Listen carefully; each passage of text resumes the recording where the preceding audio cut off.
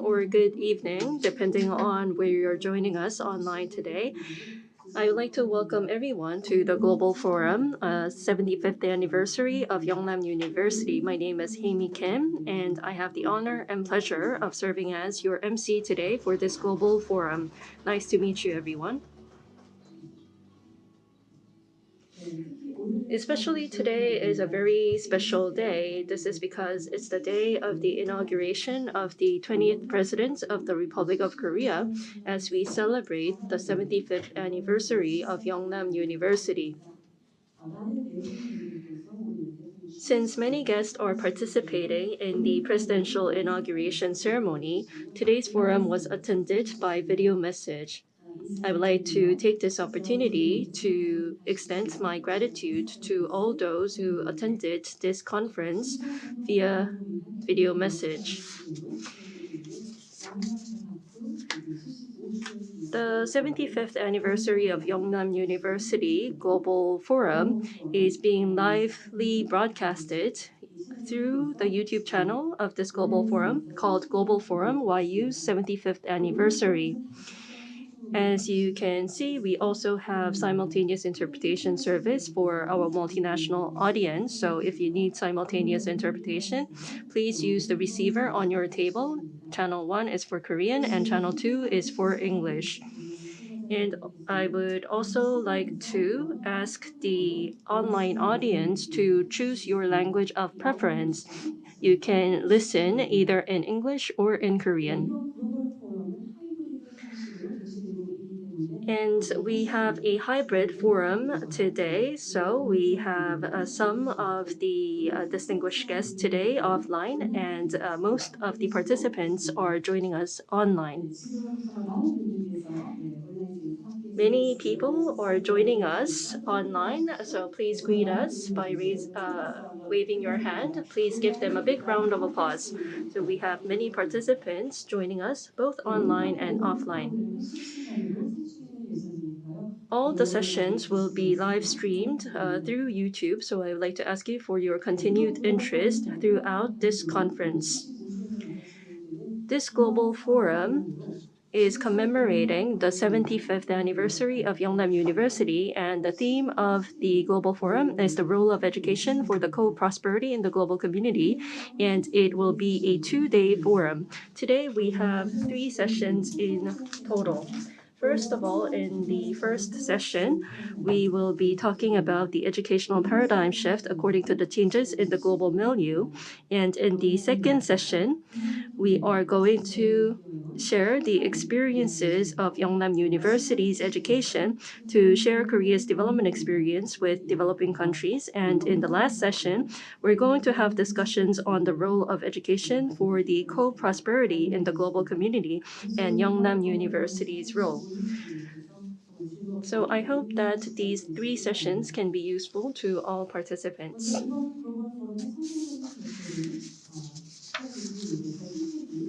I would like to introduce to you those who willingly participated in the messages, in sharing their messages for the successful hosting of this global forum. I would like to first thank Mr. Pan Ki-moon, the 8th UN Secretary General, for participating as a keynote speaker. And thank you, Mr. David Weasley, the UN World Food Program Director. And we also have a total of 4 people who sent congratulatory remarks. German Ambassador to Korea, Mr. Michael Reifenstohl, and Director Lee Char-woo of Yeongnam University Alumni Association, and Cambodian Minister Hang Tran-naron of Education, Youth and Sports, and lastly, Mr. Tong Jin-taek, President of Korea University. Thank you very much. Now, let me introduce some of our distinguished guests who are gracing this occasion with their presence today.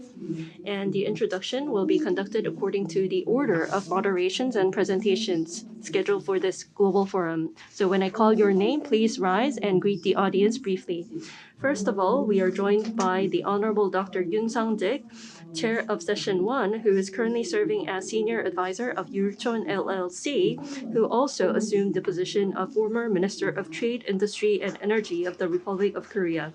Thank you very much. Please greet him with a big round of applause. Next, we are also joined by the Honorable Dr. Shin Sung-chul, the keynote speaker of Session 1 today, who served as the 16th President of KAIST. Please welcome him with a big hand. Next, I would like to introduce the Honorable Mr. Kim Young-mo, President of Grace and Mercy Foundation, Korea. And I would like to introduce President King Rotana of the Western University of Cambodia.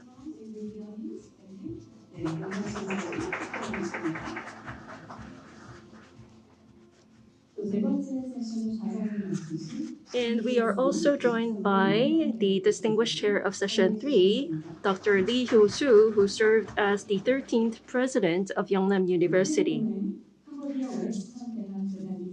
We also have Mr. Tae Roeng from Cambodia's Western University.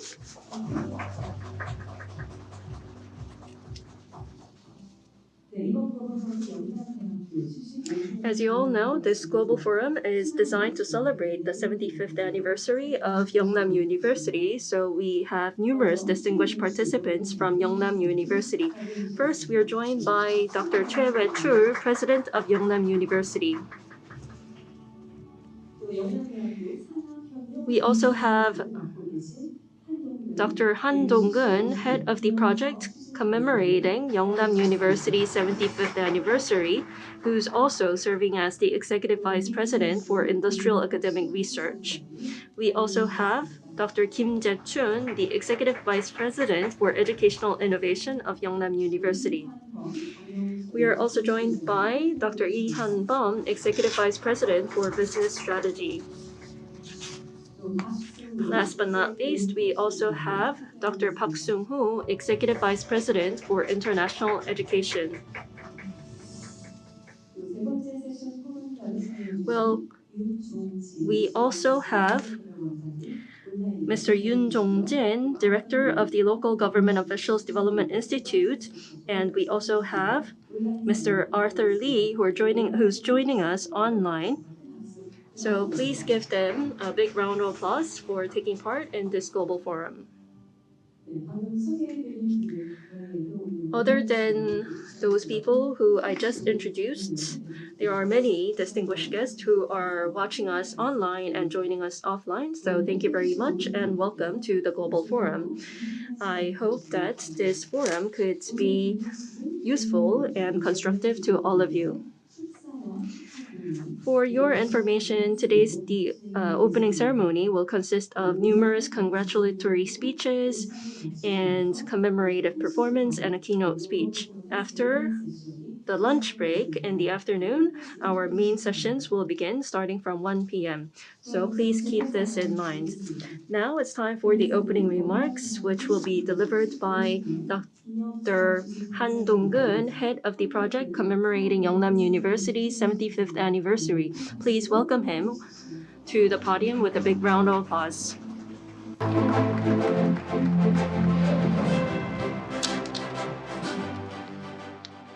안녕하십니까? Good morning, ladies and gentlemen. This is Han Dong-gun, head of the 75th Anniversary Task Force of Yeungnam University. To commemorate its 75th anniversary, Yeungnam University prepared a two-day international forum on the topic of the role of education for co-prosperity of the global community. Today, we will hear from luminaries and experts on how the education paradigm should change for the future against the changes in the global environment. Tomorrow, we will hear from students about how they are exploring research path for the sake of global co-prosperity and about the strategy and method of developing their talent and capability to become global leaders.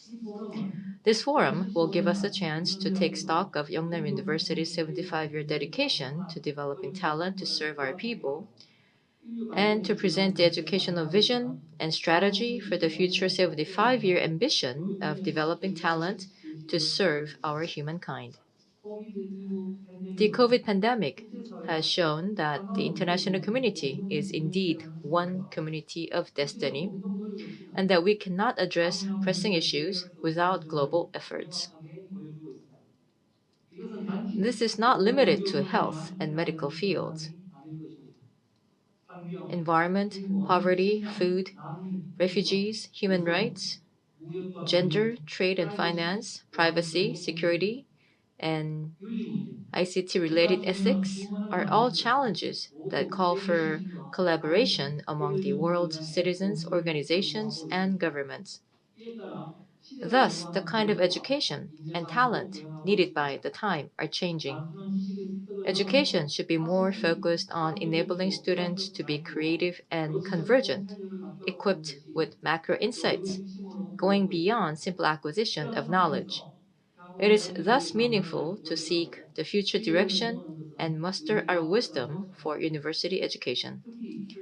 Particularly for Korea, now recognized as a developed country, it is highly important to share its growth experience with developing countries and to present the future for global education to help shared prosperity of humankind. To this day, Yeungnam University has worked on education of global talent who can lead development in developing countries. Thus, it is also meaningful for us to look back and assess our work to develop global talent. I look forward to the 2-day forum to help share the insights of distinguished luminaries and present the path to innovate university education, effective strategies, and educational models to develop talent for the humankind. Let me thank all the leaders for joining us today, both online and offline, despite your busy schedule. Thank you.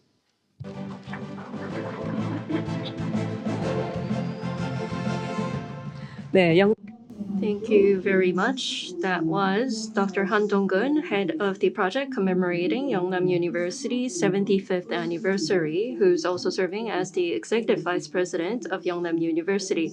Thank you very much, Dr. Han. Please give him another round of big applause. Thank you. Next, a welcome remark will be delivered by Dr. Choi Wei-chul, president of Yeungnam University. Please welcome him with a big round of applause.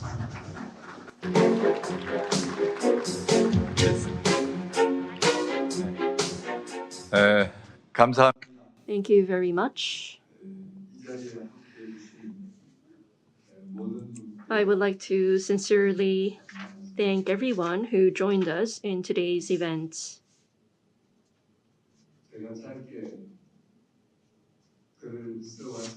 Well, I prepared a short welcoming remarks, but I think it would be better to share my sincere words of thank you, of gratitude and welcome to the participants. Honorable Dr. Shin Sung-chul of KAIST University. I think not many of you might know him, but for interpretation purpose, I would like to speak slower. But Mr. Shin Sung-chul has been serving for Yeungnam University as a director of Yeungnam University's foundation. And those of you who are sitting here in the front row are those who should participate in the presidential inauguration ceremony of today, but instead they chose to grace this global forum with their presence. So I would like to extend my sincere gratitude to all of you who decided to participate. I also want to thank Mr. Kim Young-mo, former president of KOICA. Thank you very much. And we also have guests from the Western University of Cambodia, the president of Western University, and also the chairman of the trustee board are joining us. Thank you very much. And we also are joined by a former president of Yeungnam University who are sharing a lot of advice and insights for Yeungnam University. Mr. Lee Hyo-soo is here with us. Thank you very much for taking part in this global forum and serving a very important role for Yeungnam University. Looking back, I think Korea is a country that rose from extreme poverty. And I think the history of Yeungnam University and the history of Korea's national development are in line. I think it's not an exaggeration that we share history.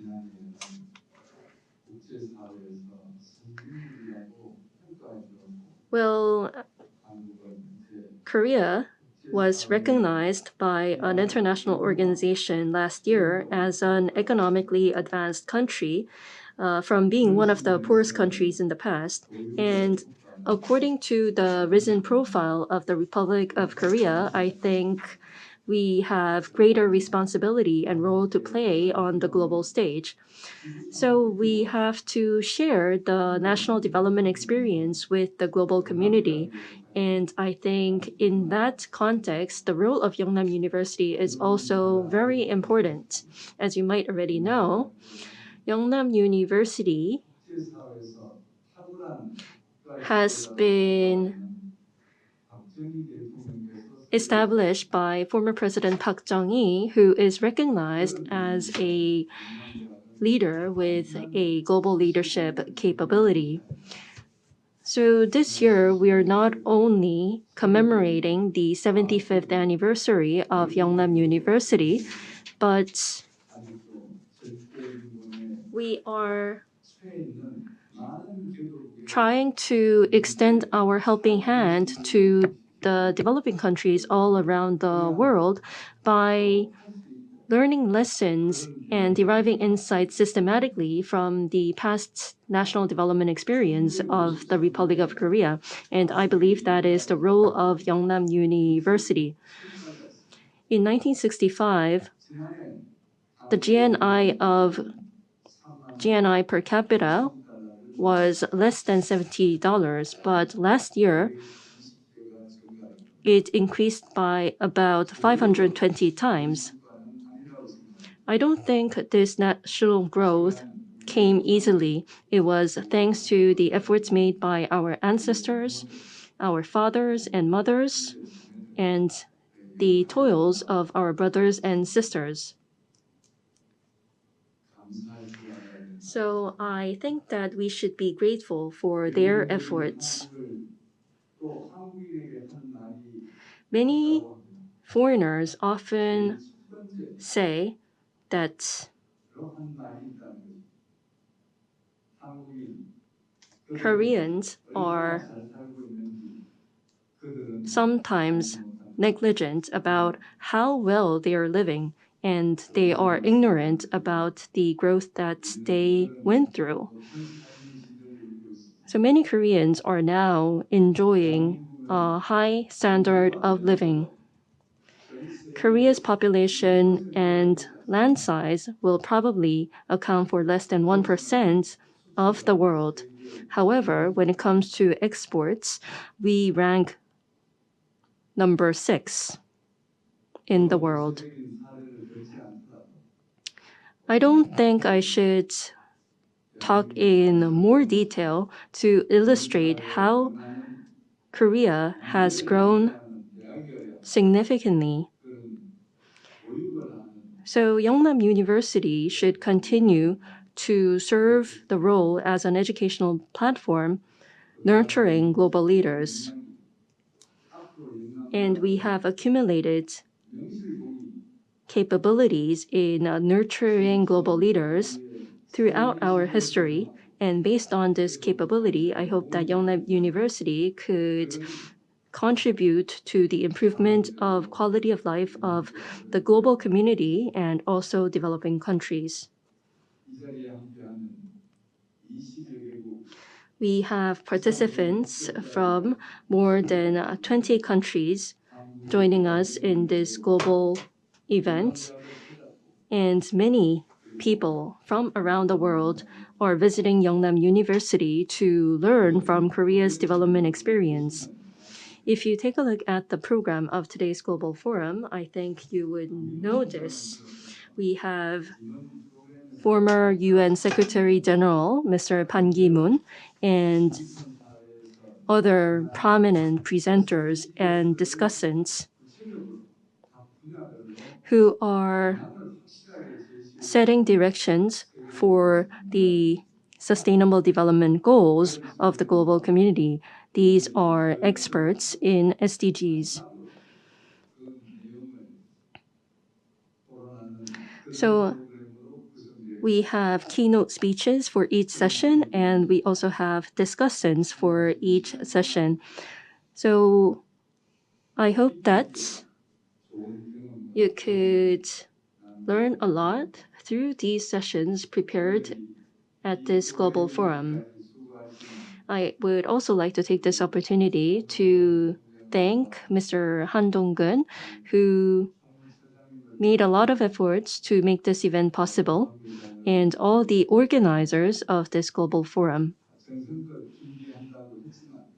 I am sure that you did your best in preparing for this global forum, and still, there may be some mistakes, but we can use that as an opportunity to make further improvements next time.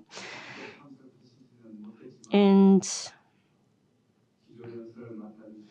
I would also like to thank Mr. Ban Ki-moon, who are participating as a keynote speaker. And I also want to thank Mr. David Beasley, Executive Director of WFP, and Ambassador Michael Reifenstahl of Germany for taking part in this global forum. To meet your expectations and support, Yeungnam University will make sure that all the students of Yeungnam University will not only realize their dreams, but also support other people in realizing their dreams. Once again, thank you very much. I wish you health. Thank you.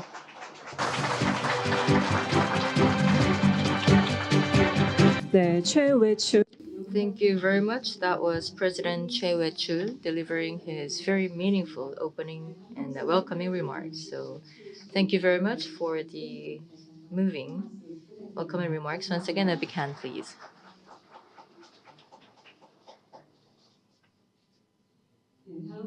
And now, ladies and gentlemen, to congratulate the hosting of this event, we also have the congratulatory message from the Executive Director, David Beasley, of the World Food Program.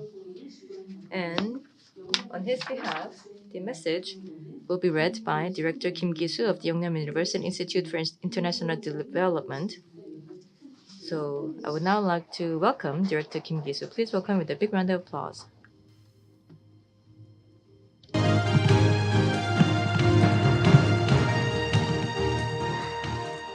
This is a letter officially sent from the Executive Director of World Food Program to the President of Yeungnam University to congratulate today's Global Forum.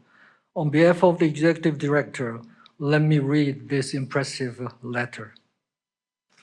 Dear Dr. Choi, please accept my appreciation for your invitation to the Global Forum and congratulations on the 75th anniversary of Yeungnam University, which has led the way in sharing the development experiences of the Republic of Korea, ROK. The United Nations World Food Program, WFP, is the largest international humanitarian organization and the UN's frontline agency for fighting hunger worldwide. ROK stands as a shining model of zero hunger, and we at the WFP are proud to witness ROK's transformation, inspiring the international communities. Our relationship with ROK stems back to 1963, when the conflict-stricken country appealed to WFP for food assistance. In that period of emergency food assistance and construction projects that lasted for 20 years, WFP was ROK's largest donor among currently existing UN agencies. ROK has risen from the ashes of the Korean War and has shown incredible national transformation, national development ever since. Within a single generation, ROK has transformed from being an aid recipient to one of our top 15 donors. This inspirational journey is a tremendous example of what we strive for at the WFP. The Semal spirit is a key example of what we at the WFP cherish, using the community as an anchor for development and sharing stories of growth to help others. With the support of Korean government, we have been seeing achievements through Semal Zero Hunger Communities project implemented by WFP in multiple communities. Yeungnam University stands in the center of this amazing movement, using its expertise in the Semal Undong to stimulate growth in vulnerable countries, and using education as a platform towards sustainable development. By combining Korea's development experience and WFP's implementation capacity on a large scale, we hope to utilize the Semal spirit to promote community cohesion and socioeconomic development in the coming years. WFP does not act alone, and we simply could not save lives and change lives without the tremendous support of our many partners, including institutes such as Yeungnam University. While sending our utmost appreciation to our partners, we would also like to urge that this support continues, especially amidst the current unprecedented hardships. Even before our world was turned upside down by COVID-19, 135 million people were marching on the brink of starvation, not knowing when or where their next meal might be. And today, because of the economic deterioration caused by the virus, the number has jumped to 283 million. This could spike further. The ring of fire that stretches from the Sahel to South Sudan, to Yemen, to Afghanistan, all the way around to Haiti and Central America, is driving millions of people to brink of starvation. Without immediate support to address the empty plates, soaring food prices, economic downturn, ruined crops, and violent conflict knocking on the door of already vulnerable countries, this will result in a devastating combination of mass starvation, destabilization, and migration. We hope the discussion at the Global Forum leads to a shared understanding of the role of education in building a brighter future free from hunger. Although we still have a long way to go before every child on the planet goes to bed with a full stomach, the story of ROK's past 60 years gives us hope that anything is possible with commitment, hard work, and determination. At WFP, we believe the ROK is a role model for other nations as we work toward ending hunger. Once again, congratulations on the 75th anniversary of Yeungnam University, and we are excited to see more open platforms like these to understand the importance of saving lives and changing lives. Sincerely, David M. Beasley.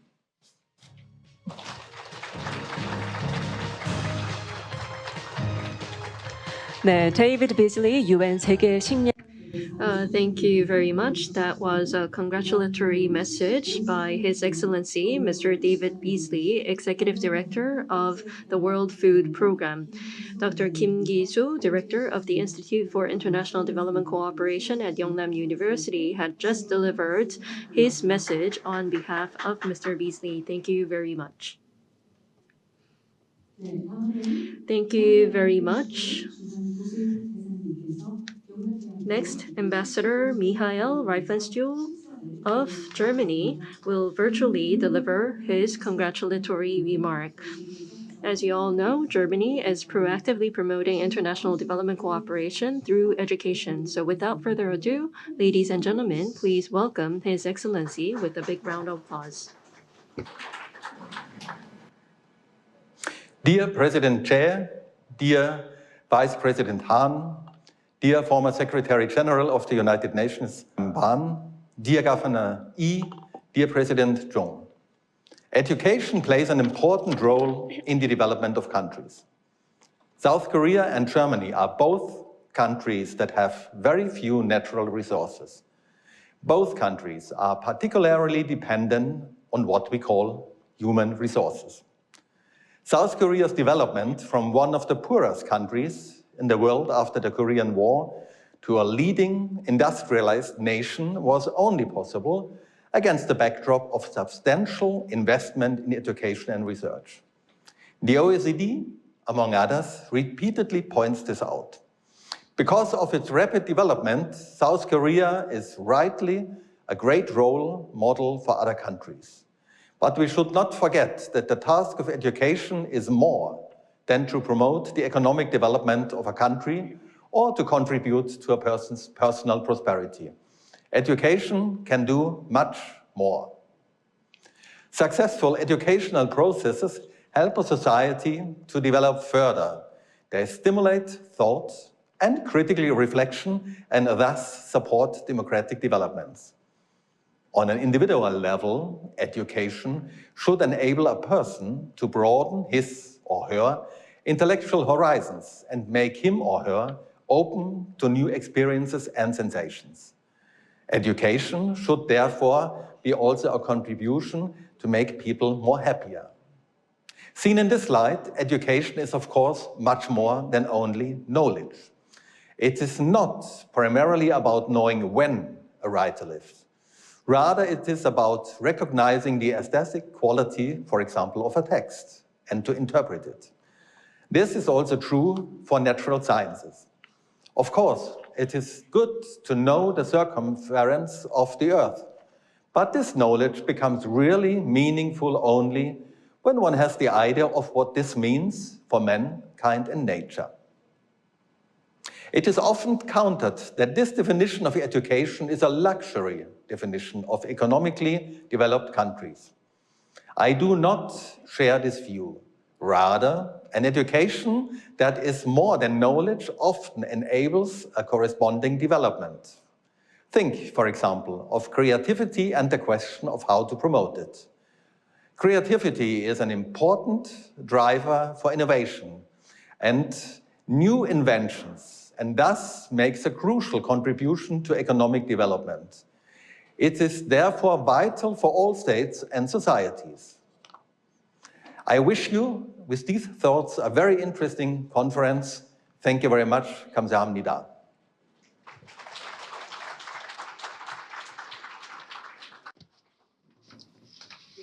Thank you very much. That was His Excellency German Ambassador to Korea, Michael Reifenstohl. Thank you very much. And now, why don't we give another big round of applause to His Excellency Ambassador for his kind words. This time, we're going to listen to another congratulatory remarks, which will be delivered by His Excellency Hang Chon-naron, Minister of Education of the Kingdom of Cambodia. Please welcome him with a big round of applause. Dr. Ban Ki-moon, the 8th Secretary General of the United Nations, Dr. Choi Chu, President of Yeungnam University, distinguished guests, ladies and gentlemen. First of all, I would like to express my sincere thanks to the Yeungnam University for inviting me to the Global Forum on the role of education for co-prosperity in the global community. And I would like to congratulate the 70th anniversary of Yeungnam University, Republic of Korea. Taking this opportunity, I would like to share my view on the new role of education for the co-prosperity of humanity in the global community, especially education recovery after COVID-19 pandemic. The world is harmed by the COVID-19.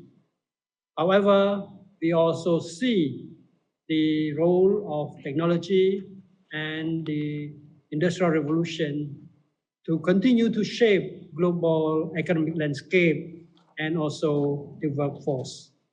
Education and training sector is also facing uncertainty after COVID-19. And in light of the disruptive technology, we have to think how we should prepare our young people for the future world of work and to make them ready for the adoption of Industry 4.0. Due to these uncertainties, the existing country education system should be reformed to upskill and reskill the workforce. The focuses should on the review on updating of school curriculum. However, this is not enough. We need to produce adequate high productivity workforce, especially the young generation, so that they become an asset in economic development and especially for the post-COVID-19 growth. The role and function of higher education institutions have become increasingly important on national and regional and international agenda. Under the increasingly knowledge-driven global economy, higher education is one of the key sectors in social and economic development. The components of the innovation system by linking university, government, and industry are the constant and dynamic changes that we are facing now. They are subject to growing expectation from all key stakeholders, and that require a continued and increasing international competition and adoption of new technology. Globalization, rapid changes in technology have highlighted the imperative important for teachers and teacher educators to develop global perspectives and also to develop new teaching methods to help learners to become a self-regulated learner and lifelong learner for the global community. In the 21st century, I would like to stress the importance of digital technology and also digital skills that are necessary to succeed in technology-rich environment, such as the school, workforce, daily life activities, including online shopping, application for job, working online, and online education. Therefore, there is a need to develop a digital transformation of education system for inclusive and equitable quality education. This can pave the way and prepare young people for the future of work. In addition, we need to push forward for digital education through capacity development for teachers, provide digital equipment and other necessary facilities to ensure that schools are equipped with digital classroom in order to improve student learning outcome through the use of technology throughout the curriculum and provide distributed learning environment to all students by networking all computer to central server. Furthermore, schools need to be reformed in a new normal by focusing on sanitation and protection against COVID-19, continue school reform to make school accountable to parent and community, transform school culture, and encourage community participation in school management. With regard to the Yeungnam University, I can see that being a research university, the university has become a central institution of the 21st century. It is a nexus of science, scholarship, and the new knowledge economies. Although Yeungnam University is not the only institution for conducting research, it serves the most effective institution for carrying out research. It is recognized that Yeungnam University has a key role in promoting the best possible outcomes in higher education. For instance, by ensuring appropriate levels of competition between higher education institutions as a stimulus for better performance, and by ensuring that higher education system is outward-looking both nationally and internationally.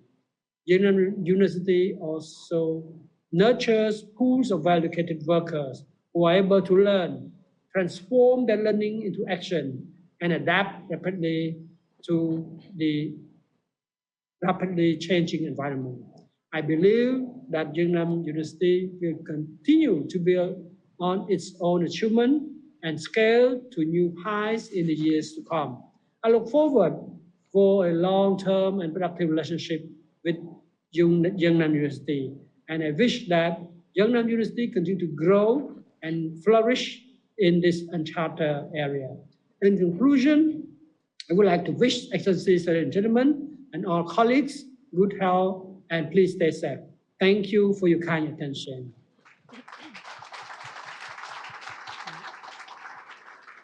네, Thank you very much, His Excellency, Minister Hang Chuon-narong of Cambodia. Thank you very much for your congratulatory message for the 75th anniversary of Yeungnam University. And now, ladies and gentlemen, last but not least, we are going to have Chairman Jung Jin-taek of Korean Association of Private University Presidents, also the president of Korea University, to deliver his congratulations. A big hand to welcome him, please.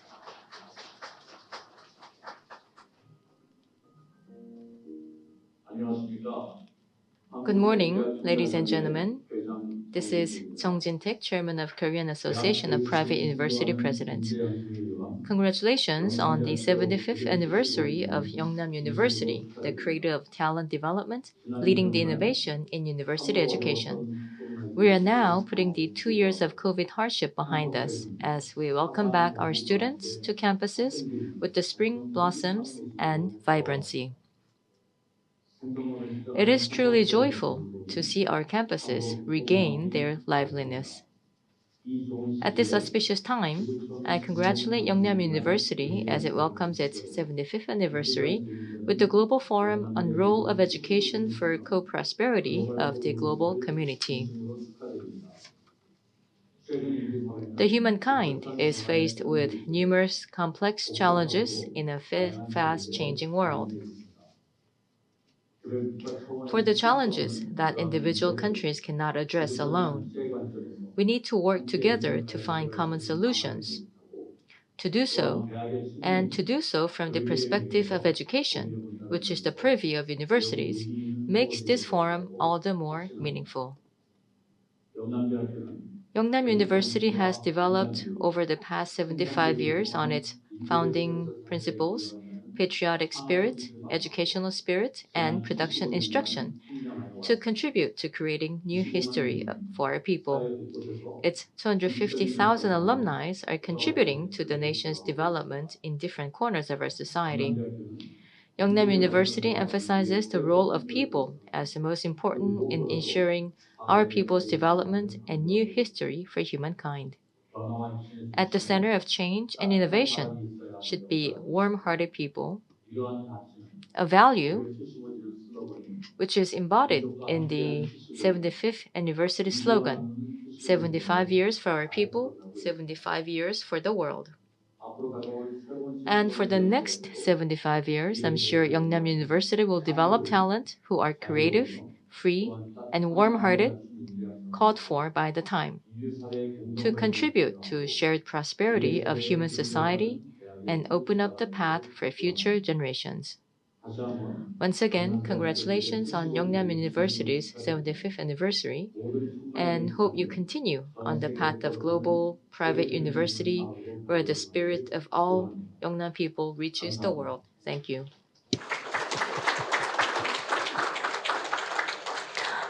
네, 한국 사립대 총장 Thank you very much. That was Dr. Jung Jin-taek, Chairman of the Korean Association of Private University Presidents, who's also serving as the President of Korea University. Thank you very much. Please give him another round of big applause.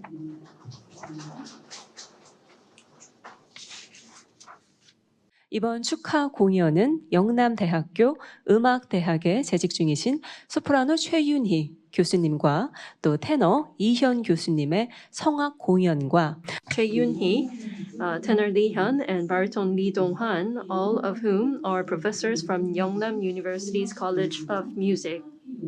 After that, Korean traditional concert and percussion performance will be showcased by the students of Yeungnam University, with Yeungnam University campus as its background. In addition, we also have a sand art performance which will tell a story of Yeungnam University's 75-year history. First of all, we're going to watch the sand art performance by a performing team called Hara. Please welcome them with a big round of applause.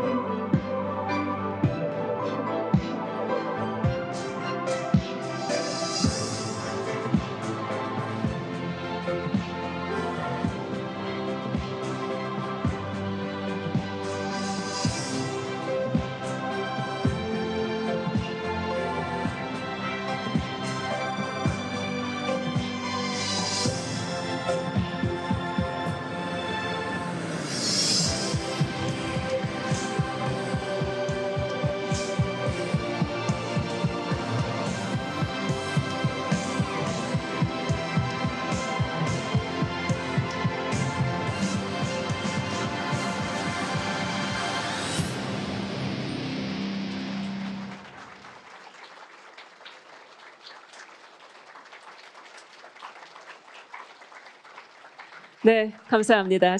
Thank you very much. That was a performance by Harang showcasing the history of Yeungnam University, which has greatly contributed to the advancement of the global community by nurturing precious human resources during the past 75 years. It was quite a meaningful performance. Thank you very much, Harang, for that great performance. Now, we are going to enjoy another performance by Yeungnam University's College of Music students who are studying Korean traditional music. Please welcome them with a big round of applause as well.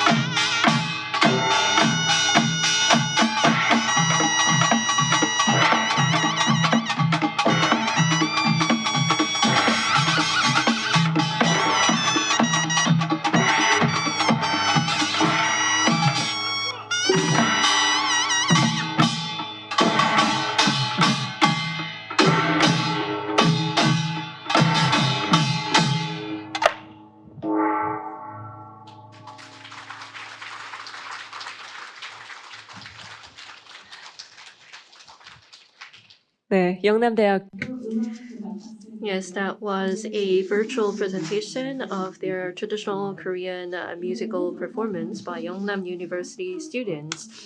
Now we are going to have one more special performance which will be presented by the students of Yeungnam University's of College of Music again. They will showcase a percussion ensemble.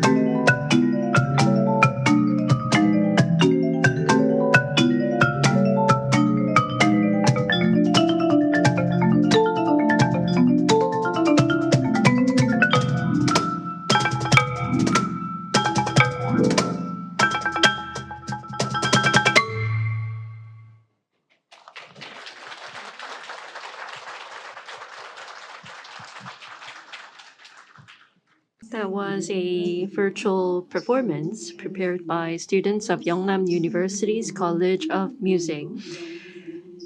Thank you very much once again for presenting such wonderful performance despite your busy academic schedule. Thank you very much. Finally, it's time for the finale of today's commemorative performance, which will be presented by professors of Yeungnam University's College of Music. I would like to introduce soprano Professor Choi Yoon-hee and tenor Professor Lee Hyun. And baritone Professor Lee Dong-han was scheduled to participate, but due to health reasons, he couldn't participate. I would like to now welcome them to the podium. 두 곡을 준비를 했습니다. Well, we prepared two songs, which is first titled The Messenger of Spirit. Today we are celebrating the 75th anniversary of Yeungnam University. Together with President Choi Wei-chul of Yeungnam University, I think we are all here to congratulate the 75th anniversary of Yeungnam University. And after that song, we would like to sing another song from an opera.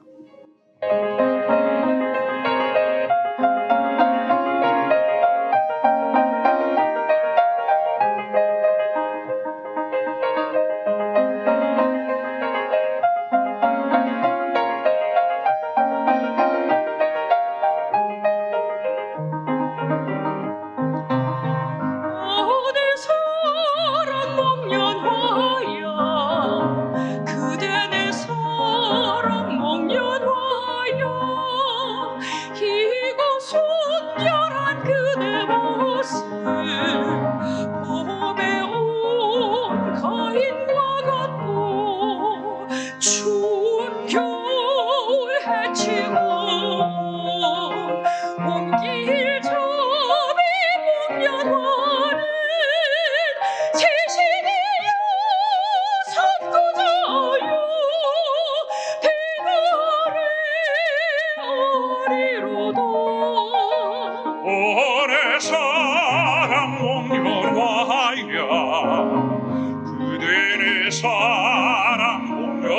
몽유라야 오래 사랑 몽유라야 그대 내 사랑 몽유라야 그대처럼 순결하고 그대처럼 강인하게 오늘도 내일도 영원히 아름답게 살아가리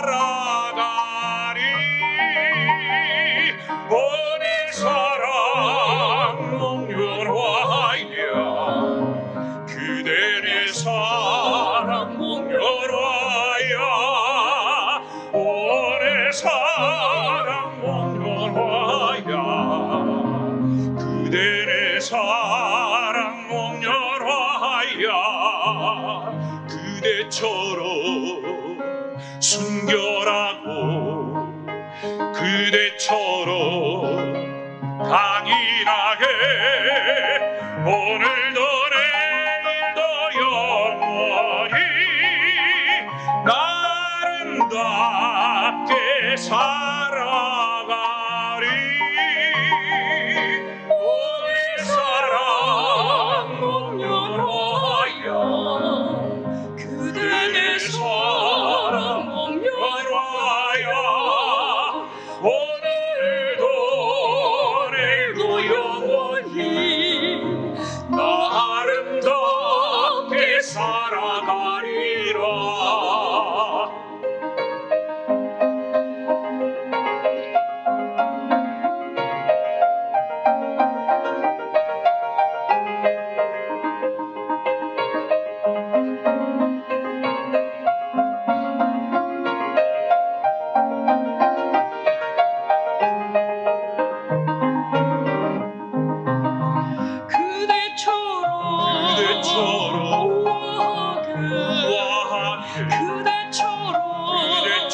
향기롭게 오늘도 내일도 영원히 나가 믿게 살아가리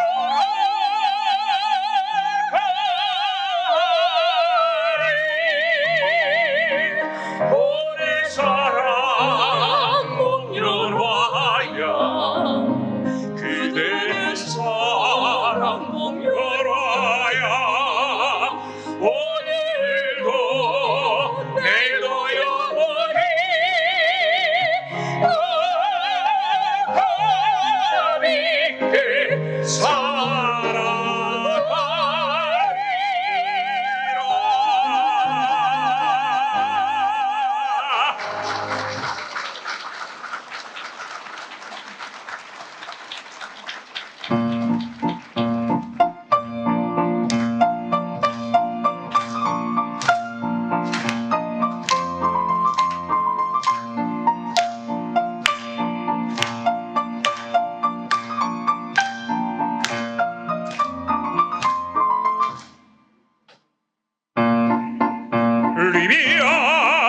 Liviamo nelle titani che la bellezza impiora e la fuggevole si ebria voluta Liviam ne dolci fremiti che suscita l'amore poiché quell'occhio al cuore onnipotente fa liviamo amore fra i calici più caldi baci avrà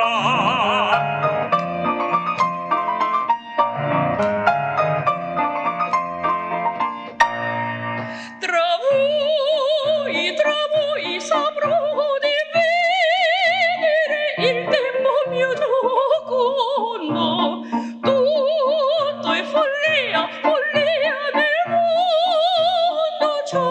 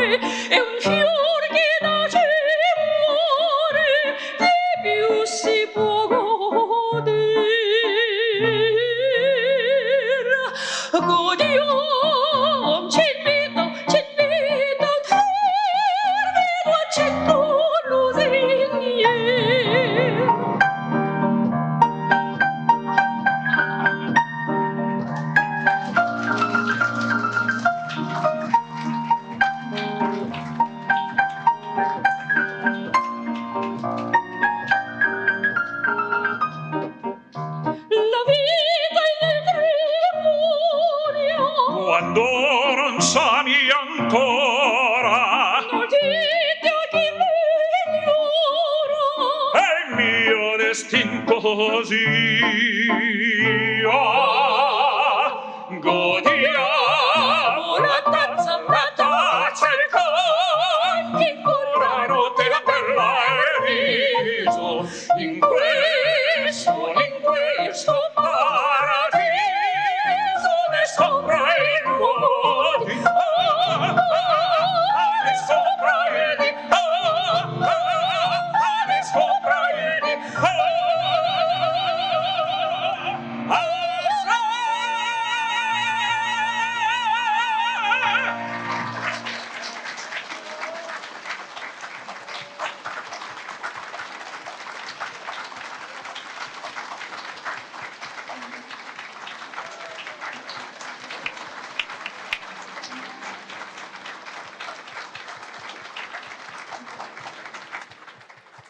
네, 아름다운 성악 Yes, thank you very much, professors, for that beautiful performance.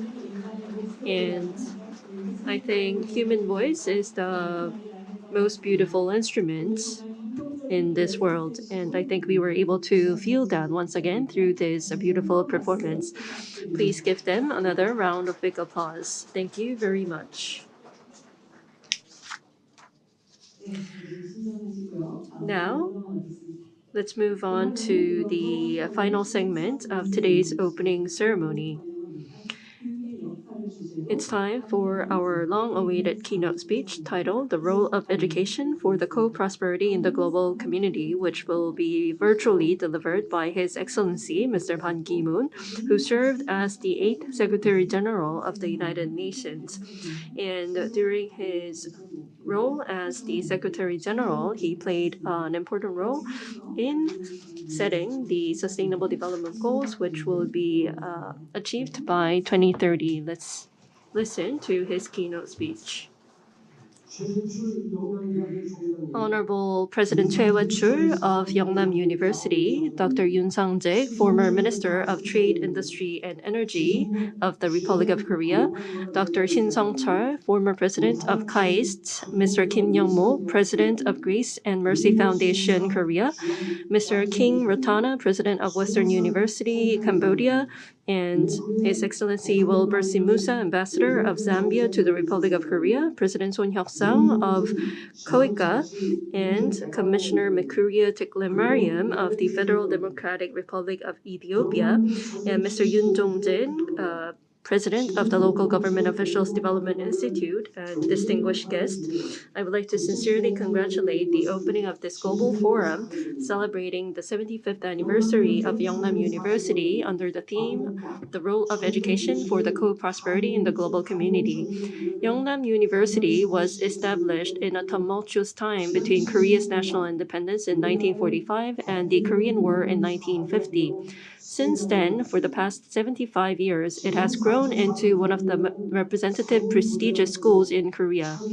In the face of a new challenge of the Fourth Industrial Revolution, it is preparing another leap forward by nurturing creative and free-spirited talents, especially through the Institute for International Development Cooperation and Park Chung-hee School of Policy and Semaul, or PSPS.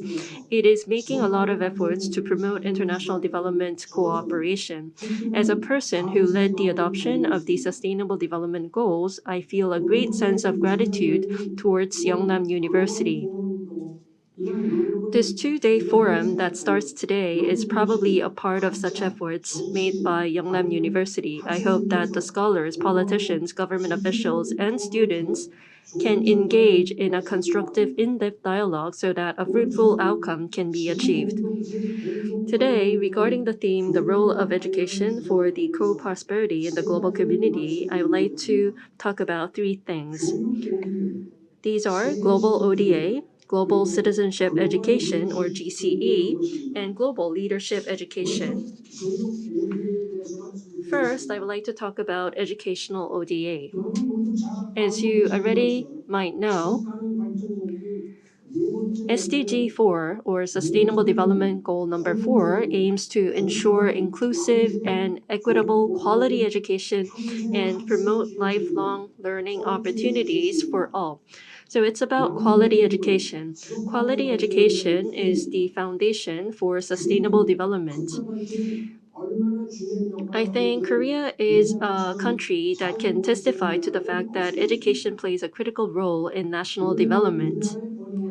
The prosperity we now enjoy in Korea is obviously thanks to the bold initial investment made into basic education and the expansion in education opportunities and the educational zeal of the people. Education, therefore, equals development. However, global education is in a dismal situation. The elementary school admission rate in developing countries is 91%. However, still 57 million children in developing countries are out of school. More than half of these children live in sub-Saharan Africa. I was able to visit many African countries while serving as the Secretary General of the United Nations. I was surprised to see young kids spending time on streets during daytime. When I asked why these kids are not going to school, the answer was it's not because they don't want to go to school, but there's no school to go to. I felt really sorry for that. To overcome this dismal situation, we need a global effort by the entire humanity, especially advanced countries have to expand ODA in general so that more investments can be made into providing quality education for all. The Republic of Korea must do more compared to other advanced countries. The level of ODA is only about 0.1 or 0.5% of our GDP, and we rank 36 among 37 OECD countries when it comes to the level of ODA. I always felt embarrassed about this as I was working at the United Nations. In 1999, we finished our status as an ODA recipient country, and in 2009, we started to serve as a donor country as a member of the ODA Committee of OECD. Despite the short history of serving as a donor country, the amount of Korea's ODA does not match the economic prowess of the country at all. Now I think the Korean people will agree to expanding ODA. If we expand the absolute volume of ODA, we will be able to do more through educational ODA. I believe when it comes to the methods of developing our educational ODA, many experts would be making suggestions and sharing their insights. Based on my experience as the UN Secretary General, I hope that the educational ODA of Korea could be unique and clear in terms of its objectives and target. A good example of delivering unique educational ODA projects can be found right here in Yeungnam University. Yeungnam University has been sharing the Semaul movements and economic development experiences with developing countries through the PSPS and IIDC and the Semaul department of the school. It has development leaders in economic development field and thus contributed to the eradication of global poverty and mutual prosperity. The Semaul movement is one of the most successful local community development models in the world. Probably these days, young people might think what this movement that took place 5 decades ago in a small East Asian country mean to global sustainable development or the global sustainable development efforts of the world. But when I was serving as the Secretary General of the United Nations, I once visited Rwanda and had a chance to meet with President Paul Kagame. On my way from the airport to the city center, I was surprised to see the well organized and very clean roads, unlike many other African countries. I was not able to spot any garbage on the road. So, surprised by this fact, I asked the president about the reason why, and he said that it is thanks to what Rwanda learned from Korea. And he showed me a book titled Semaul Movement. As such, the Semail movement is inspiring many leaders in developing countries. I think if other universities, just like Yeungnam University, can offer Korea's unique experiences and systematically deliver it in universal languages, they will be able to make very special contributions to the sustainable development of developing countries. One another thing I would like to stress is that universities should focus more on the girls' education in developing countries. I emphasize the development of the African continent when it comes to the realization of the SDGs. Political stabilization and human right protection are the two most essential factors for the development of African countries and other developing countries. Especially the protection of human rights for women and their mobilization as a workforce is critical. In primary education, gender inequality is being improved. However, if we fail to give its due attention, gender inequality will rather deteriorate than improve. And this will wield a negative influence on the development of developing countries in the long run. So, in this context, I hope that educational ODA can focus on girls' education. Next, I would like to move on to talk about Global Citizenship Education, or GCE. I cannot stress enough that the entire world has now become one village. The COVID-19 pandemic was a painful reminder of this fact that the humanity is sharing one village. And it was a painful lesson that we learned through COVID-19. To maintain a community, whichever community that is, the members of that community should take responsibility. The same applies to the global community. We need to fulfill our responsibility and duty as a member of the global community. We must practice the ethics as global citizens. Each and every one of us is not only citizens of our nation, but citizens of the world. We are global citizens. The citizenship as a national citizen and global citizenship have many overlaps. However, the responsibilities as a global citizen are sometimes different from those of a national citizen, and sometimes they go beyond national citizenship. The global community is much more diverse and prone to conflicts than nations, and sometimes a rational decision for a nation state may not be rational considering the entire global community. In fact, the world's ecological environment is now facing a climate crisis due to such tragedy of the commons. Now all countries must make sure their people become global citizens who take on responsibility as global citizens. And this is what global citizenship education is about. According to UNESCO, a global citizen, in short, is a person who actively works to secure a world which is more just, peaceful, tolerant, inclusive, secure, and sustainable. Therefore, GCE, Global Citizenship Education, is to nurture talents to implement SDGs, and that is why it can be called also as an SDG education. I believe in GCE, the most important part is education on climate crisis response.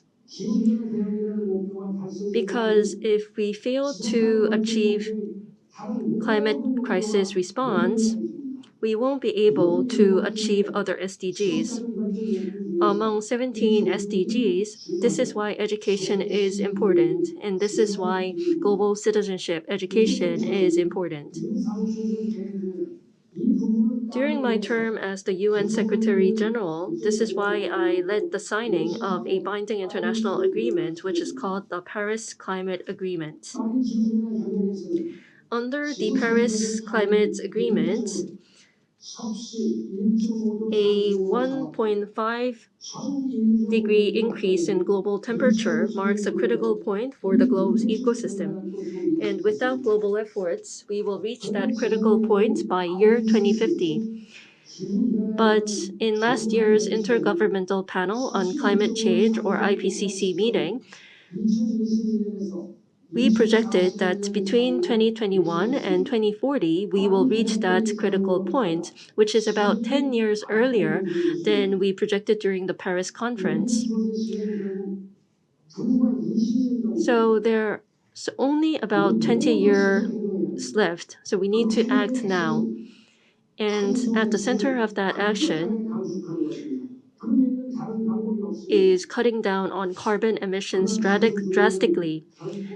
Without it, there is no way forward. However, achieving carbon neutrality is not an easy task because our current economic structure and lives are based on carbon. So we need to undertake a great transformation on the way we live. To carry out this unprecedented transformation, government, the private sector, and all individuals need to work together proactively. We also need a great change in our perception.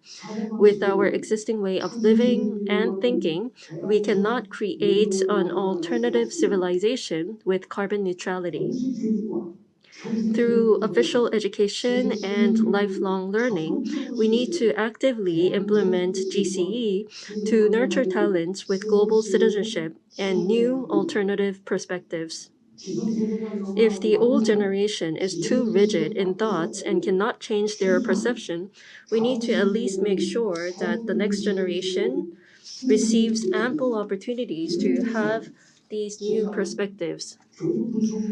This is why I met with the educational prime minister and 17 superintendents all across the nation and stressed that environment education should be emphasized in our educational system. This cannot be overstressed. Lastly, I want to talk a little bit about global leadership education. To achieve sustainable development goals and the Paris Agreement, we need to develop global leaders capable of responding to global challenges. As the Secretary General of the United Nations, I experienced many challenges, and I was reminded of the difficulty of managing conflict of interest among member states. So, looking back, I think despite the divide in opinions between advanced countries and developing countries and each individual states, it was a miracle that we were able to sign the Paris Agreement.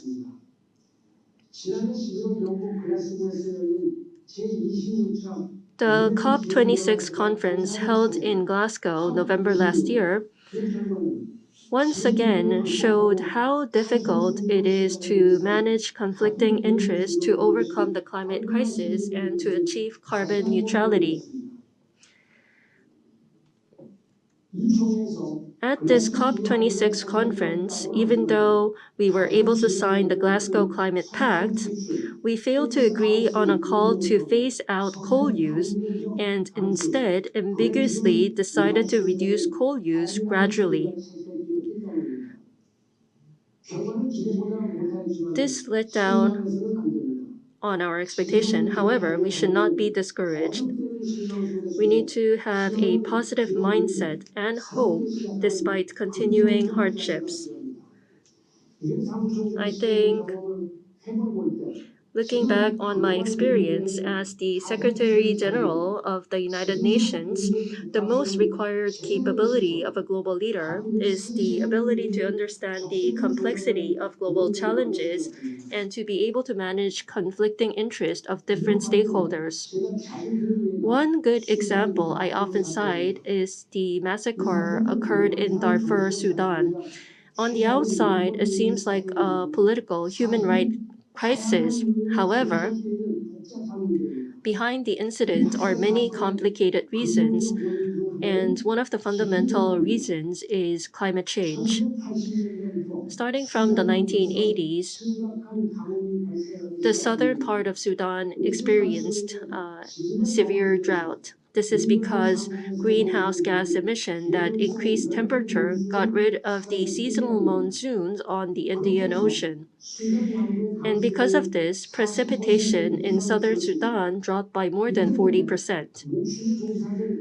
And this led to a conflict between the northern Arabs who were engaged in livestock and herding and the southern Christians who were farming, and the massacre started. As such, global conflicts happening all across the world are due to many complicated reasons. Global leaders, therefore, must be aware of such complex nature of global challenges, because understanding such complexity is often the starting point of managing different stances and narrowing the gap to manage conflicts. Without understanding the real reasons behind the conflicts, we cannot resolve that conflict. Accurate scientific perception starts with warm empathy and understanding. In the 21st century, we are seeing more international conflicts and more complex global challenges. So global leaders should have this empathy and understanding. We usually think that a good leader is a charismatic leader.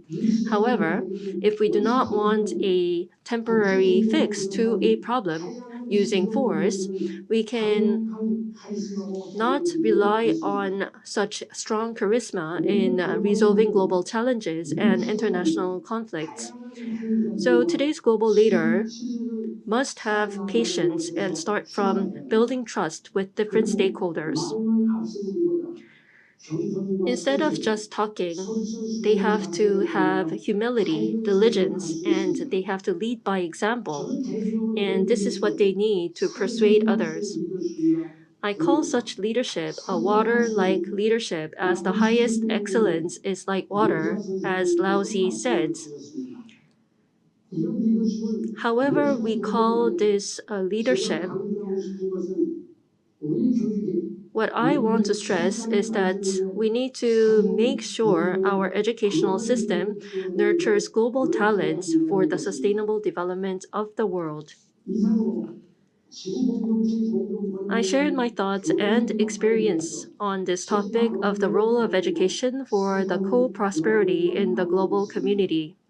Once again, I would like to congratulate Yeungnam University's Global Forum's opening and wish health and luck to all participants. Thank you very much.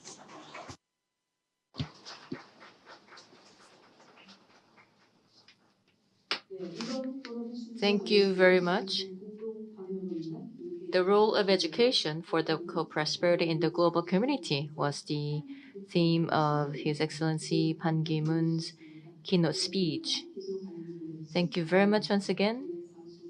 And ladies and gentlemen, please give him another round of big applause.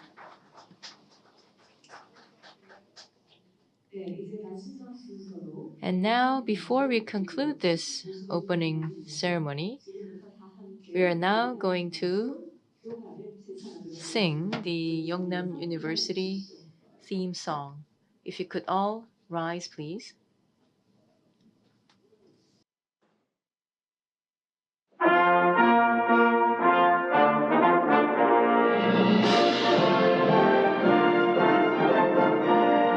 보라 여기 신라에 있다 민족의 혼이 살아뛰는 것 금호한 기슭 갈구 바란다 장엄하다 진리의 전당 어둠과 거짓 물리치려고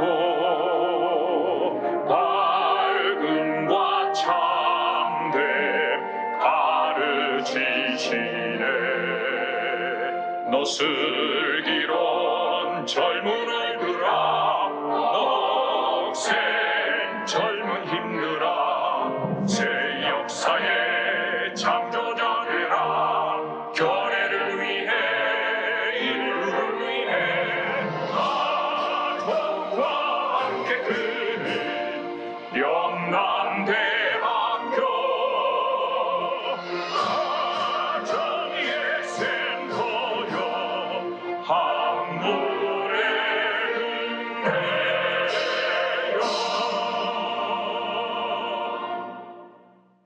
Thank you very much. Please take your seats again. Thank you.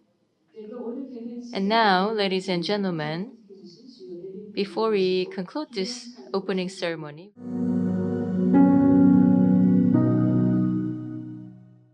Ladies and gentlemen, good afternoon and welcome back. It's very nice to see you again, both online and offline. Let me introduce myself once again. My name is Hemi Kim, and I have the honor and pleasure of serving as your MC today. Well, it's very nice to meet you all, both online and offline, and thank you so much for joining us. Well, I hope you enjoyed your lunch break. So without further ado, let us begin session 1 of the Global Forum commemorating the 75th anniversary of the founding of Yeungnam University, titled The Role of Education for the Co-Prosperity in the Global Community. And as you already know, session 1 will be conducted under the theme of the educational paradigm shift according to the changes in the global milieu. And it will be chaired by the Honorable Dr. Yoon Sang-jik, Senior Advisor of Yulchon LLC, who also assumed the position of former Minister of Trade, Industry and Energy of the Republic of Korea. So without further ado, let me hand over the microphone to our distinguished chair. So ladies and gentlemen, please welcome Dr. Yoon with a big round of applause. 예, 감사합니다. Yes, thank you very much. My name is Yoon Sang-jae. I will be chairing session number 1. I would like to first start off by congratulating the 75th anniversary of Yeungnam University. Yeungnam University is a university that is located in my hometown, and I think Yeungnam University is at the same time the best prestigious university in the southern part of Korea. I also want to thank President Choi Wei-chul of Yeungnam University, and also I send my words of congratulations to all the staff members of Yeungnam University and also students. The title of session number 1 is Educational Paradigm Shift according to the changes in the global environment. When the global environment changes, the way we educate our children should also change. And of course, everything must change accordingly. Especially with the globalization accelerating, many changes are being witnessed. We are witnessing the changes brought about by the Fourth Industrial Revolution, and at the same time, I think education was focused on compulsory education, the basic education provided for all people. However, I think the focus is shifting to lifelong learning. As we are celebrating the age of centenarians, I think lifelong learning is becoming more and more important. We also have guests from Cambodia. We have representatives of Congress from Cambodia, and I think leadership education and the success stories in education can be shared with other countries as well. In this session, we are going to talk about these global environmental changes and what kind of educational paradigm shift is needed according to such changes. I would like to first invite President Shin Sung-chul, former president of KAIST, for his keynote speech. He will be talking about the Fourth Industrial Revolution and the innovation in the field of education. Well, thank you so much for kind introduction, and thank you so much for invitation to this wonderful global forums. Let me first congratulate the 75th anniversary of Yeungnam University, and I sincerely wish the great progress and prosperity of Yeungnam University in the coming years under the wonderful leadership of President Wei-chul. What I'm going to discuss today is on education reformation of a university in the era of the Fourth Industrial Revolution. We are in a period of great transformation caused mainly by the Fourth Industrial Revolution. Chairman Klaus Schwab, who first coined the term fourth industrial revolution, has described the breadth, depth, and speed of revolution will be unprecedented in history. So in the coming years, we will encounter unprecedented exponential changes in the human society caused by three mega trends of fourth industrial revolution. The first mega trend is hyperconnectivity. More than 50% of the world population is connected through smartphones and internet. Also, there are more than 50 billion devices connected via IoTs. So in the coming years, number of mobile users and IoTs are expected to exponentially increase. So within 30 years, most of people and electric devices in the world will be connected and communicated at the velocity of light. So we live in a hyper-connected society characterized by collective intelligence, collaboration through crowdsourcing, and sharing economies. In such a hyper-connected society, I strongly believe that hybrid university, integrating virtual university with the online education into the traditional physical university, become the new normal of our future universities. Second mega trend is a super intelligence, realized by a rapid progress of AI due to the technology of deep learning, brain science, and big data, together with the advance in computer hardware. We human beings were so shocked by the fact that Google developed AI, namely AlphaGo, as you know, has achieved landslide victories against human Go champions. With such a rapid development of AI, as futurist Ray Kurzweil has predicted, we might face singularity point within 30 years when AI surpasses human intelligence. As we all witness, AI is already everywhere. AI is enabler of diverse industries, such as speech processing, image processing, natural language processing, big data mining, and you name it. Also, AI is assisting various professional jobs. In the near future, AI robots, which I call robo-sapiences, will be omnipresent. Here is a few examples of AI robot. AI guide robot, AI chatbot, chatting and conversing with the human beings, AI golfer, which can play hole-in-one, as demonstrated in this video clip. You might be surprised to make the hole-in-one. So you never compete with the AI golfer.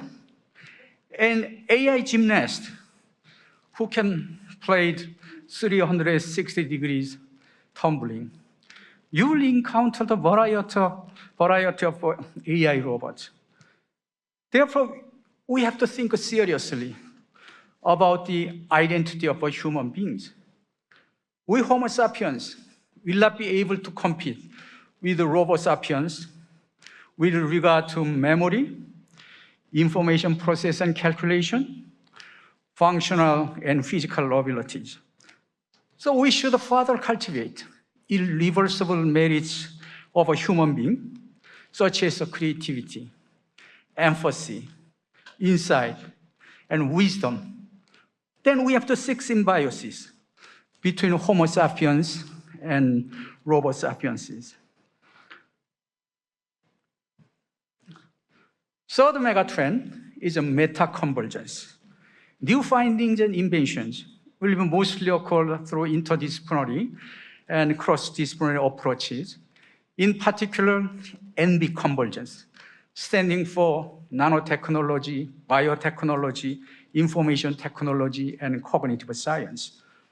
Moreover, we live in society where a physical, cyber, and biological systems are conjoined by sensing, communication, computation, and control. So we live, namely, in the metaverse world. Considering these mega trends of the first industrial revolution, the most crucial issue in higher education is what kind of manpower should the university foster in the 21st century?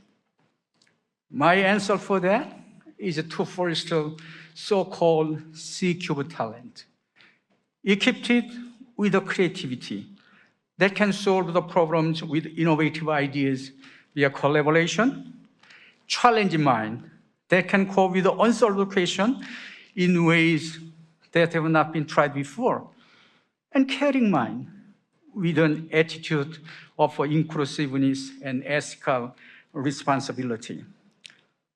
To foster this kind of C-cube talent, educational reformation of a university is urgent and imperative. First of all, I would like to draw your attention to the whole brain education by strengthening science and engineering education. That is for training your left brain, together with the diversing education of humanities, social sciences, and art for training right brain. The first step to implement the whole brain education is to break down the thick barriers of a department-centered education. This is a model for non-department education system, which I have implemented at DGIS. It's nearby your side, as a founding president of a university. For the first 3 years, students are educated to build a solid background in basic science and engineering, and diverse knowledge of humanities and social science. When students become senior, they take the customized education track depending on their future career paths. This non-department educational system is also implemented at KAIST in addition to department educational systems. It should be mentioned that universities need to reform teaching and learning methodology. We have to pay attention to what John Dewey said. If we teach today's students as we taught yesterday, we rob them of tomorrow. Most universities in Korea have relied on one-sided passive education, which is ineffective in fostering creative talent of critical thinking. I think blended education, adopting flipped learning class, which is composed of online video learning and offline discussion-based learning, is very effective to enhance the creativity of students. In offline discussion class, professor's role should be changed as a facilitator, moderator, and mentor for students during the discussions. Now, I'd like to shift the gear a little bit to mention the importance of entrepreneurial education. University in the era of the first industrial revolution should serve not only as a cradle of a new knowledge generation, but also hub for research, development, and business, namely R&D, to create value-added knowledge. University must strengthen entrepreneurial education in their curricula.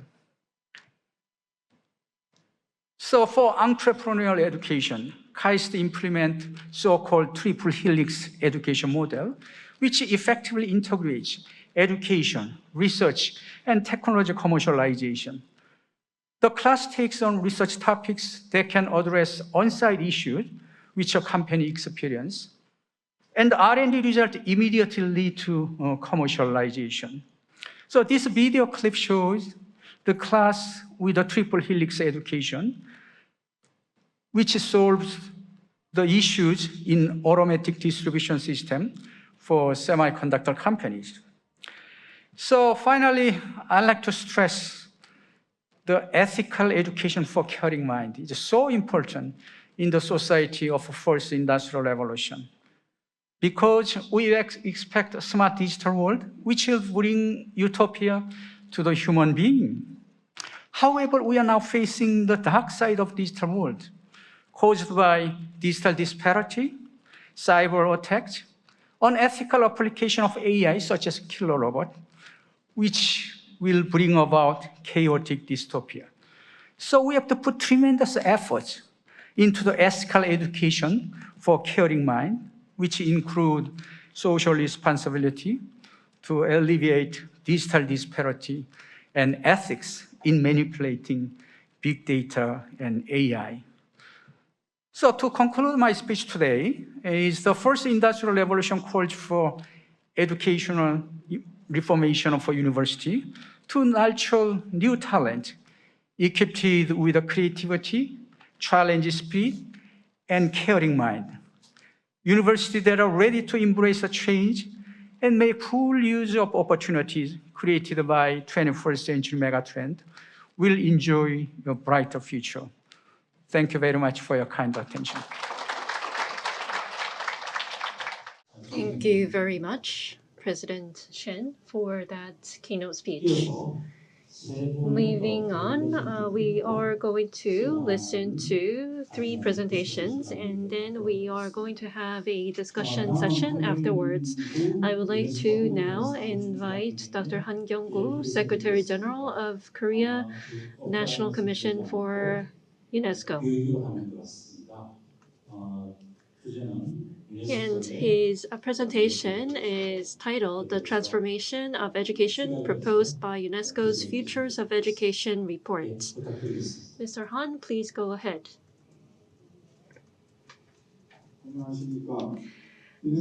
Good afternoon. I am Han Kyung-gu, Secretary General of the Korean National Commission for UNESCO. Since the 1970s, whenever there was a great social transformation, UNESCO has suggested the direction of future education and published reports that call for a paradigm shift. Last November, the 3rd report, titled Reimagining Our Future Together, A New Social Contract for Education, aka the Futures of Education Report, was published. I would like to talk about the direction of educational transformation proposed by this report and the changing role of higher education. What does it mean to perceive education as a social contract? It means that education is based on a widespread implicit agreement among members of society about the public value and purpose of education. Let's first think about the existing social contract for education. Today's school-centered education system is a product of the development of the modern nation state and the Industrial Revolution. School teaches many things, but in addition to being able to read, write, and count, they teach that you must go to school even if it rains or snows or even if you're sick, and to stand in line or sit in an upright position when taking part in classes or events. Remember, old school buildings always had clocks? Raising citizens and workers who obeyed time and rules was important for the development of the country and society. Do you remember the story of Pinocchio, the main character of a fairy tale, who didn't want to go to school and went through all sorts of trouble after skipping class?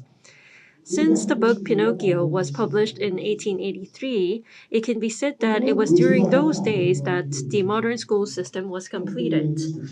Usually, people think that the lesson from Pinocchio's story is not to lie, but the message that runs through the entire story is that to be a good child, you have to go to school, or literally, you have to study and work to become a person.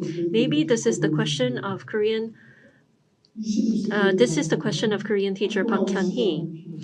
So it can be said that this is a story that shows education as a social contract at the time, but I think we have no choice but to sympathize with Pinocchio, who didn't want to go to school. Was it not natural for Pinocchio to dislike a school where one teacher taught the same thing to a large number of students, controlled with strict discipline, and students had to follow a set timetable? In view of education as a social contract, that is, an implicit agreement among members of society to cooperate for the common good, guaranteeing the right to education by expanding compulsory education was the social contract of education. The international community has been pushing for the expansion of compulsory education and school education and narrowing the gender gap in admission rates. But the reality is that the realization of the universal right to education has not yet been achieved. In the meantime, there is a tendency to regard standardized and accreditable school education as superior, and interest in various traditional learning, namely non-formal and informal education that is learned from places other than schools, such as nature, tradition, and community, has decreased. As a result, the content of education has become less relevant to the real lives of learners, and it's failing to promote cooperation and solidarity, creativity, and curiosity. Therefore, UNESCO's report on the futures of education states that the current education system, based on the paradigm of economic growth, does not favor sustainability, solidarity, and mutual reliance and care between humans and with nature, and it rather prioritizes short term convenience, personal success, and national competition. The Futures of Education report, looking to the future beyond 2050, proposes to pursue a new social contract for education, setting out two guiding principles. The first guiding principle is to ensure the right to quality education throughout life. The right to education needs to be expanded to go beyond recognizing children and young people's right to be educated in school at school age. And it should encompass education for people of all ages so that they can receive quality education in all spaces of their lives. In order to guarantee the complete right to education, the educational paradigm must be actively extended beyond the school education system. UNESCO is constantly advocating for the realization of a learning society. Another guiding principle is strengthening the concept of education as a public endeavor and a common good. The common good is a somewhat unfamiliar concept. Since education is not for teachers and students only, but a common social experience through which members of society connects with the world, all members of society should participate in the public discussion about education and choose and implement education together. This is what education as common good means. Let us now turn to the field of higher education. The Futures of Education report identifies research, education, and social service as the three core functions of universities, and it places great expectations on the role of higher education in future education innovation. It also emphasizes several times that higher education can play a pivotal role in accessing, creating, and sharing the vast information, knowledge, and wisdom that humanity has. Especially, the report suggests reinforcing the role of higher education in terms of lifelong learning and calls for more active consideration of linking it with primary and secondary education and non traditional educational pathways. For the realization of lifelong learning, all stages of education must be closely connected, and a paradigm shift is needed to seek the future development of higher education with an approach to lifelong learning, the report says. Lastly, I would like to talk about the significance of the Futures of Education report for the transformation of higher education in Korea. The transformation of higher education in Korea has already begun. For example, through the high school credit system, which will be introduced to domestic high schools from 2025, the connection with universities is expected to be activated in the process of opening various subjects that students want to learn.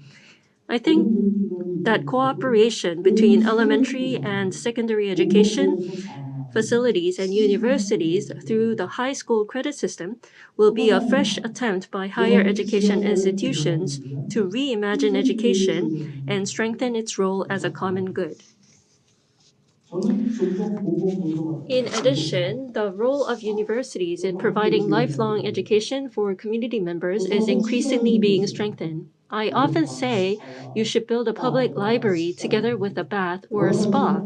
If the library had not only books but also a bathhouse, cafes, and restaurants and space for various activities, wouldn't it be possible for more people, families, women, and children to come to the library to spend time? Although universities are already making various efforts, I hope that you will continue to take on more innovative challenges so that the university can become more open to the local community and become a driving force for regional development through cooperation. More and more people are looking for advanced learning opportunities after graduating from college. It is time to actively seek a flexible admission path that allows universities to embrace learners who have gone through a variety of learning paths. Also, to meet the expectations and aspirations of these non traditional students in higher education, the content and methods of education should also change. To this end, to borrow the expressions from the Futures of Education report once again, the knowledge and experience provided by universities should promote authenticity and relevance so that the content of education is not far away from the real world we live in, and we will have to intensify our efforts to prevent this divergence. With societies changing at an ever increasing rate, if universities fail to meet students' needs for cutting edge knowledge and expertise, their sustainability will be threatened. The consensus that today's education system needs to be reformed has long been formed, but it is true that it has not led to practical implementation. Now it's time to transform education for a sustainable future. In June 2022, the UNESCO Conference on Educational Transformation will be held, and the UN General Assembly on Educational Change will be held in September, and various projects promoted by the Korean Commission for UNESCO will be held. So I'd like to ask you for your continued support and interest. Thank you. 다음은 Thank you very much. And now let me invite Dr. Ryu Jung-woo, Chancellor of the Penn State University, Du Bois. And Dr. Yu's presentation will also be delivered via video. My name is Jung-woo Ryu. I am the Chancellor and Chief Academic Officer at Penn State Du Bois. Our campus is in the north central region of Pennsylvania, known for its beautiful natural surroundings and pressed metal industries. We prepare leaders through the quality and resources of a large university in a small college setting. We are small, but mighty. As the pandemic rages worldwide, it's now more crucial than ever for educators to be kind and compassionate. Since the spring of 2020, all of us in higher education have been scrambling to survive many challenges associated with COVID 19. While struggling to keep teaching and learning happening on our campuses, we cannot help but notice what matters the most is not the materialistic but emotional resources. Yes, it's essential to provide facilities and technologies to support our students in overcoming the physical challenges the viruses pose. We need software to enable our remote teaching. Webcams are indispensable to promoting richer interactions online. Masks and hand sanitizers are essential. However, just like anything else in education, what makes these tools effective is how people use them. An online class can be as exhilarating and interactive as its in person counterpart if the participants actively engage in course content and activities. On the other hand, residential instruction could be extremely dry with very few opportunities for active learning. Regardless of the circumstances, we have opportunities to make an enormous difference in the lives of our students, both inside and outside classrooms.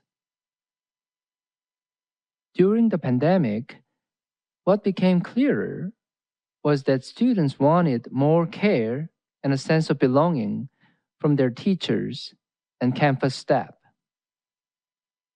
This phenomenon corroborates with the research outcomes already available today. Based on Maslow's hierarchy, love and belonging are at the very core of human needs. How do we promote more care and a sense of belonging in the classroom? I believe mindfulness and compassion fulfill these emotional necessities. Mindfulness is our ability to focus on the present. We all have the potential to think twice regarding an action we're about to take and its consequences. Before pushing that send button, we all need to take a moment, breathe, and think about how we'll make that student feel on the receiving side. You could be a hero to the student by being kind and understanding, or your email could be the last straw that makes the student drop out of school altogether. Empathy is the ability to put oneself in someone else's position. Compassion is mindful empathy because it goes beyond just commiserating, but taking concrete actions to help someone. Researchers are finding that there's a strong correlation between mindfulness, compassion, and belonging. Research shows that a mindful and compassionate person is more aware of potential actions that could be detrimental to developing a sense of belonging. A teacher wouldn't call out a student and say that you are not good at math if she is mindful. On the receiving side, students need to be strong and resilient to harsh comments and treatment to transform the negative actions into positive energy, to try even harder to overcome and even transcend these biases. According to the latest research, mindfulness and compassion help students develop resilience. Therefore, we all must strive to make the classroom experience as engaging as possible by demonstrating more mindfulness and compassion to build a greater sense of belonging and inclusion. As higher education institutions, we are in the business of producing the leaders of tomorrow for our global community. When students experience mindfulness and compassion firsthand in the classroom, they develop a tangible understanding of their positive effects on themselves and the people around them. They'll also be more likely to start practicing mindfulness and compassion in their own lives. more mindful and compassionate leaders will undoubtedly change our world for the better, leading to co-prosperity of humanity in the global community, which happens to be the theme of this conference. Are you ready to be more mindful and compassionate today? Your act of mindfulness and compassion may appear to be insignificant, but it could have a butterfly effect and transform our world.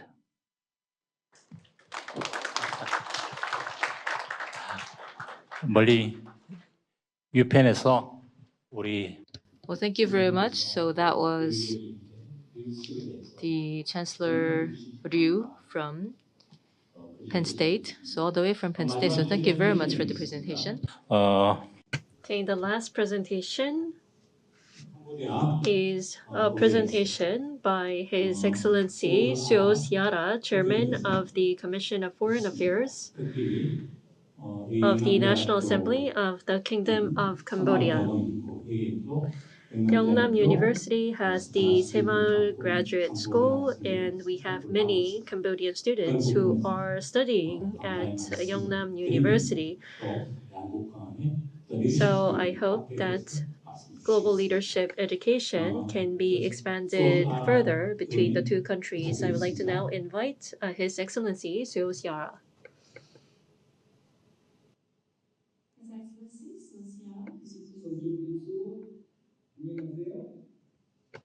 Excellencies, professors, distinguished guests, ladies and gentlemen, first of all, I would like to express my sincere thanks to Professor Cheo Jun, President of the Yeungnam University, for kindly inviting me to speak at this global forum on the role of education for the prosperity and the global community, celebrating the 75th anniversary of Yeungnam University.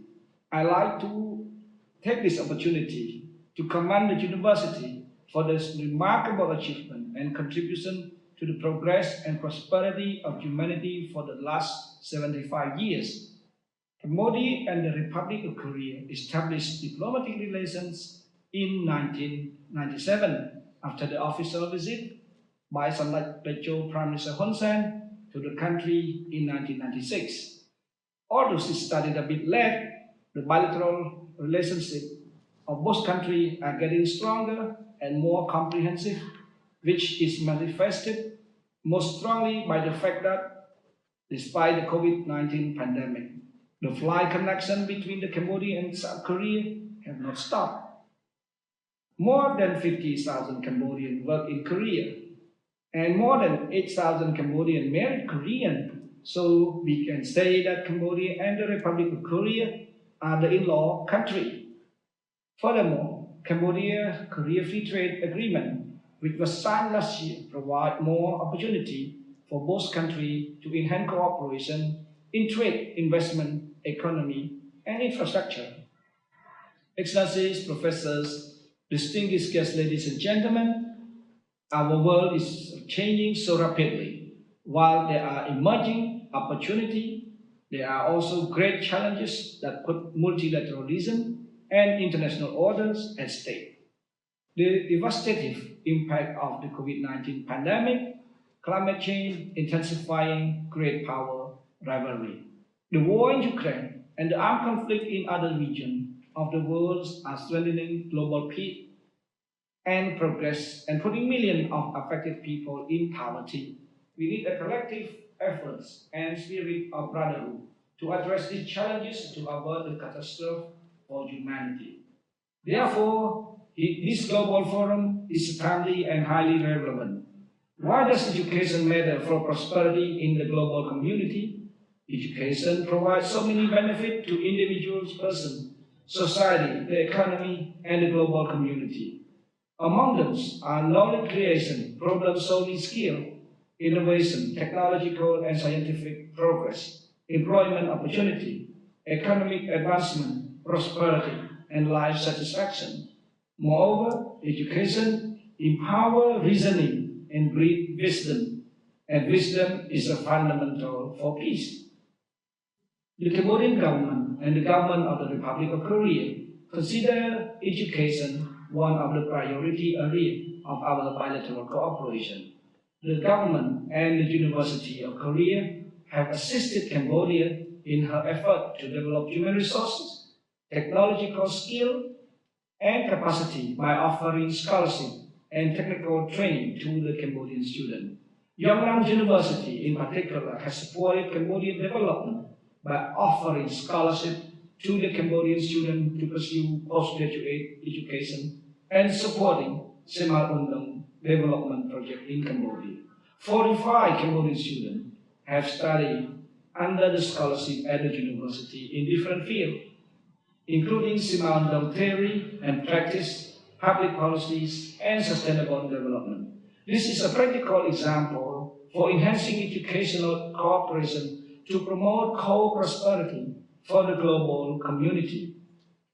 Cambodia also promotes sustainable and inclusive rural development through the Daicho 100 Villages initiative by drawing lessons and best practices from different rural development models, including Simalundong.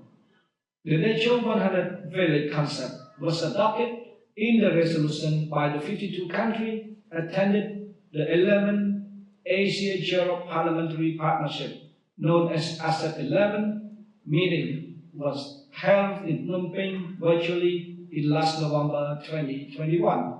We hope that the initiative will be widely implemented by governments and put into their action plan for the benefit of their respective peoples. In concluding my remarks, I firmly believe that enhancing educational cooperation between our in-law country, Cambodia and the Republic of Korea, will enable us to play a greater role in promoting global peace, sustainable development, and prosperity through connecting wisdom, connecting knowledge, and connecting action. Thank you very much. 감사합니다.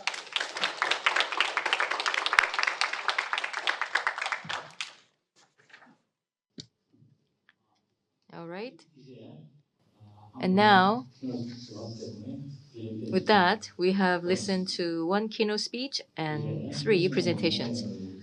And now, we are nearing the conclusion of the session, but then before then, we have about 20 minutes left. So I shall now use that time for discussion.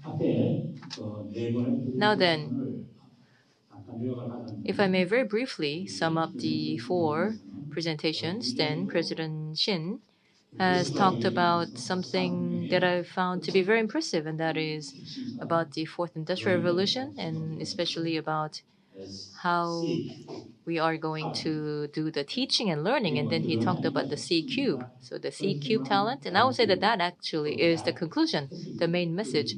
So if you can indeed do that, then I believe that we will be able to reform our university education, and in doing so, we'll be able to develop the type of talent or the human power that are necessary and befitting the Fourth Industrial Revolution as well as the 21st century. And he was followed by Secretary General Han Kyung-gu of the Korean National Commission for UNESCO. And he talked about how we can change the lifelong education into more of a quality education. For that, we need more public funding as well as public participation. So we need to make sure that we also have the kind of social contract that will enable such public funding and public participation, so that there would be greater participation or engagement in education in the form of lifelong learning and quality education. And he was followed by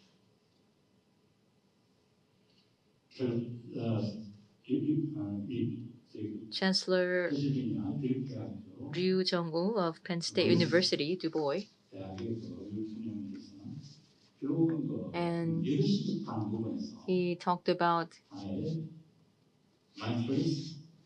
the need for mindfulness.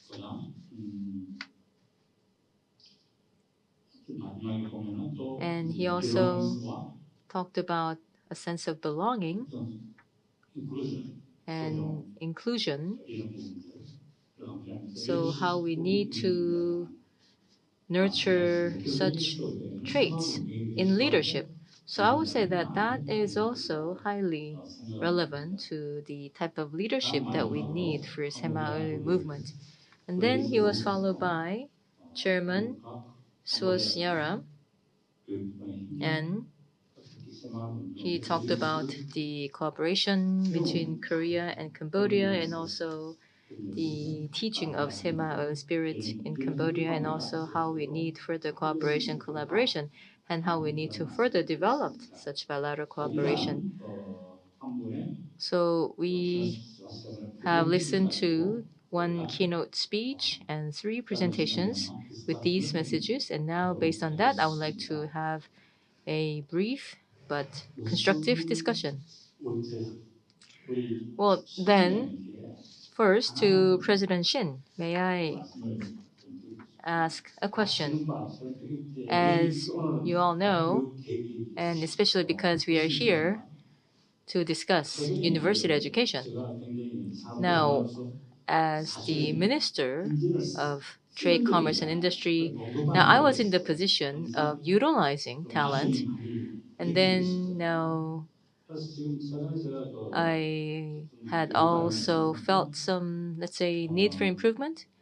But then now, more recently, I read somewhere that the non-degree school, which is the École 42, which is run in Paris, so no teachers and no campus and no textbooks.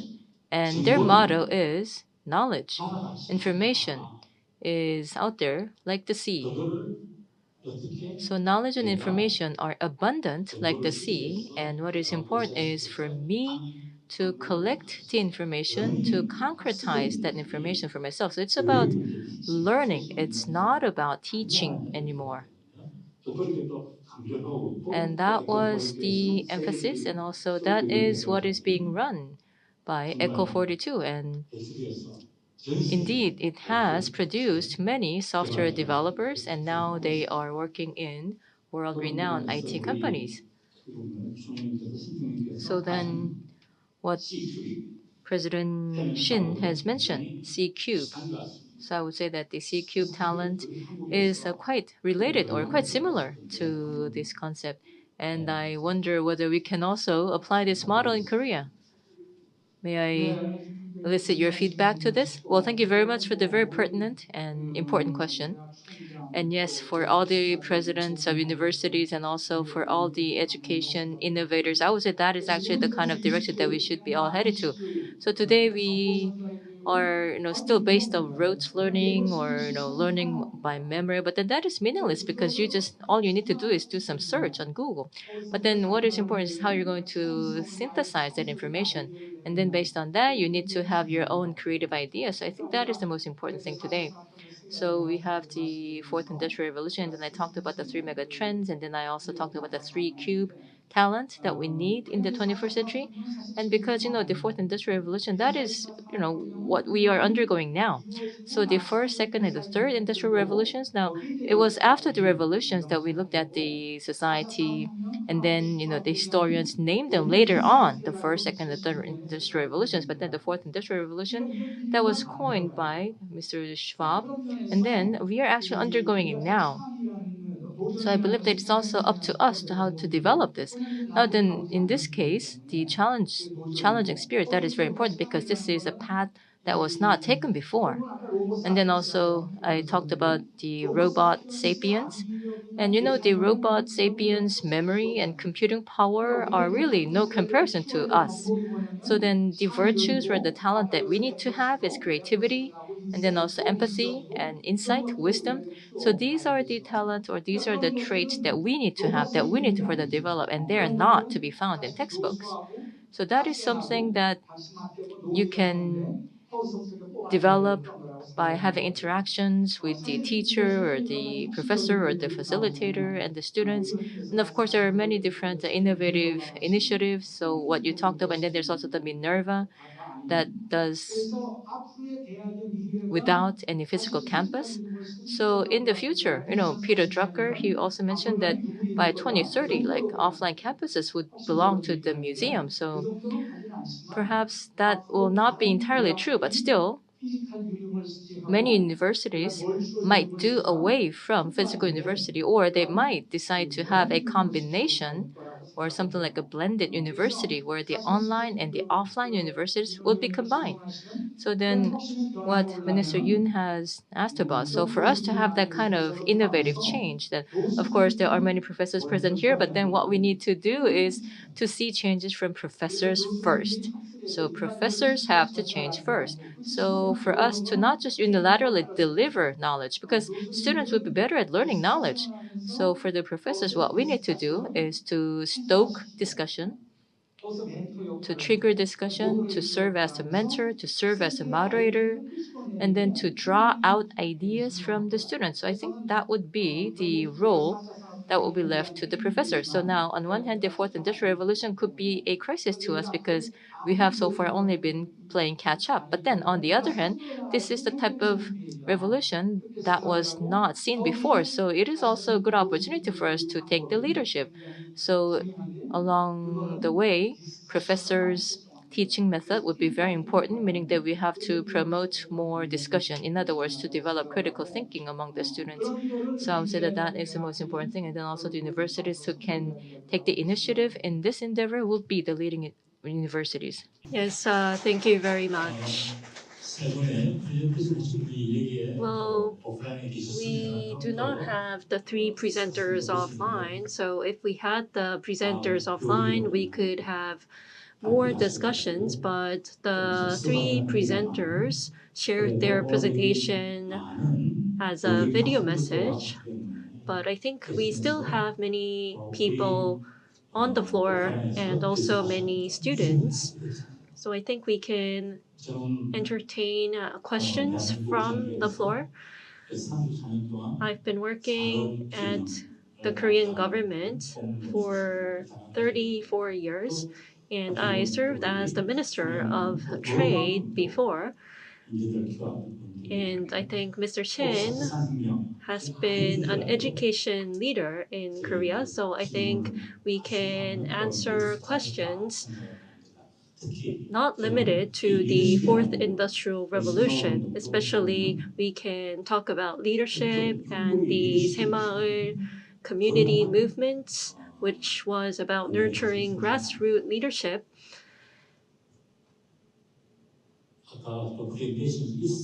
And I think it was mentioned by one of the presenters, but I think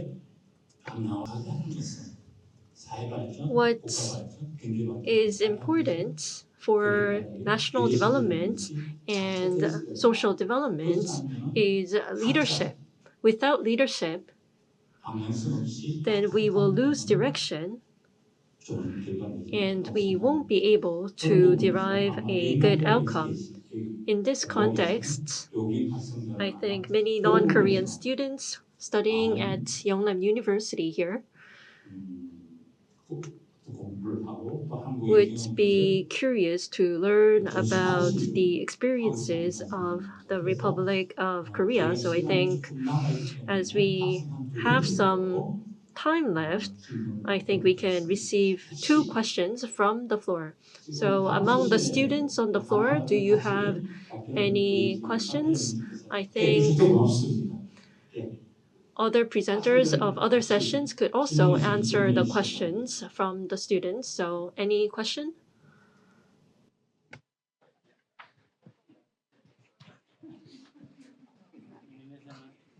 Thank you. I'm sorry, my name is Selamat Supriyadi. I'm from Indonesia. And my question is, while the developed country are happy with the Industrial Revolution 4.0, like artificial intelligence, robot, 3D printer, and others, developing countries are struggling to make internet and computer accessible in the area or the remote area. So we have contradiction here.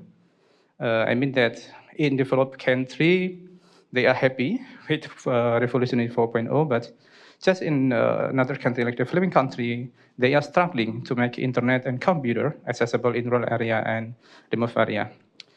And the question is, how is the Revolution 4.0 implemented in the developing country with limited technology? Unfortunately, Revolution Industry 4.0 often as a threat, as a problem, because many jobs will be lost when the Revolution Industry 4.0 is applied. And what is solution do you offer to poor country or developing country as the bad effect for Revolution Industry 4.0? And second question, for some countries like maybe Indonesia, labor or people is an asset to earn foreign exchange. And what do you future predict about the country that use the people, use the labor as a foreign exchange when Revolution Industry 4.0 applied in whole of life? Thank you so much. Assalamualaikum. Oh, sorry. 감사합니다.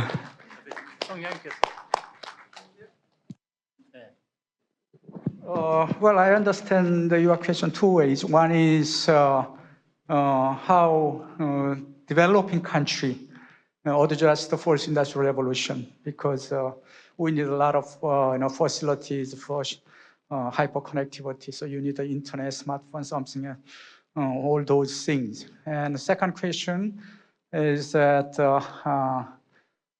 what's the way to compensate losing the job? Okay, because there are a lot of job will be lost by automation and robo sapiens and blah blah blah. Then how is job loss is saved people for the people? 우리 통역 있죠? 제가 이제 대답을. I think we have simultaneous interpreters, so I would like to answer in Korean. I think this is a complicated issue, and that is why today's discussion is very important. Co-prosperity is one of the key terms of this global forum.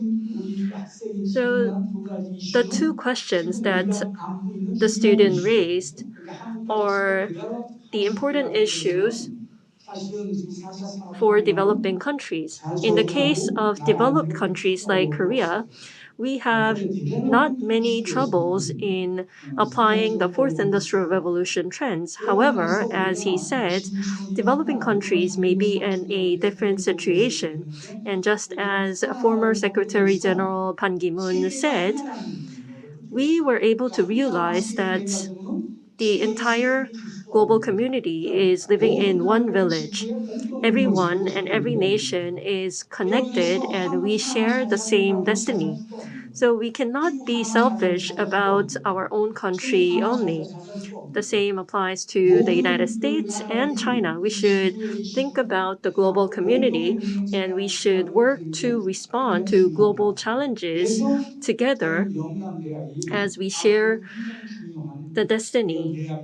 And in this context, I believe that Yeungnam University will become a very important university because Yeungnam University is actively cooperating with developing countries, teaching future leaders of developing countries. You would want to become leaders of your respective countries, right?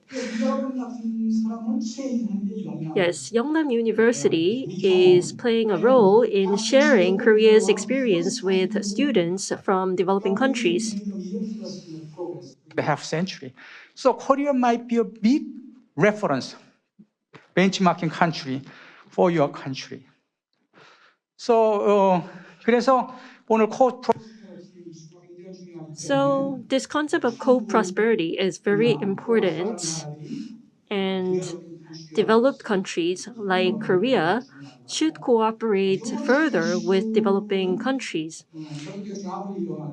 And regarding your second question about the possibility of jobs disappearing due to the fourth industrial revolution, it is true that there are many reports projecting job loss, and there are even projections that 50% of all jobs will be gone in 20 years. For example, secretaries will be gone, and also professional golfers may lose their jobs because of AI golfers. And AI cookers, AI doctors will also appear. In this situation, manual repeated jobs or repetitive jobs will be replaced by AI robots. So moving forward, education should focus on cultivating the strength of human beings, which are creativity, wisdom, insight, and sympathy, and so on. So even if this person is a manual worker, if this person has empathy for others, he will be able to survive. For example, this automated vehicles, do you think that automated vehicles will be used by everyone? Wealthy people will still want human drivers. But let's say drivers have this high level of service with empathy, then this driver will be able to survive in this era of automated vehicle.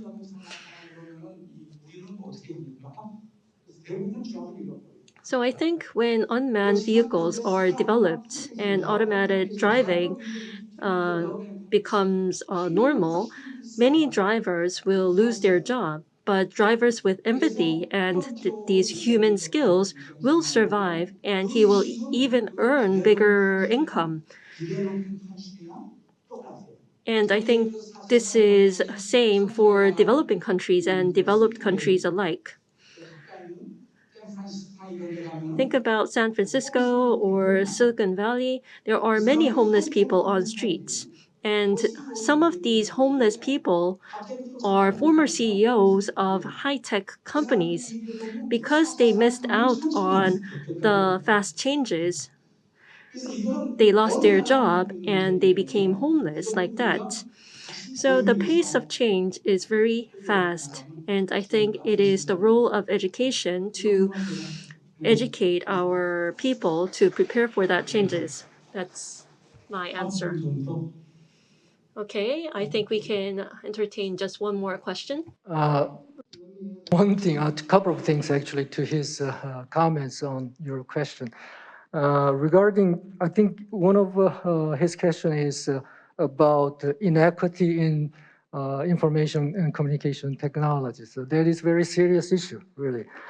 So therefore, when we work together, we have role of developed countries and role of developing countries. First of all, developed countries, when they aid developing countries, they have to support more ICT infrastructure area so that the developing countries can use advanced information technologies to develop their talents or new business models and everything. And developing countries, as I said in the class, I emphasize the government officials of the developing countries understanding the importance of ICT. So when you have a budget, try to spend more budget for the ICT infrastructure development and education on ICT.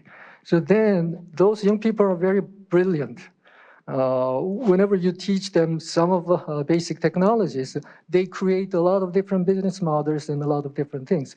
So developed countries spend more aid for ICT infrastructures for developing countries.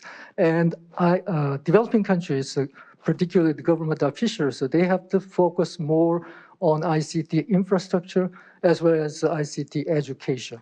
And then I think we can reduce the inequity in information and communications technology between developing countries and developed countries.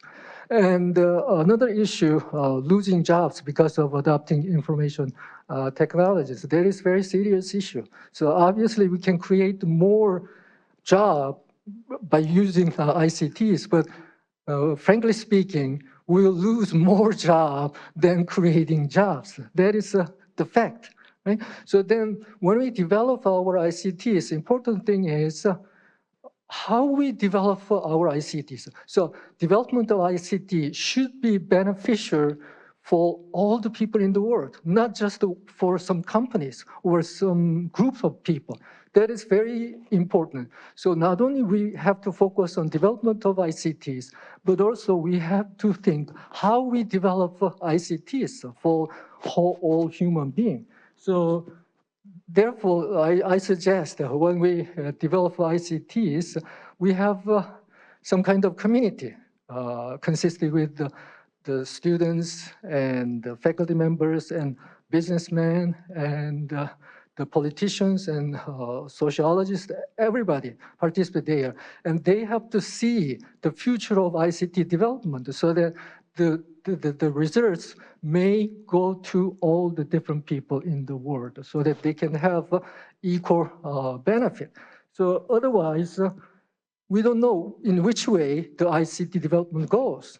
So as he mentioned, if the AI might be developed in the future very dramatic way, and then the AI becomes just like the human being.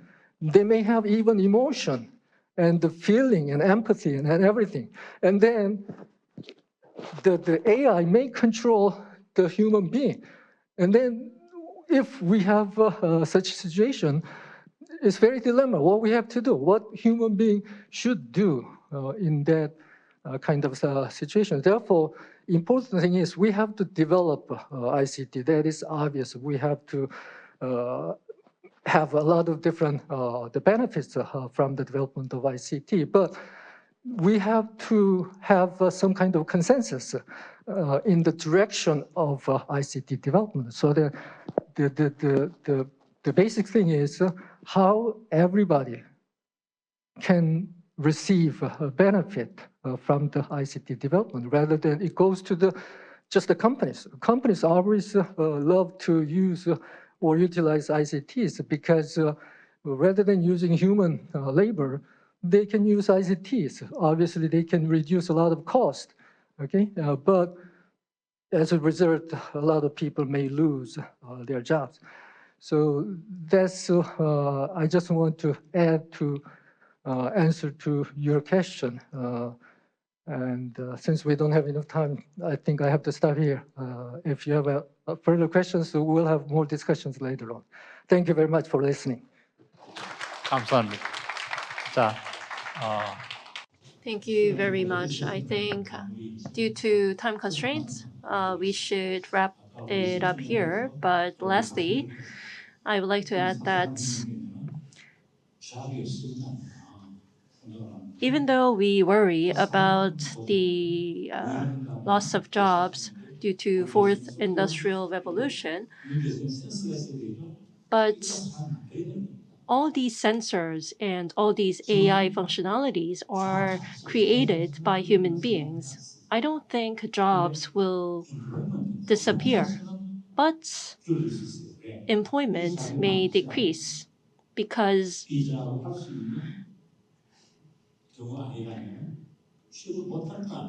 these human resources who are not able to serve the changing roles will lose their jobs. So I think education should serve the role of preparing them to have the skills for the era of the fourth industrial revolution.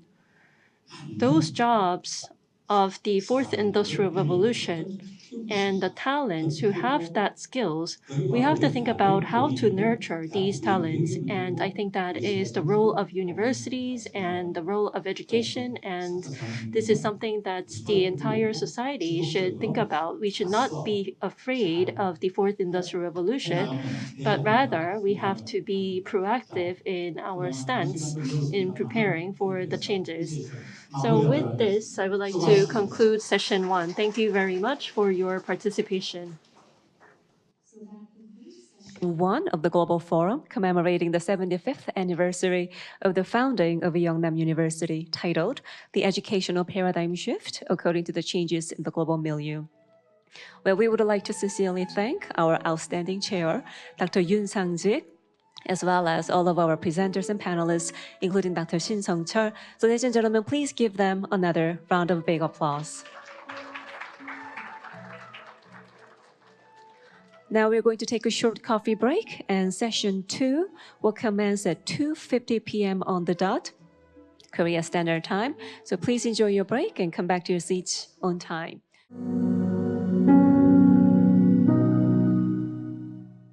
Ladies and gentlemen, welcome back. I hope you enjoyed your short coffee break and had enough caffeine to stay alert during the rest of the afternoon sessions. So without further ado, let us begin session 2 of the Global Forum, commemorating the 75th anniversary of the founding of Yeungnam University. And the second session will be held under the theme of the education of Yeungnam University to share Korea's development experience with developing countries. And in addition, I'm very pleased and honored to announce that session 2 will be chaired by the Honorable Dr. Kim Jae-chun, the Executive Vice President for Educational Innovation at Yeungnam University. So now let me hand over the microphone to our distinguished chair. So ladies and gentlemen, please welcome him with a big round of applause. Hello, this is Kim Jae-chun. And now from the organizing committee, I was asked to moderate in English.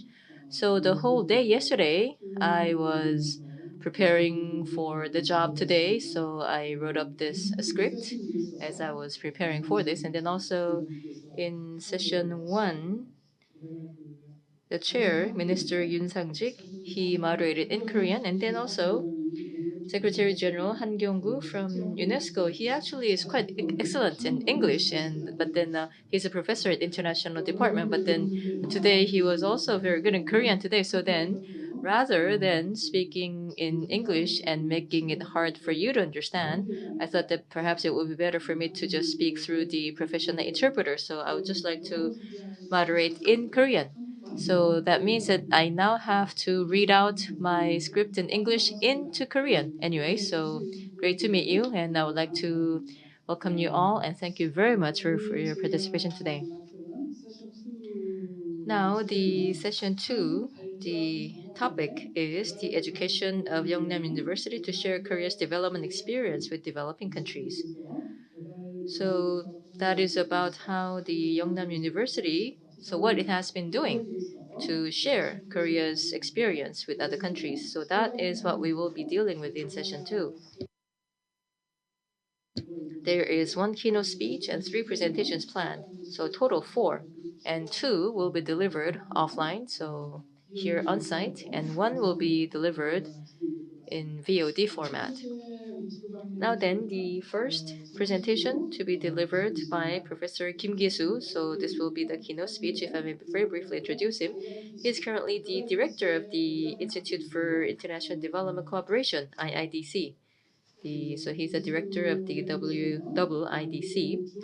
And Professor Kim received his doctorate from Georgia University of the US, and from 2014 he has been participating in various international development projects, and in particular what he has been focusing on are capacity building international programs. So indeed he comes to us with extensive experience in sharing Korea's experience to the public servants of other countries. And Professor Kim also served as the president of the PSP for 4 years, and he has also been sharing the Semaul movement experience with other countries. So indeed, he has extensive experience and expertise in sharing of Korea's development cooperation. So then, with his keynote speech, he will be telling us about how Yeungnam University has been active and has been sharing the development experience with other countries. So then here is Professor Kim Gi-soo.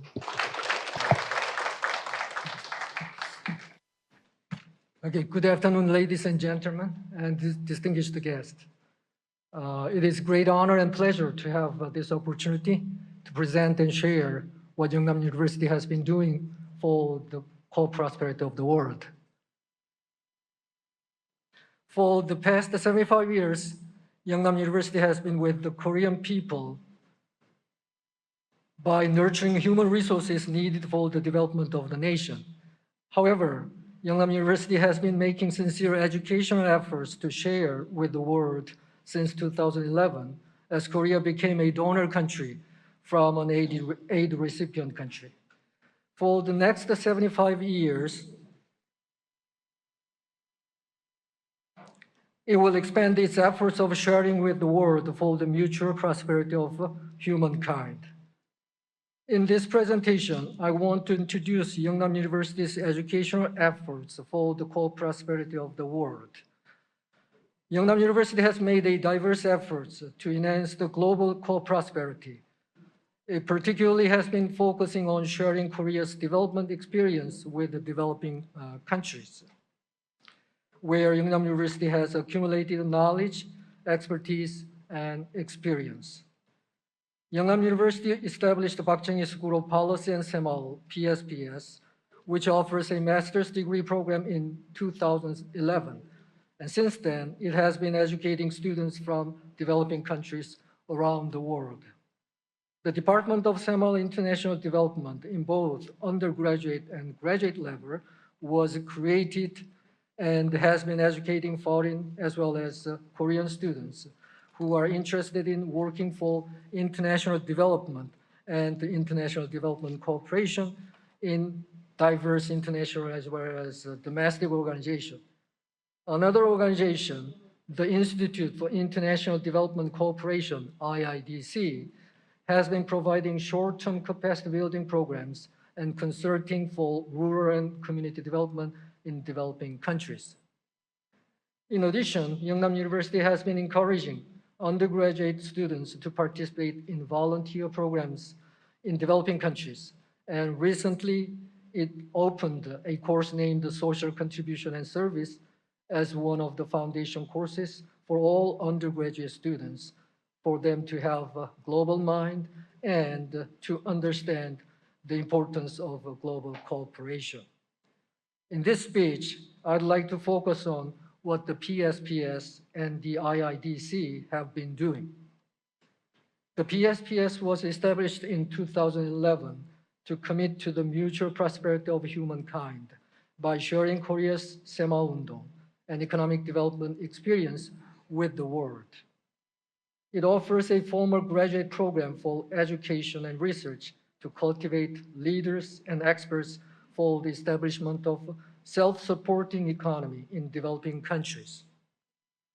It promotes self-help and self-reliant development model based on the principles of Semal-undong, which will lead to sustainable development in developing countries. The PSPS emphasizes the following aspects particularly. First, it focuses on theoretical education like any other regular graduate institutes. The PSPS students study traditional and theoretical courses of international and rural and community development fields, such as regional development, development economics, international development, Semal community development, etc., among others.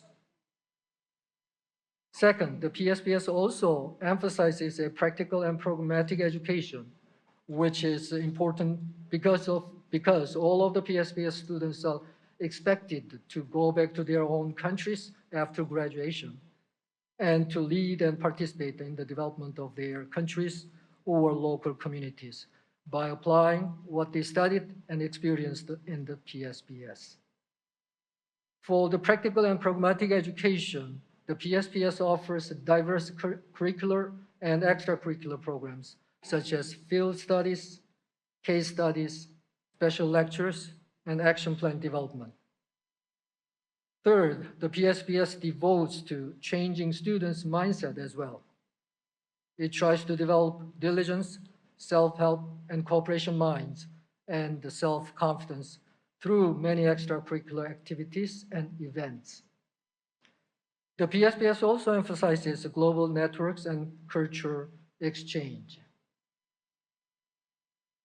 The PSPS offers currently 3 majors in 3 departments: Semal and International Development major in the Department of Semal and International Development, Public Policy and Leadership major in the Department of Public Policy and Leadership, and the Forest and Environmental Policy major in the Department of Sustainable Development. Now, let me briefly introduce you some of the outcome of the PSPS. Since 2012, 808 students from 71 countries have been accepted and entered the PSPS. 682 have graduated with master's degrees, and 88 students are currently studying at the PSPS. Most of the PSPS students are central or local government officials in their countries or have worked for NGOs. Many of the PSPS graduates work enthusiastically in diverse areas in their countries. In this presentation, I'd like to share some of their works with you. Two of the PSPS graduates from Ethiopia worked for their own state governments and introduced the Semal Undong confidently to their governors as an effective rural development model for Ethiopia. Two governors were impressed by their strong advocacy of the Semal Undong. So two governors decided to visit the Yeungnam University with high-level state officials in 2014 and 2015, respectively, to learn and experience the Semal Undong by themselves. After participating in 10 days of short-term capacity building programs at the Yeungnam University and having serious discussions among the state government officials, both states decided to adopt the Semal Undong as their state's rural development models. To implement the rural development in their states by applying the Semal Undong, however, they needed to educate all the state government officials and local community leaders on the Semal Undong. So they asked us to provide the capacity building programs to about 600 state government officials and local community leaders in their states. The IIDC formed teams of faculties and staffs and operated one-week programs there in 2015 and 2016, respectively. One of the programs was selected as the best case and awarded by COICA among more than 200 capacity building programs implemented in several years. In Myanmar, the PSPS graduates, more than 20, work for the Ministry of Agriculture, Irrigation, and Livestock. They participated very actively in many rural development projects in Myanmar. Particularly, they played a pivotal role for the rural development projects in 100 villages sponsored by COICA, which were implemented on the principles of the Semal Undong. In the Philippines, one of the PSPS graduates, among others, Ms. Augusta Melody Andong, who works as a senior economic specialist for the National Economic Development Agency, is very committed to introducing and spreading the Semal Undong as an effective rural and community development model in the Philippines. She organizes and participates in many conferences as well as education programs to introduce the Semal Undong, and she herself established 2 Semal model villages in her hometown. In Tanzania, the PSPS graduates organized an NGO and have worked hard for the development of their region. In Papua New Guinea, one of the PSPS graduates, Mr. Uno, has devoted to applying the principles of Semal Undong to a few villages in Papua New Guinea. One of the PSPS graduates from Uganda applies the Semal Undong in his school as a teacher.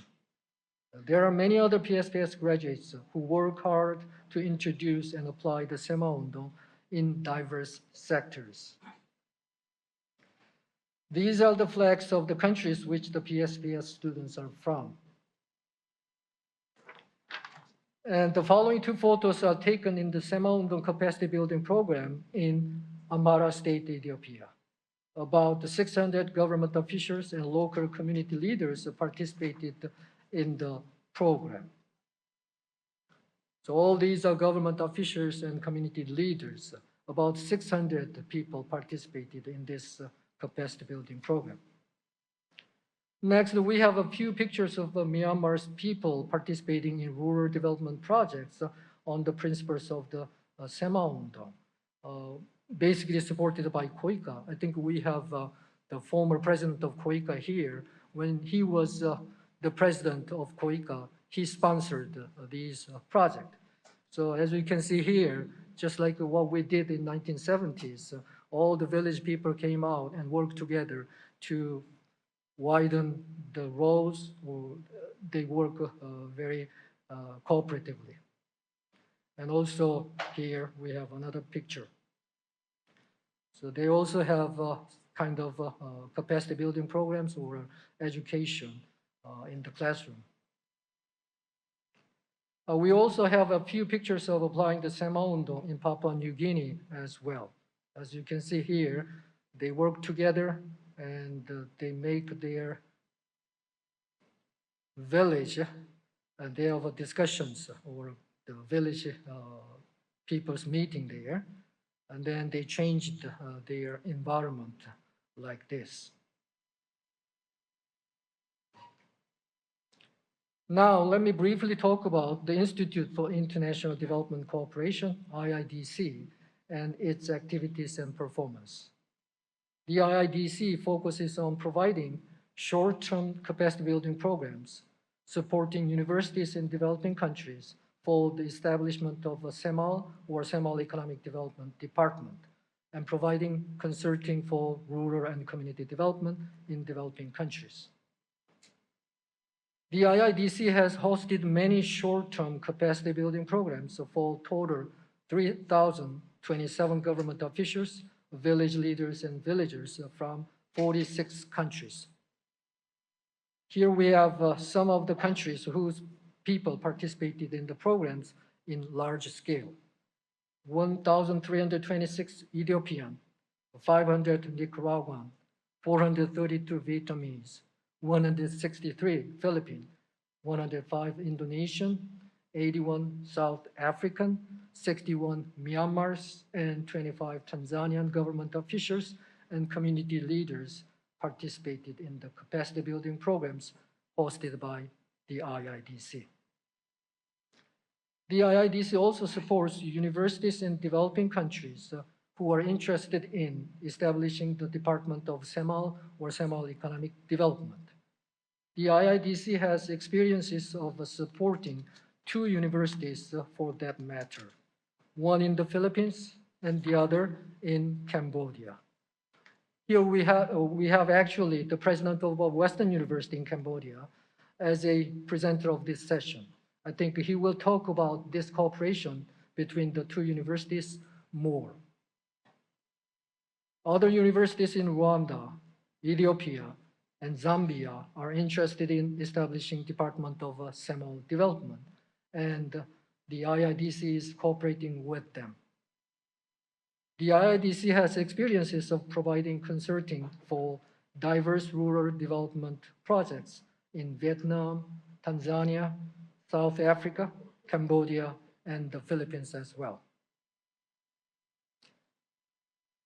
Yeungnam University is committed to keep making the world a safer and happier place to live for all human beings. We'll keep working for this goal.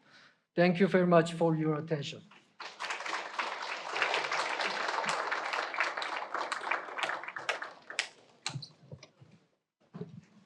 Thank you very much. That was Mr. Kim Gi-soo. Let's give him another round of applause. Director Kim Gi-soo delivered his keynote speech, and I think he shared a message that is connected to the titles of the following presentations. 화재와 물, 식량 And the next presentation will be delivered by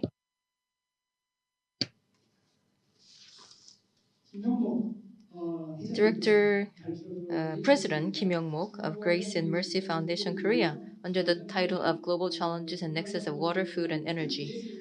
So currently, he is the president of the Grace and Mercy Foundation Korea, graduated from Seoul National University, studied in the US and France, and he was a career diplomat, serving in the Ministry of Foreign Affairs for quite a long time. He served as the ambassador to Iran. He also served as a general counselor in New York. And also, he served as the head of the board of trustees at KOICA. So I'm sure that you all know what KOICA is. KOICA is the organization that implements the Korean ODA. And currently, he is a chair professor at Yeungnam University. So now then, let us welcome President Kim with a big round of applause.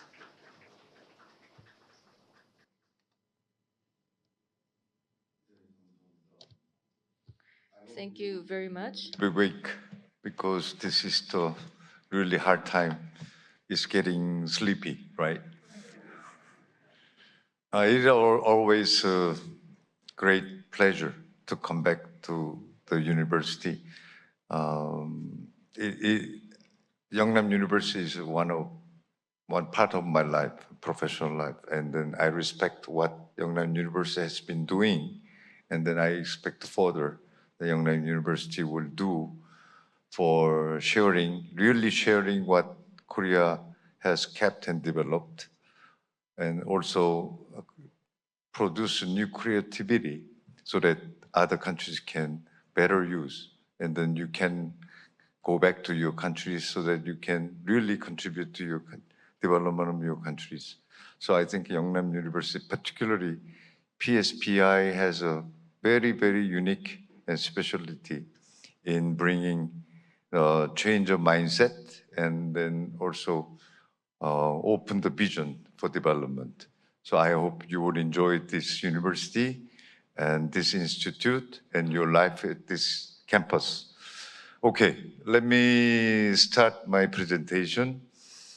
Maybe my presentation will be a little bit detailed strategy and details of the situation, what we should do now. We have a very special opportunity today because we have had a focus on science and technology in the first session, and now we come back to the development of each country for focusing on agriculture. But my theme is nexus of water, energy, and food. So these are all linked, and then I would like to touch this issue with you. You know,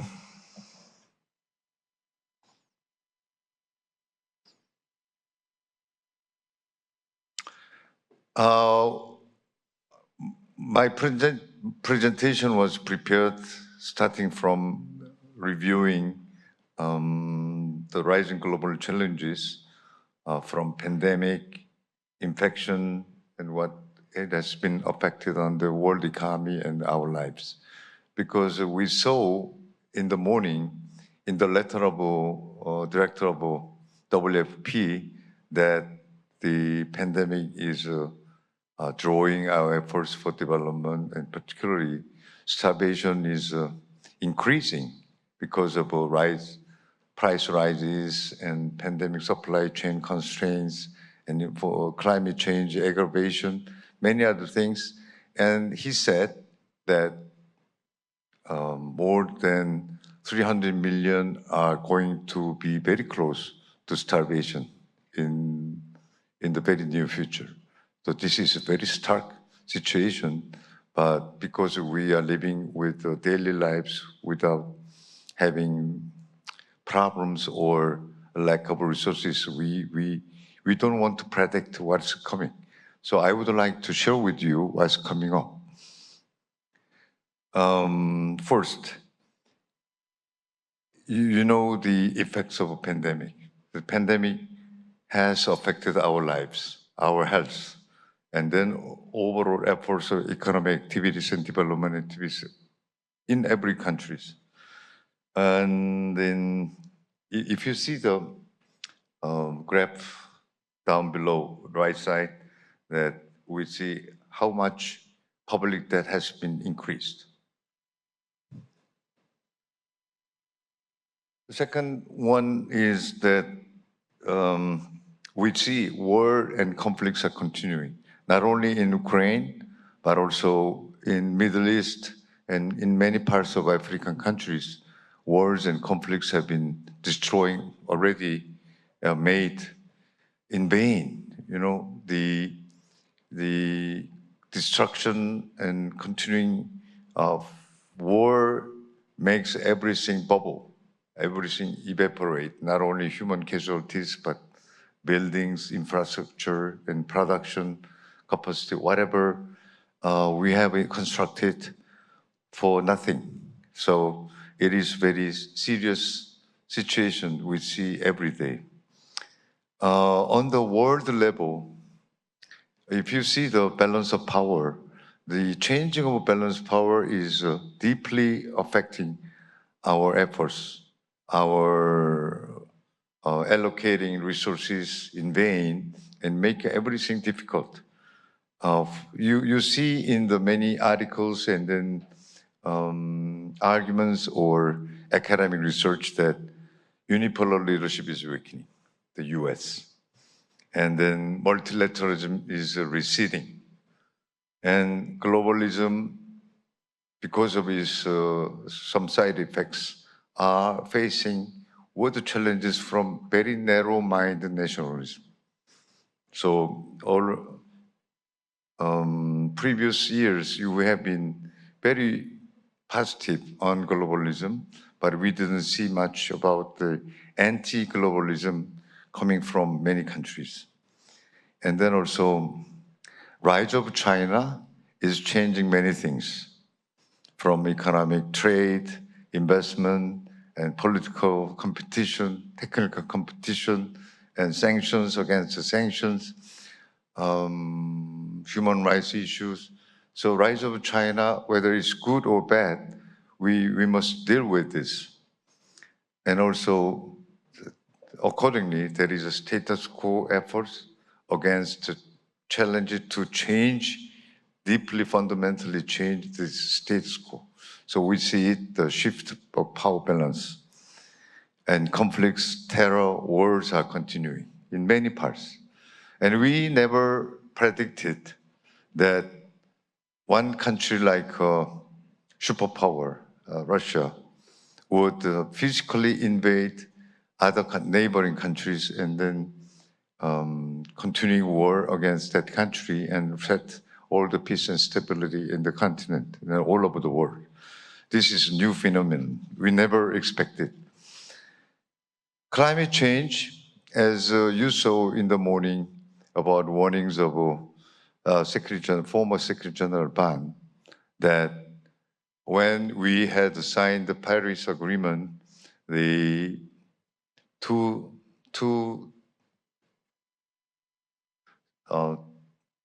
degrees Celsius would be limited within until 2050 would not be possible. Earlier this year, IPCC has presented a report saying that 2 degrees Celsius will be reached maybe in 10 years.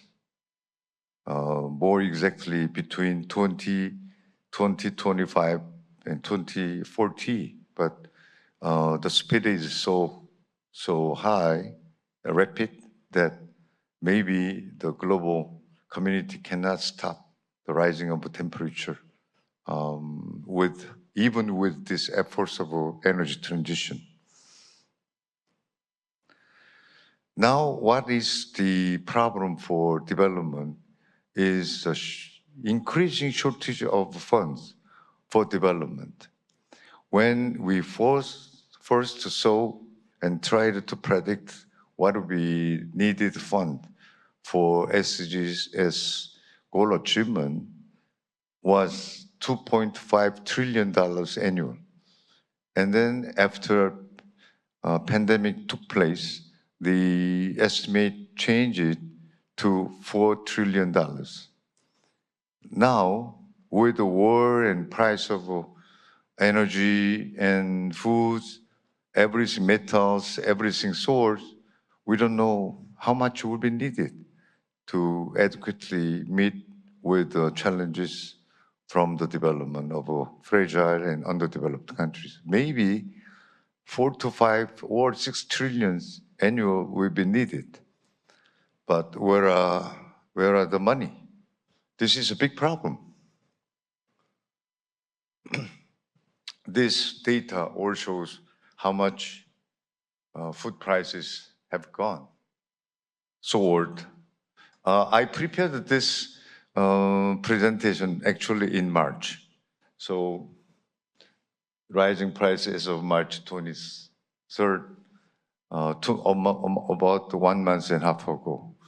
And already prices have been soaring: wheat, soybeans, fertilizers, crude oil, palm oil. These are everything soared. We know that Indonesia recently announced that the ban of export of palm oil, right? And then Morocco and others, many other countries also prohibited export of food, many other seeds, and wheat.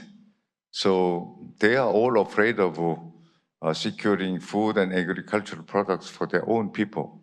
So this nationalism hampers global trade and make some countries like Egypt, Ethiopia, and many other countries, too, Caribbean countries, run short of their own food for people. So massive starvation is coming up.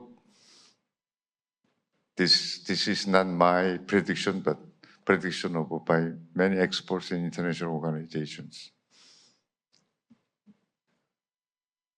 I always try to find out the population imbalance. In country like Korea, population is decreasing because of dissolving of a family and woman's power coming to society. They don't want to be staying at home, only raising kids. So in general, OECD countries have a very low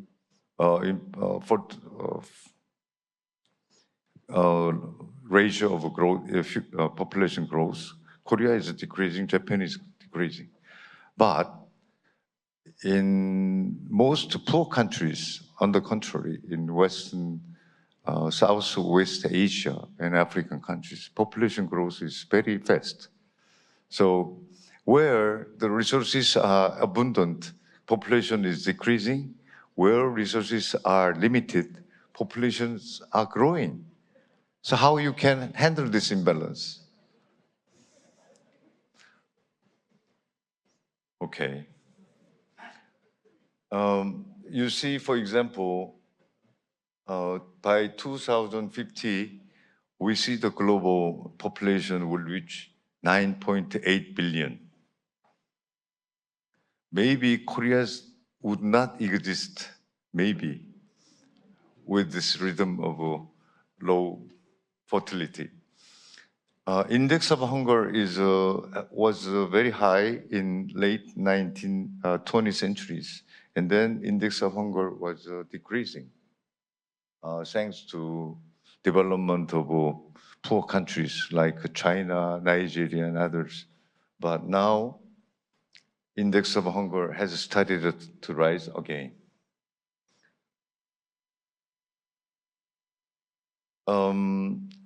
WFAO, you know, the organization, World Food Organization, Food and Agriculture Organization, has picked up a theme, specific theme of nexus of water, food, and energy, because they noticed that these three sectors have interconnection.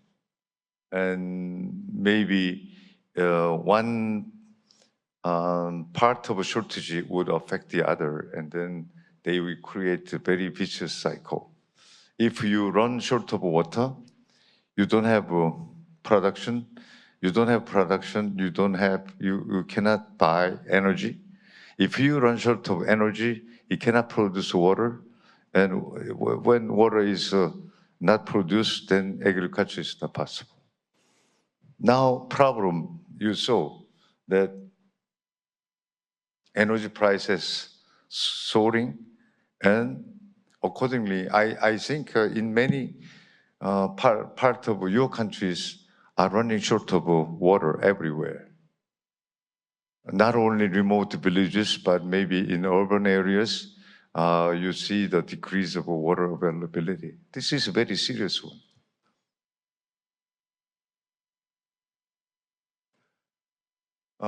If you see the right side, the impact of global warming.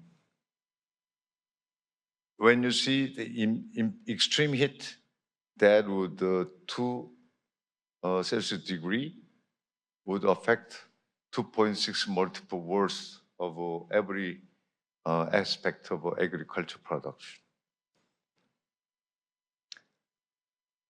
Species will disappear so rapidly. You see the mild case of 1.5 Celsius degree and 2 Celsius degree. You can have a comparison. Land, ecosystem, forest situation, and crop yields. So crop yields will be degrading very fast with continuing global warming. So disaster can happen everywhere, every time. You see the pictures.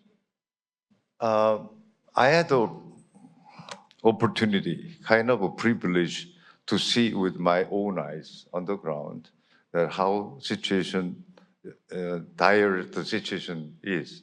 I pick up a case of in Ethiopia. In Ethiopia, I visited a village, and then people were living with the livestock, one very poor livestock in one very poorly built house. People and livestock had to live together because they have no resources. And then people had to drink water with the animals. And then when the rain was coming, it was like a flood. And in 3 days, you cannot believe where there was flood, but already land became like this. So there are a lot of drained river, but having no water. In many parts of this planet, we see these pictures. You know, now the Russian invaded Ukraine, and then food prices, fertilizer prices have soaring because Ukraine has been playing the role of a meat basket, bread basket for Europeans in the Middle East. And then now people see that we cannot have the wheat from Ukraine anymore, so price has been soaring like this.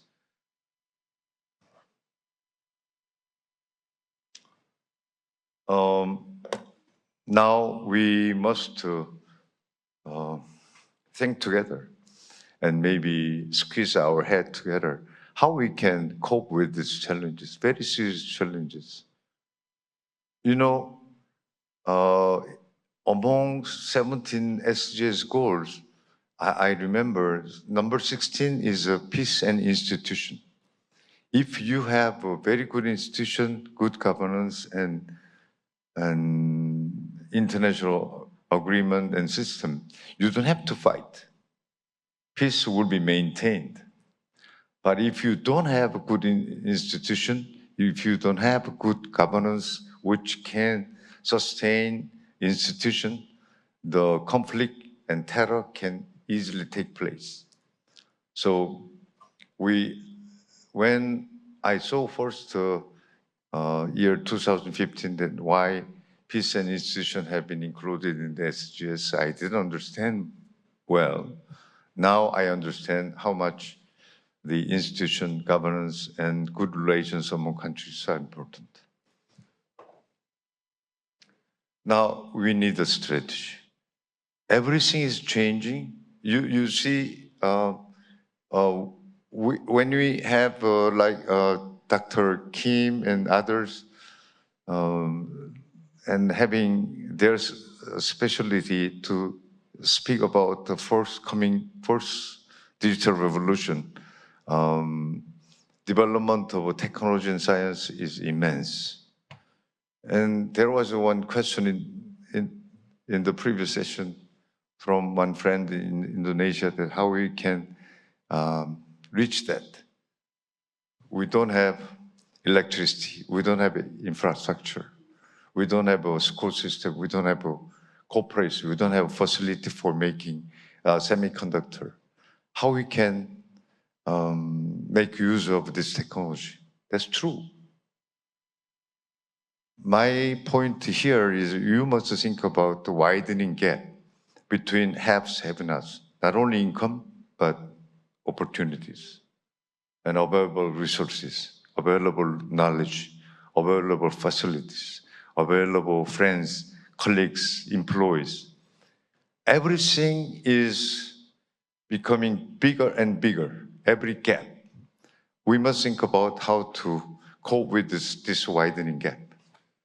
I thought about, one, strategy, second, balance, third, innovation. Strategy needs, if you go back to your country as a policymaker or top manager or super manager or whatever, we must think about the strategy. Populism is very dominant in many countries. Right, extreme right, extreme left. Extreme right means that you don't have to charge tax. That tax would not make corporate produce profit, and then we will have no growth. Leftist extremism said that, okay, we are hungry, we are dying, we must distribute every money for everybody. Oh, okay, so what do we do? There needs always very delicate balance between keeping growth capacity and also caring inclusively people left behind. So my observation as an intellectual for many countries is that we must teach them how to make a balance. Every country has different situation, but striking a balance needs a very subtle calculation. And we must be able to control our desire, our emotion. We must be very cool-headed and reasonable. Third one is innovation. Innovation, because Yeungnam University has taken a catchword, a buzzword, as innovation. In the morning, I was taught by President Choi about how Yeungnam University would take innovation. Innovation is needed everywhere. Innovation is needed not only education, but also in government, in your daily lives, in your farming, in your whatever doing. You must find a new way, more productive, more inclusive, more beneficial. So there is no time for being lazy. You must trying to find out the better way, always better way. That can be a change of management, change of thinking, change of behavior, or introduce a new technology or new investment. So innovation is most important. Okay, now I'm going to the core of my presentation today.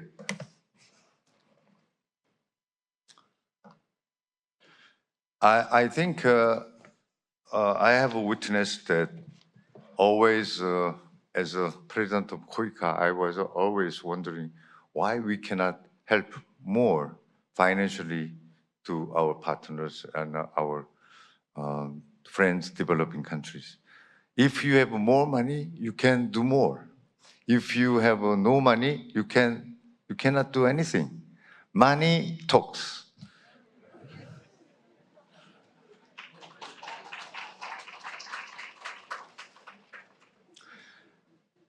But as I told you, the global financing is shrinking. Liquidity is being constrained. Now, U.S. Federal Reserve started to recuperating money from the market, and they are raising interest rate very high. European banks are following the same, and many central banks have to raise their interest, whether you like or not. So money liquidity is being shrunk. And then as I presented to you, public debt of international organizations like World Bank, IMF, European Central Bank, every financial institutions have too much financial balance sheet. That means they have too much debtness. And every government, leading countries, economies, US, France, even Germany, most conservative Germany, has public debt has reached about 120%, and total national debt is lingering over 300% of their own GDP. Korea is the same. So how you can do more fiscal debtness, how can you can sustain this debt forever? It's not possible. Because of inflation, you must have less money available for the market. So apparently, direct investment in developing countries are rapidly shrinking, and also ODA, size of ODA is shrinking. So you are at the worst timing of development. Worst timing.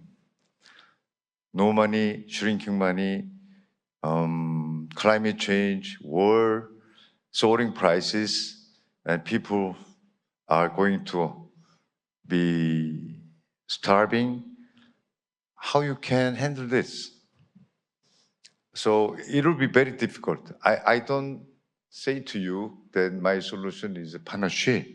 It can solve everything, but we can still try something to at least to cope this challenge. My point today is that we must think about blended financing and most inclusive partnership. Blended financing means that you can put different character of financing in the projects, in whatever projects. There should be grant, free money. There should be your government tax. There should be little money from the beneficiaries, like paying something. And there should be concessional loans, very easy loans with very low interest. And public invest money and commercial investment and guarantee, insurance, all kinds of financial mechanisms are coming into one project so that this project would be bankable and beneficial. If you have a big project like water irrigation or putting internet communication in one area, I would not invest my own money because there is no guarantee that this money will be returned.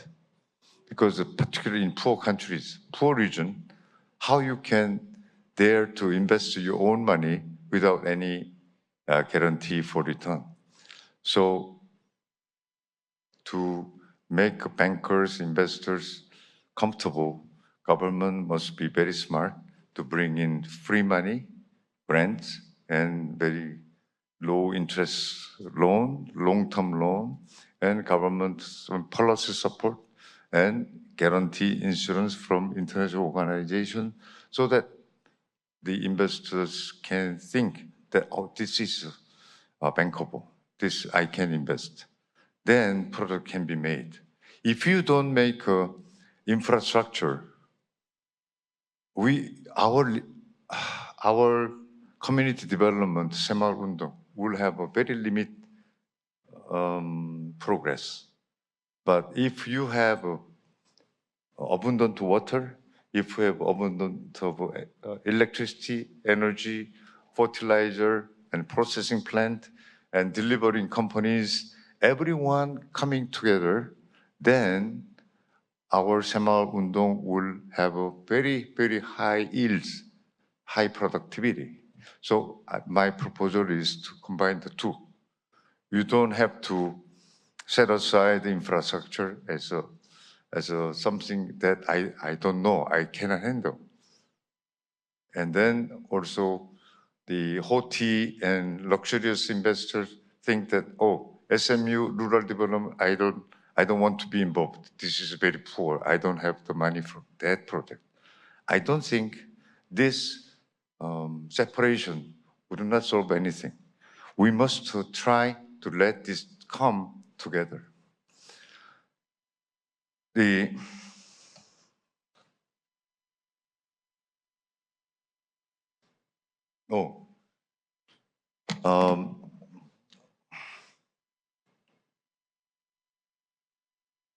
table one, the spectrum of social finance investing means that there are investment for purely commercial profits, but there are investment for purely getting nothing.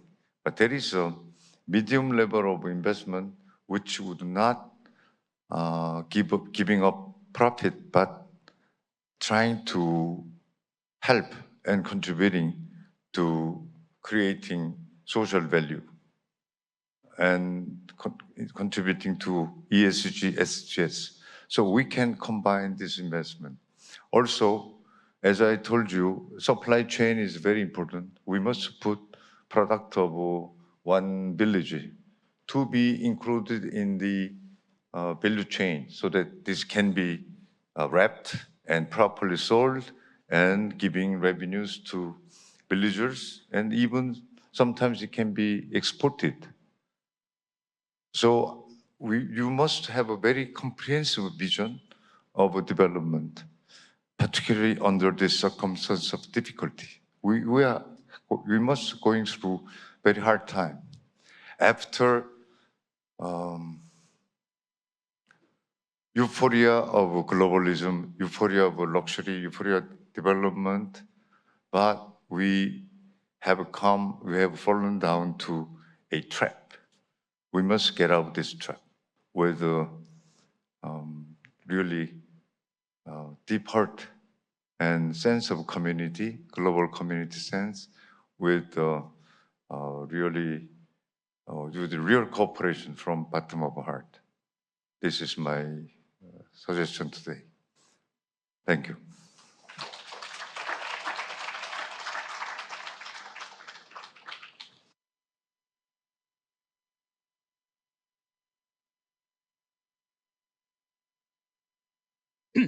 김용모 기장께서 오늘 발표를 해주셨는데 굉장히 Yes, President Kim Young-mok delivered his presentation, and I was very much impressed by the presentation. 버리기 전에 시간이 지나면 잊어버릴 것 같아요. Because there were so many important messages, so lest we forget, I would just like to very quickly summarize. I believe that at the heart of his message was about inclusive partnership. So inside the inclusive partnership, there can be blended finance or other tools or instruments. So for example, infrastructure and human values being linked together, and also for financing to be blended among various instruments. So, for example, large-scale financing and also community-level financing. So he has actually explained a very important concept. And also in the end, he talked about the investing spectrum. And then on one hand, there was the philanthropy, meaning that just providing support, but that is not enough. But then also on the other hand, predatory capitalists just trying to hog the returns, that should not be right either. So somewhere in the middle. Then also he used the term bankable. So we also have to make sure that the project would be bankable while they continue to invest in ESG. So for the governments and the stakeholders to participate in these projects so that they can make some returns and achievements. So I'm not sure about you, but then for me, they were quite touching and very much memorable. So thank you very much for the excellent presentation. A big hand, please, once again.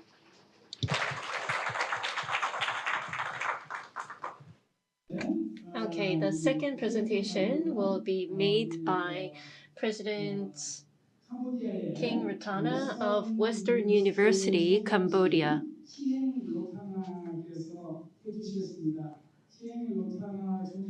President King Ratana has been serving his role in the field of higher education for more than 2 decades, and he has various experiences in the field of higher education.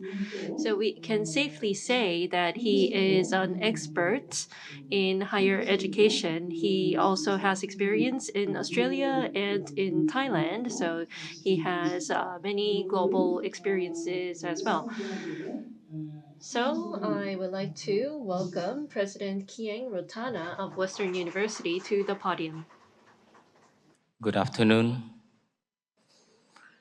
Today is a great honor for me to be invited to one of the guest speakers for special event today. And with my respect, President Choi is President of Yeungnam University. With my respect, all ex-presidents of Yeungnam Universities, executive vice presidents, top management of Yeungnam University. My respect with the Excellency Tai Laurent is chairman of Western University. He presents with me today as well. And my Vice President, Dr. Tri Stewart, in charge of academic affairs of Western University. The students of Yeungnam Universities, the distinguished guests, ladies and gentlemen. You know Cambodia. I believe some students don't know Cambodia.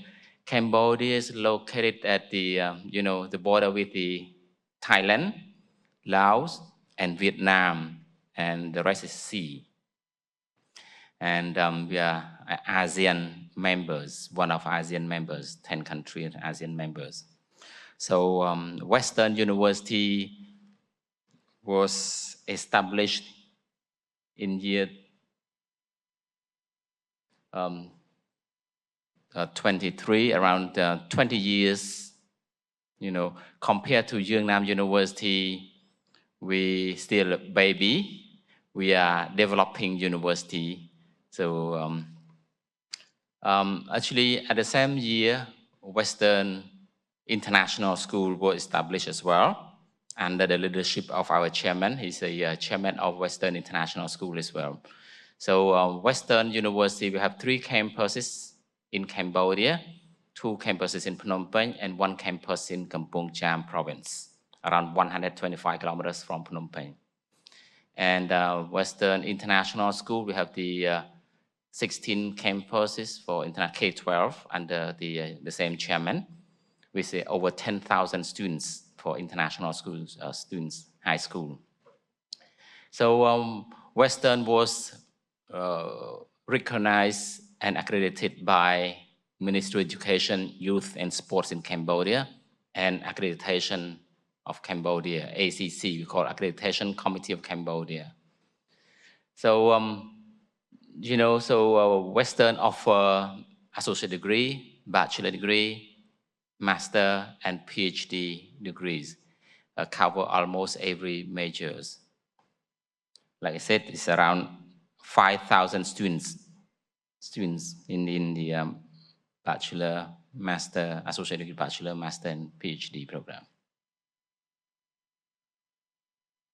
Recently, so Western received the World Bank grant. We call Education Improvement Projects, HIPS, to support education private sector in Cambodia. So World Bank received this grant and the requirement from the grant asked our university to find partner outside Cambodia to work for this grant. So frankly speaking, we selected Yeungnam University as our university partner for this special project. So the program, yeah, good.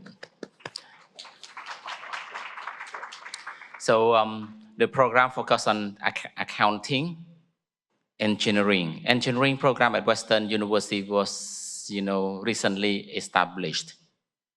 So technical support, human resource support from Yeungnam University. So far, we've passed phase 1 already. Phase 1, just consulting, training, sharing information in terms of curriculum development review. So phase 2 will move next step, I believe, in June this year. So we will move to phase 2. So phase 2, we have a lot of activity with Yeungnam University in terms of online meeting, sharing information about science lab, whatever depends on action plan in the projects, in the grant.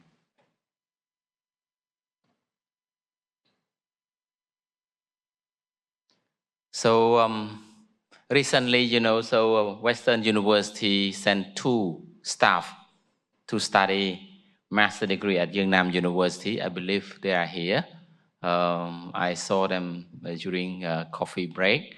One from the central campus, main campus in Phnom Penh, and one from Kampong Cham campus. So study master here. I hope when they graduate, they will be our resource person for, CMAO program at Western University.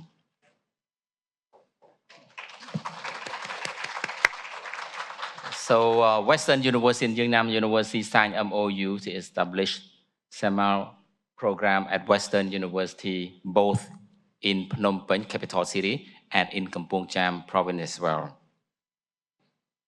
This is some activity that we signed MOU in year 2018 between top management of Western University and former president of Yeungnam, but the current president joined as well with the this MOU ceremony.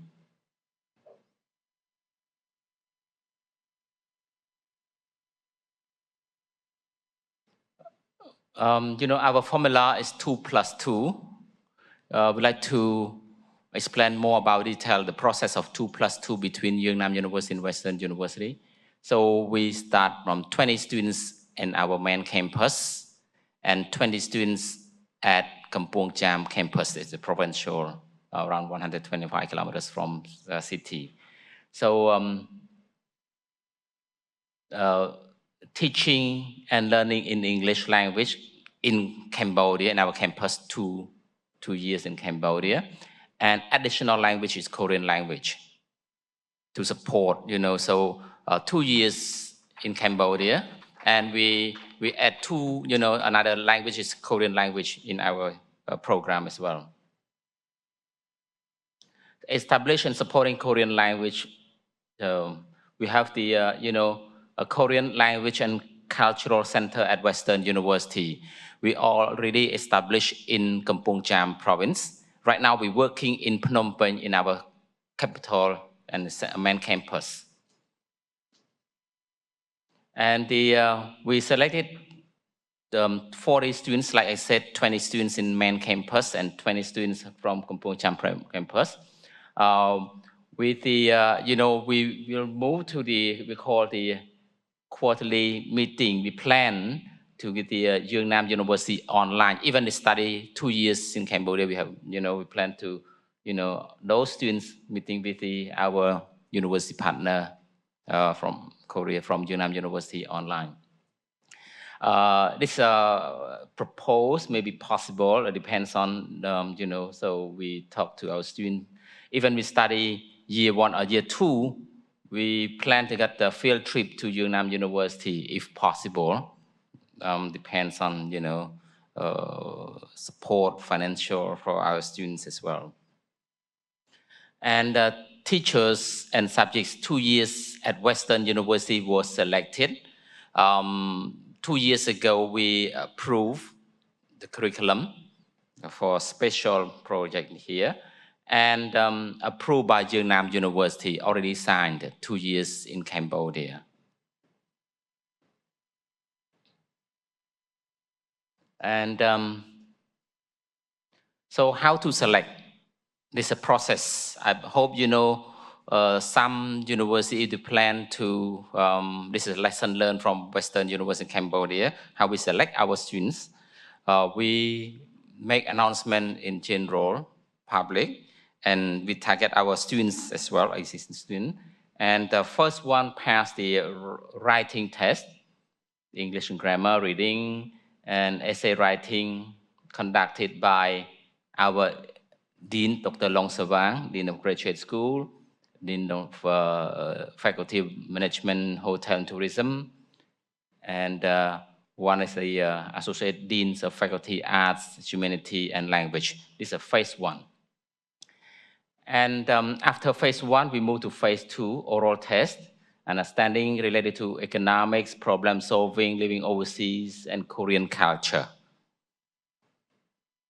Conducted by my Senior Vice President in charge of admin and finance, and Dr. Trai Suthirat is Vice President Academic Affairs. He's here. This is second phase.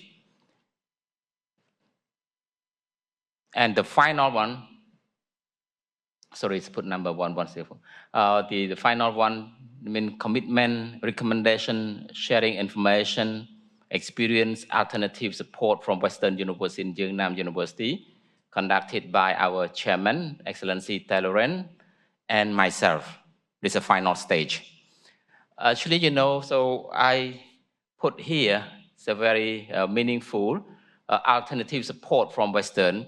We got strong commitment from Western chairman, said if students, example, sorry, if students, got partial scholarship or student could not come to Yeungnam University for last 2 years. So chairman tried to find a financial resource for student loan, we call loan. So when students go back to Cambodia, they could pay back to our loan, So this is another alternative. We put alternative support from Western University. So this is our plan. We would like to see these programs become successful at Western University. So this addition, more information. So we established, we call Korean Language and Cultural Center at Western University, already established at Kampong Cham campus. Right now we're working, developing the center in Phnom Penh, in our main campus.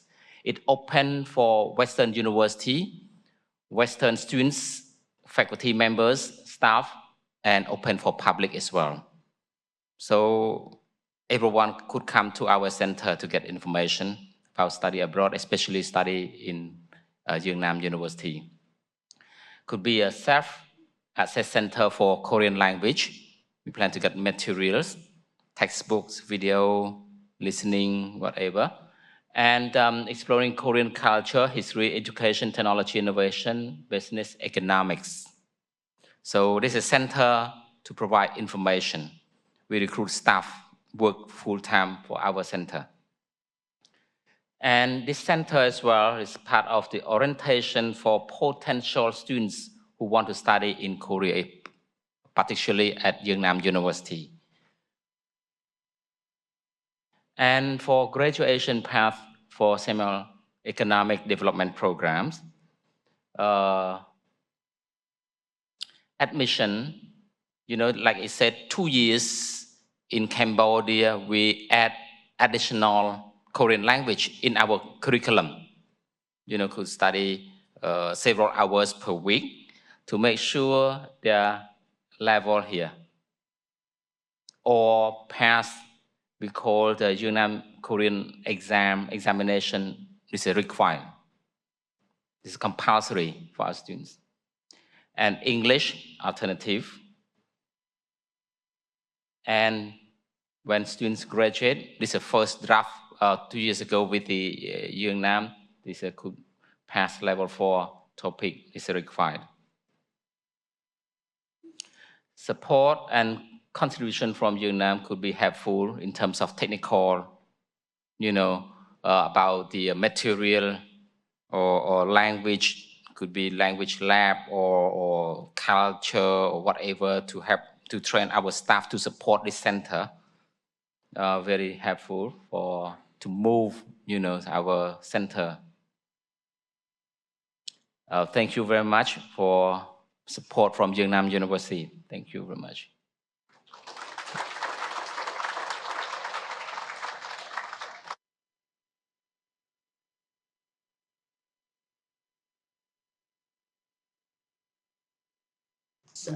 President Kieng Rodan of Western University shared specific examples of cooperation between Yeungnam University and Western University. Let's give him another round of big applause.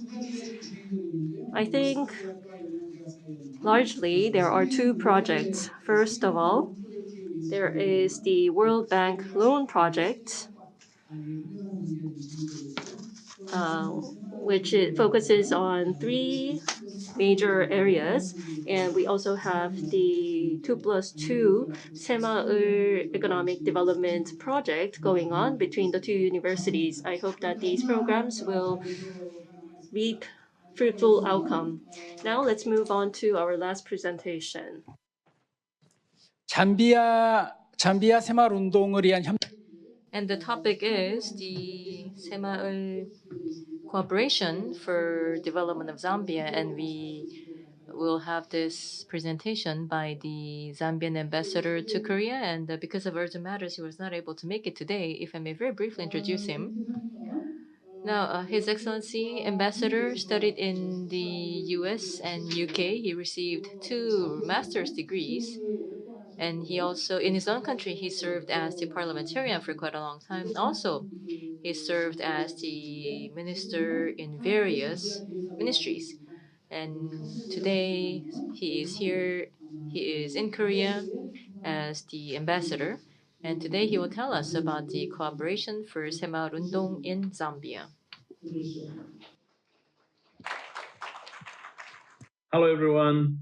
My name is Wiba Semusa, and I'm the current Zambia ambassador to South Korea. And I'm greatly honored to have been given this opportunity to give this short lecture at this global forum, which is also commemorating the 75th anniversary of Yeungnam University establishment, which was established in 1947. And this university, Yeungnam, also got a boost in 1967 when then President Park Chung-hee established the Yeungnam Academic Foundation. And since then, Yeungnam University has not looked back. It has made a lot of progress, a lot of strides, and a lot of achievements. So, Yeungnam University, congratulations for this great achievement, President Choi, and the entire staff and team and everybody, congratulations. My lecture today, my very short lecture today will focus on Yeungnam University's contribution in sharing the experience and knowledge of South Korea in its development, economic development journey through various programs and through various exercises, including Semaul Undong, and how it is being helping developing countries like Zambia. For those that may not know Zambia very well, this is Zambia, this is our flag. We are in center of Southern Africa, Southern Central Africa. And this is a very strategic location. As you can see, we have, I think in Africa, the country that has the most number of neighbors. So that's very strategic for warehousing, for distribution, for factories, etc. We have a population of about, Zambia has a population of about 16 million, 17, around now 18 million right now. The size is about 750,000 square meters, about 7 to 8 times the size of South Korea. A lot of natural resources, copper, etc., etc. And I'll just turn this off. And the economy of Zambia, we are a developing nation. Now, the question that always came when I was first posted to South Korea as ambassador, I asked the question that what was behind South Korea's phenomenal growth? Why Korea developed so quickly from poor to very rich in a short time? And it has been such that the whole world has acknowledged that this story of Korea is a miracle, and it's been called a miracle on the Han River. And I asked myself why. And to make it even worse, if you look at the two graphs which on the screen, when I look at these two graphs, they give me a headache, or rather nightmares, because if you look at the two graphs, this is Zambia. In 1960, we were, then this is Korea. Korea was lower than us by you see, we were at about less than $1, less than $2, slightly under $2. We're about $1.70 per capita, dollars per capita. Korea was at about less than $1, about 69 cents per capita. Zambia, we were more or less steady over the years. In 2000, we started making some progress, but we peaked at about $2,000 per capita and went down again. And right now, we are playing in this region of about $1,500, $1,600 per capita. South Korea started low, like we said, lower than Zambia, and then started in the mid-70s, early 70s rather, started climbing up, no looking back, up to now, where it reached $30,000 per capita, and now I think it's at about $35,000 per capita. And the question was, why? And I remember telling everybody that I'm going to be a student while I'm here to learn what was behind this phenomenal growth that South Korea has experienced. What were the drivers that were driving this, this explosive growth? And my search showed me or led me to find that actually one of the drivers to this economic growth was the Semo Undong, or New Village Movement, in South Korea. And I found that the conditions that existed then in South Korea are very similar to the conditions that exist now in Zambia as a developing country. And I knew instinctively, immediately, that this is one program that could help Zambia, develop by starting to develop the rural areas and bringing it forward into a path of economic development. And my search further led me to this Yeungnam University, being the only institution of higher learning in Korea, which is persistently and consistently studying and educating on Semo Undong and the Semo Undong spirit. We traveled here to Yeungnam University. I traveled here with my staff from the embassy.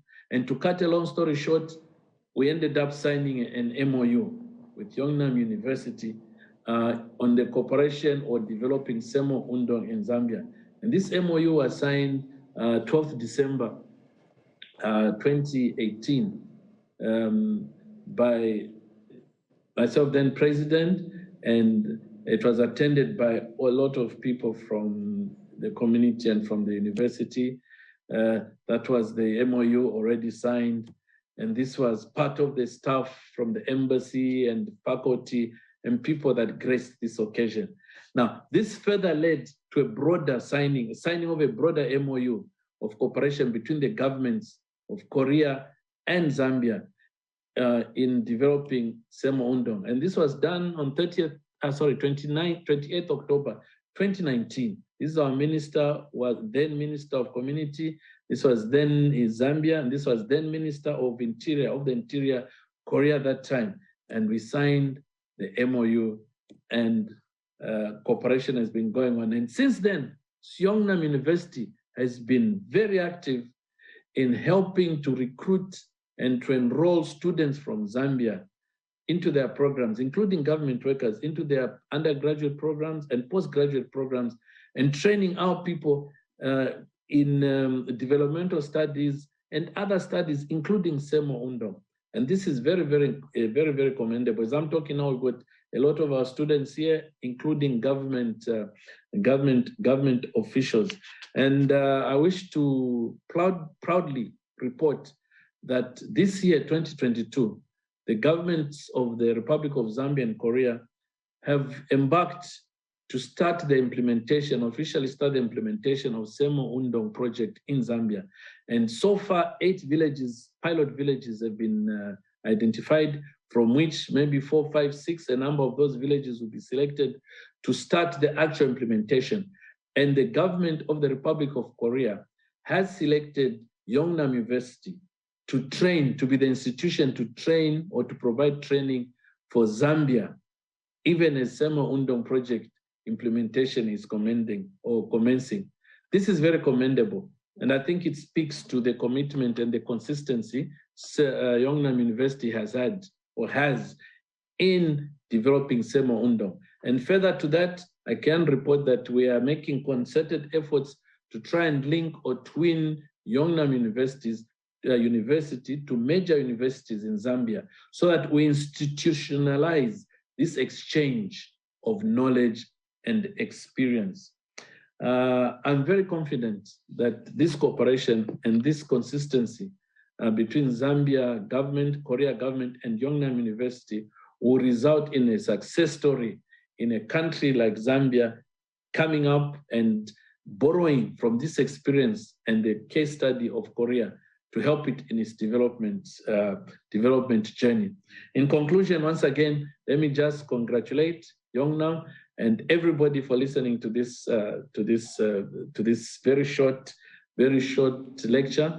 And I'd like to say that if ever you are visiting Africa or in that part of the world, pass through Zambia and see the Victoria Falls and the other sites that will dazzle you, that will make you want to move and stay in Zambia or come back again for a visit. Please take time and you'll be very, very happy and feel very welcome. I thank you very much. I enjoyed delivering this lecture. Thank you. 네, 위일보 신무 Thank you very much. So that was the Zambian ambassador to Korea. Thank you very much, Your Excellency. Now, in this session, we have had a very enthusiastic presentation. So I do not believe we have any time left for Q&A or panel discussion. So we would have to wrap up at this point. But let me just briefly provide you with a summary. So now, Director Kim Ki-soo talked about the Semaul movement experience being shared in other countries, in the developing countries. And then also we have had the President King Rotana of the Western University of Cambodia, then also Ambassador of Zambia to Korea. And they also talked about the case of Semaul movement in their respective country. So in sum, I believe that the Semaul Undong is not a relic to be saved in museums, but then it is something that is still living and breathing today. And it is something that is still wielding influence in other countries. So once again, I would like to thank everyone for your participation in session 2. Thank you to all the panels and thank you to all the participants. So that concludes session 2 of the Global Forum commemorating the 75th anniversary of the founding of Yeungnam University. We would like to thank our distinguished chair and all the speakers once again. So ladies and gentlemen, please give them another round of big applause. Thank you.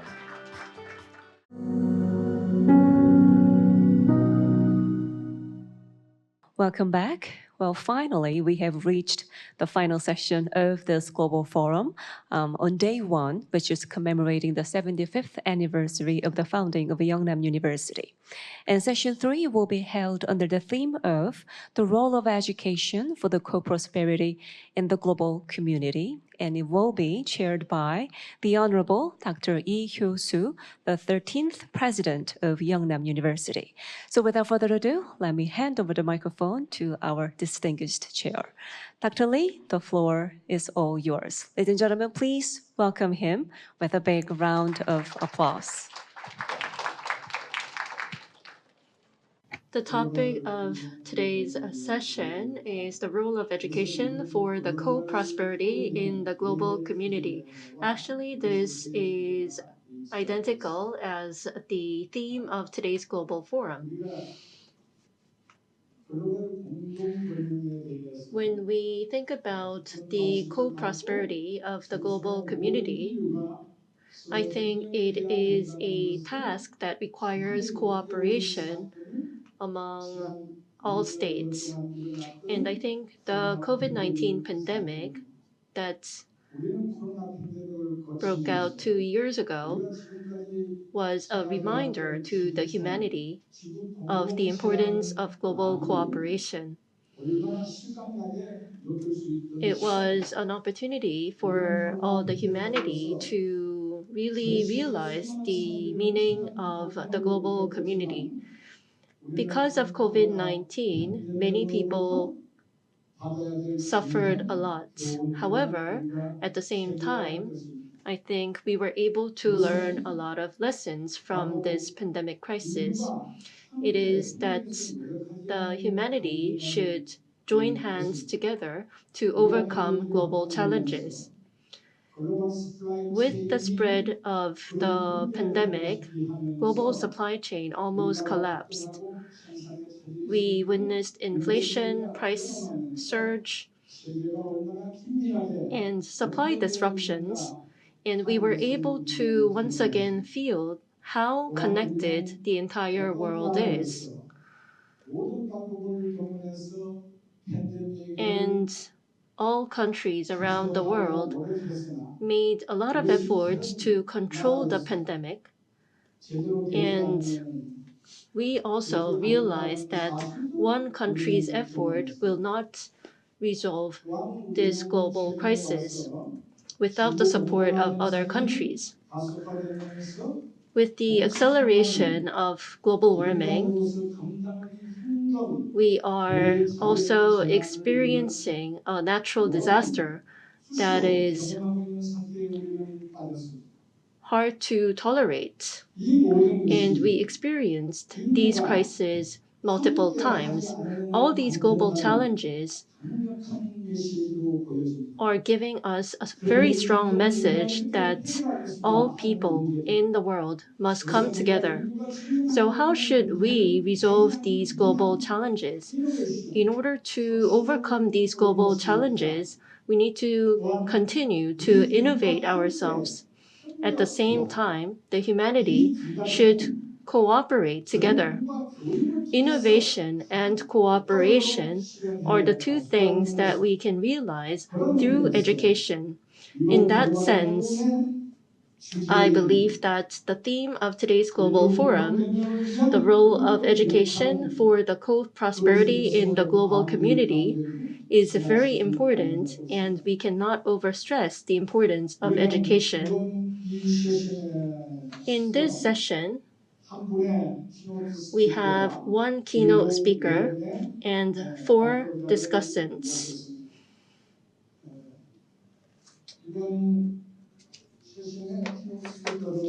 The keynote speaker of session 3 is Mr. Son Hyuk-sang, President of the Korea International Cooperation Agency, or in short, KOICA. President Son Hyuk-sang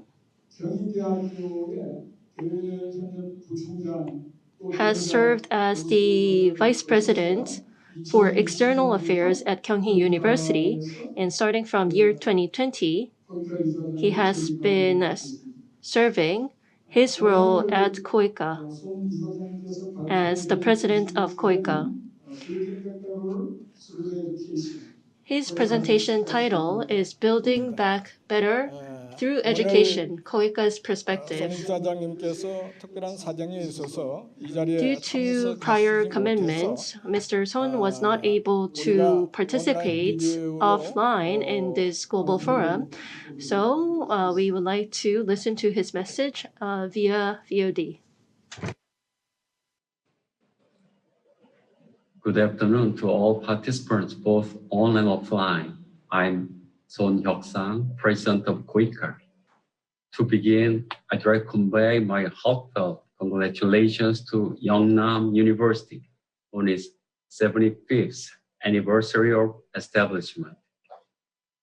Though I regret not being able to be there with you Due to my attendance on the presidential inauguration ceremony today, it gives me great pleasure to speak on this auspicious occasion alongside such an eminent panelist. If you allow me, I will share the PPT files on the screen and begin. We garnered valuable insights into the shifting global environment and the ensuing paradigm shift in the previous session. In this session, I'd like first to explore the vital role and function of education, and then look at the realities of global education before and after the COVID-19 outbreak. Finally, I'll discuss Quicker's strategic aim and vision for strengthening education in developing countries to build it better in the post-pandemic world. So why does education matter? I believe the first answer would be that education changes people's lives. Let's start with education's unique role.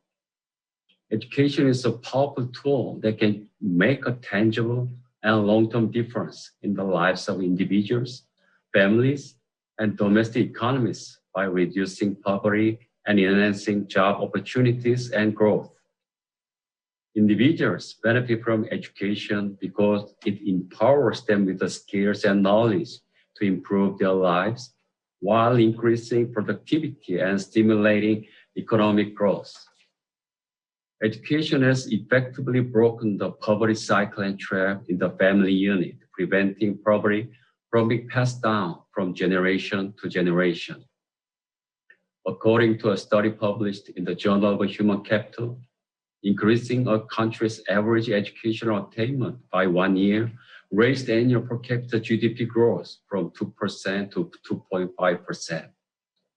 At the same time, countries that invest in gender equity in education are more likely to achieve these gains. According to UNESCO's 2013 EFA Education for All Global Monitoring Report, educational inequity appears to be one of the causes of wide variations in growth rates among East Asian and Pacific countries. Korea, for example, reduced educational inequity relatively fast and noticeably, resulting in a higher average annual growth in GDP per capita over a 40-year study period. Education is also expected to encourage more inclusive and healthy societies. Education is particularly effective in empowering women to overcome social constraints and lead a proactive lives. According to a 2012 OECD report, Closing the Gender Gap Act Now, women are still paid less than men for comparable work around the world, underlining the continuing need for equitable learning to achieve shared prosperity. Last but not least, education is also inextricably linked to basic human health and hygiene.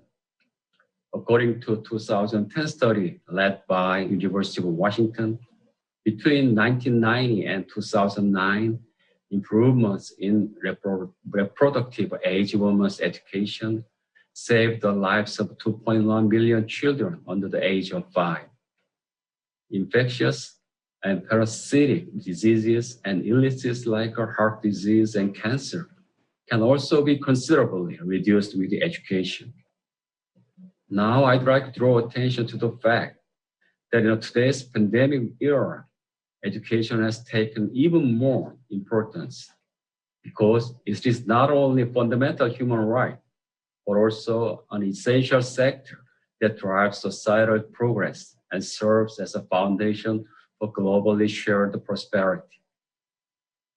In this vein, let us now examine the state of global education prior to and following the pandemic, highlighting the areas that demand our immediate attention to achieve shared prosperity. Access to education has been a key development objective in education sector and a cross-cutting task since the MDGs were introduced in 2001 and even after UN launched the SDGs in 2015. Prior to pandemic, low-income and sub-Saharan African countries had accomplished some headway in this area in the mid-2000s, with the school completion rate steadily increasing. Between 2008 and 2018, the gap between net enrollment and completion rates in low-income countries shrank dramatically. On the other hand, enrollment rates has reached a stalemate, presumably due to rapid population growth. Countries worldwide have focused on improving learning outcomes and physical presence in schools since the SDGs were launched. Even developed countries such as South Korea struggled to achieve practical results in terms of learning outcomes, indicating that developing countries needed to put in more effort in this area.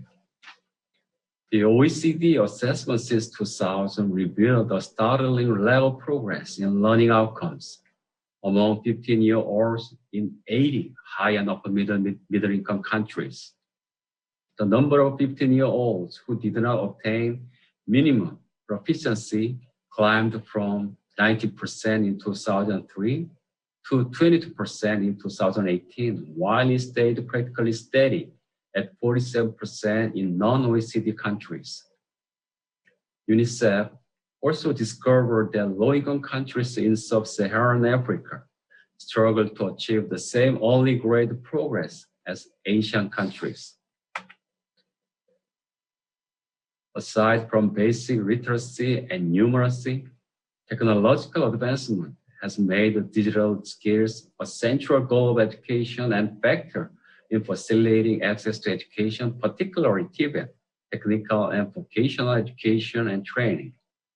At the same time, there was significant gender discrepancy and socioeconomic divide in the distribution of the basic ICT skills. According to statistics released by UN Specialized Agency International Telecommunication Union in 2019, internet usage in developing countries was 47%, 87% in developing countries, and 19% in the least developed countries. There was also a significant gender gap in access to digital tools in developing countries. The Mobile Gender Gap Report 2020 stated that women are 8% less likely than men to own a mobile phone and 20% less likely to use the internet on their phones. Regional and gender disparities in higher education have long been an issue, particularly in Northern Africa and West Asia, where tertiary education has been rapidly expanding. From the data I mentioned, we can see that the access to education, learning outcomes, educational equity were areas that posed challenges and needed to be addressed even before the outbreak of the COVID-19. Let us now consider how these challenges have been exacerbated in the aftermath of pandemic and the educational paths that must be taken to achieve global prosperity. The most noticeable effect is the global closures of educational institutions, including schools, have not yet been fully restored, affecting around 1.6 billion learners. Before COVID-19, it was estimated that more than half of children in developing nations were in learning poverty. But due to long-term school closures, this proportion is expected to climb to 70%. If global learning problems continue, learners affected by pandemic and subsequent measures are projected to lose $17 trillion in lifetime income, or 14% of global GDP. Before the pandemic, we noticed considerable inequities by region and gender. Vulnerable learners have particularly suffered severe learning losses in today's environment, resulting in deteriorating educational equity. School closures lasted on average of 224 days around the world. However, the length of closure and ability to respond varied depending on country's national income level. During school closures, girls in particular faced the complicated challenges in terms of social norms, digital skills, and access to digital devices. It is projected that 10 million girls globally are at risk of early marriage, increasing the risk of a slow school dropout in the aftermath of the pandemic. Furthermore, school closures have influenced children's health and safety, increasing the number of children who are susceptible to abuse and child labor. Around 370 million children worldwide have lost the vital sources of nourishment due to the suspension of school meals, while mental health problems and gender inequities have also expanded. According to UNESCO research from 2021, government funding for COVID-19 response differed dramatically depending on national income and economic capabilities. As demand for digital education infrastructure proliferated during and after lockdowns, discrepancies in countries' ability to accommodate and respond to such a request widened the divide in both primary and higher education. As a result, we can see that epidemic has unfortunately accelerated a number of educational gaps. It serves as a reminder that educational equity, access to education, and learning outcomes are all intertwined issues that must be addressed together. What is the current state of education in the aftermath of the pandemic? According to joint assessment by UNESCO, UNICEF, and World Bank published in 2021, school closures and transition to online education have amplified gaps in digital education infrastructure, not to mention teachers' capacity to adapt appropriately and government assistance. These discrepancies have accelerated the global learning crisis in terms of learning outcomes and hamper access to skills and higher education. Furthermore, prior to COVID-19, the international community has begun setting targets for TVET and higher education as next stage after substantial success in primary education during the MDG era. However, following deterioration of primary education due to the pandemic, a great deal of focus now being paid again to fundamental education. In the face of this crisis, the international community has worked to reduce gaps between and within countries. UNESCO launched the Global Education Coalition Platform for Collaboration and Exchange in March 2020, bringing together international organizations, civil society, academia, businesses to combat the pandemic and protect the right to education. They stressed critical priority tasks in a joint report last year, including reopening schools, resolving the learning data crisis by assessing students' learning losses, implementing evidence-based learning recovery programs, and addressing children's socioeconomic losses. However, these efforts are still in the early ages of mapping, such as exchanging information on each country's responsive measures. This appears to be attributable to the lack of co-financing and significant discrepancies in data capabilities among countries. Now I'd like to discuss KOICA's pandemic response plan in education briefly. KOICA, Korea's Development Cooperation Agency, have also acknowledged the importance and urgency of education crisis. We believe that helping disadvantaged learners should be our primary priority in order to reinstate education as a fundamental building block for global prosperity. As government, CSOs, Education development professionals from all around the world work together to build back better.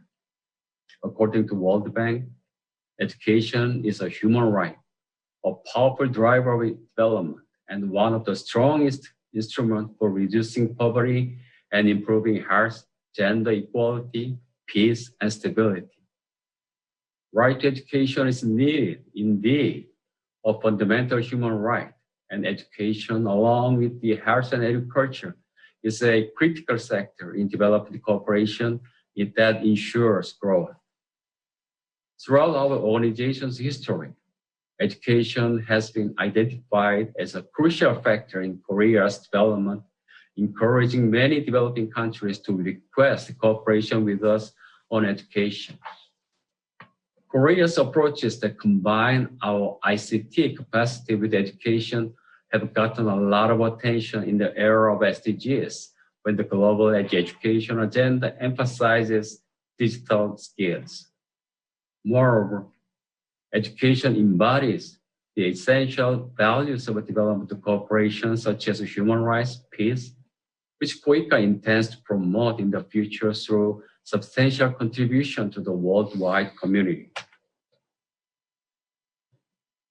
KOICA launched a 5-year education strategy last year, focusing on quality education for learning outcomes, digital education for skills development, and TVET and higher education for youth empowerment.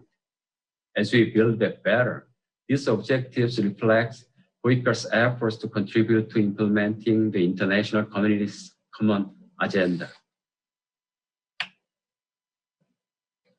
KOICA's perspective is that it is critical to actively utilize the expertise, experience, and capacity of partners who are implementing programs on the ground, such as civil society and international organizations, to support vulnerable learners in the face of pandemic.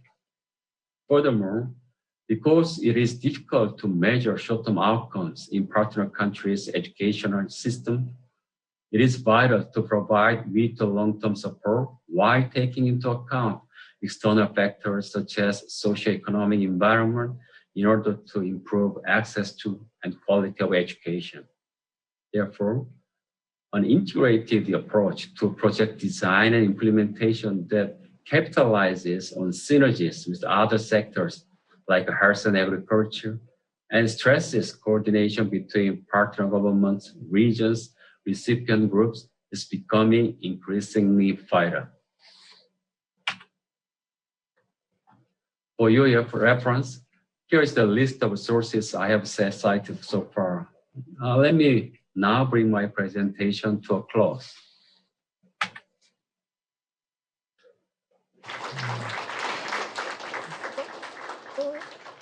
We believe that an integrated approach based. Thank you very much. So that was President of KOICA, who was not able to make it today because of his prior engagement. But then he has talked about a very important topic and delivered a very important presentation on KOICA strategy and policy. So education has an important role to play in fighting poverty, improving inequity, and a nation's growth. And he also mentioned that in the post-pandemic era, the educational gap, because of the ICT gap or the infrastructure gap, has worsened. So in other words, education gap has worsened in the pandemic era. So KOICA will now have an approach where the KOICA's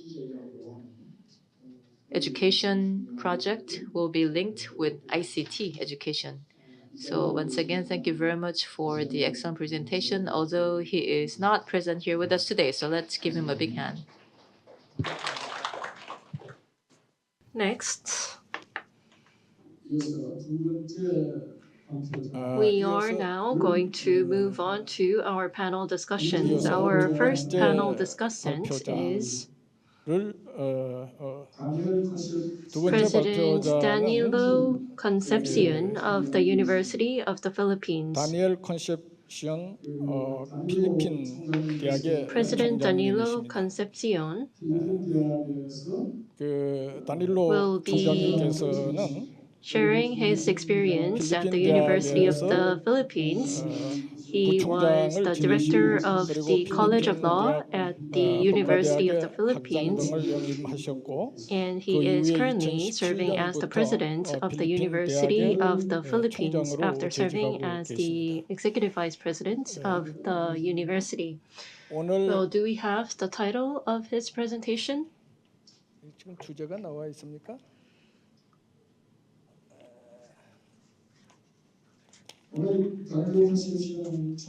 President Danilo Concepcion will be talking about the role of education for the co-prosperity in the global community, which is actually the title of this session. 해서 우리 지금 세션 주제하고 같은 주제로 지금 He sent his VOD message for this global forum. Let's take a look.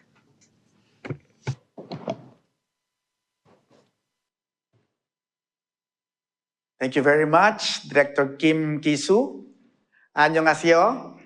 Good afternoon to everyone.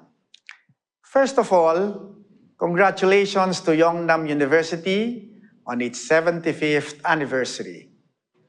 Over the past 7 decades, Yeungnam University gained international prestige by remaining committed to its founding principle of contributing to the nation's revival through education, and by tirelessly promoting the spirit of Yeungnam, the New Village movement. The impact of this movement has been tremendous. The campaign saw the rapid development of rural communities since the 1970s, the shift in mentality among generations of Koreans toward a sense of national confidence, a spirit of community empowerment, and a shared vision of a better life for all. We in UP are inspired by what you have accomplished, and I am honored by the invitation of President Chui to speak today in this important global forum. The Yeungnam movement, as I understand it, aims at its core to empower communities to work toward development in partnership with government. This movement has 3 component values, namely diligence, self-help, and cooperation. The key to instilling these values is capacity building and education. We know much about the role of education in national development.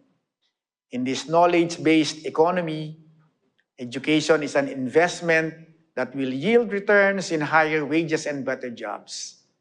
An extra year of schooling boosts hourly earnings by 10% globally. A government that provides its citizens access to quality education produces a workforce that is innovative, creative, competent, resourceful, willing to learn, and more adaptable to change. All of these are qualities desired by markets and industries, qualities which produce innovations that improve lives, generate more jobs, raise incomes, and earn enough to invest in educational institutions. A former World Bank President, Jae Myung Kim, said during the February 2017 World Government Summit in Dubai, and I quote, "If the private sector is the engine of growth and the government is the driver, then education is the fuel that runs the engine," unquote. The destination, of course, is economic prosperity for all. The past few years of pandemic and geopolitical tumult have shaken our institutions to the foundation. Higher education was deeply affected. For UP, this meant having to rethink our teaching methods to adapt to the new avenues that the Fourth Industrial Revolution technologies provide. We had to retool our degree programs and design new ones that more accurately reflect the demands of the 21st century societies that rely on said evolving technologies. We shifted emphasis to impart not just knowledge, but also critical skills among our young students who are far more mobile, interconnected, and socially aware than previous generations. Most importantly, universities, UP included, are now expected to take a direct hand in improving the lives of our people, our communities, our countries, and our planet. How direct? In September 2018, the Times Higher Education developed a new global university ranking that measures the success of universities in delivering the UN Sustainable Development Goals. As THC editorial director Phil Beatty said, the impact ranking moves beyond the established research parameters, reputation, and economic impact. Universities must face complex and pervasive poverty, hunger, inequality, gender discrimination, uneven access to health and essential services, food security, violence and conflict, and climate change. Universities must redefine their roles in national development because prosperity is being redefined right before our eyes. It is not just about economics and money, although this is a significant factor. Universities are the best resource for the holistic, multidisciplinary approach to issues the world confronts. As the Philippines' only national university, UP's mandate is to orient our knowledge resources toward the quest for national development. And our academic community has amply demonstrated this during the pandemic. Our training hospital, the UP Philippine General Hospital, has become a COVID referral center where patients from all walks of life can receive world-class treatment. Our scientists and researchers at the UP Philippine Genome Center and the UP National Institutes of Health quickly produced affordable COVID test kits for the general public. Moreover, these UP scientists, researchers, and staff have been conducting biosurveillance to track the progress of the virus, including the Omicron and other variants. We at UP were thus able to advise our policymakers on new ways to manage the infection and to educate the public on COVID-19. We realize that COVID-19 will not be the last of the pandemics. Hence, UP is launching a 180 million zoonosis center to enhance research, development, and public service capacities on zoonotic diseases detection, prevention, and response to outbreaks in protecting animal and human populations. We established programs to care for our students, faculty, and staff, including financial and technical support for remote teaching and learning, and mental health care networks to help ease our students' burdens. We used all media available to us to publicize accurate information about COVID-19, to battle the tide of fake news and misinformation. We organized a pandemic response team to help national government agencies craft appropriate policies based on scientific data. Our faculty, students, staff, and alumni organized themselves and volunteered to aid struggling communities and hospitals using their particular skills and specialties. We must now teach our students to become more socially responsible citizens. We must direct our research toward the betterment of life, and we must work to impact the lives of our people through the services we render. It was one thing to know this abstractly and entirely, to understand this experientially. Quality education nurtures diligence, self-help, and cooperation. When it comes to the role of education in the co-prosperity of all humanity, we already have a worthy framework in front of us. This is the quality of education Sim Yun-dong has provided its students all throughout its 75 years of existence. Again, congratulations, Yeungnam University, on your 75th anniversary. 감사합니다.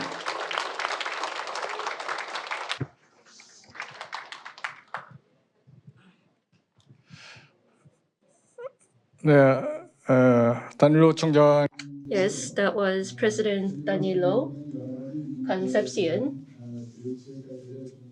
and he stressed the importance of education in resolving global challenges, and he also shared some of the innovative activities UP has been carrying out during the COVID-19 period. Once again, let us give him a big round of applause as a token of gratitude to President Danilo Concepcion. And now we will move on to the next presentation to be delivered by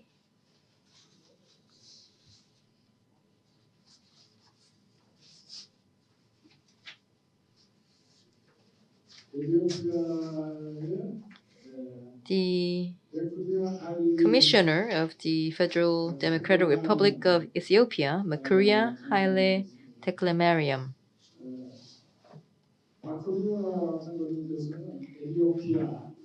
Commissioner Makuria has served in Ethiopia, Ireland, UK, and Korea, so Commissioner Makuria has studied in these different countries, and especially in Korea's KAIST, in Information and Telecommunications Technology Management, has also received the PhD in this theme.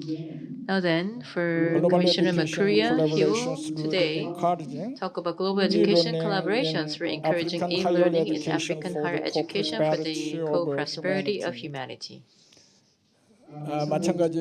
Likewise, the presentation will be delivered via screen, understand via Zoom.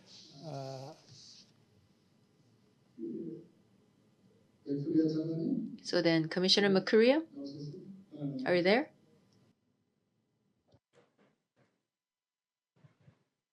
Yeah, I am there. Okay.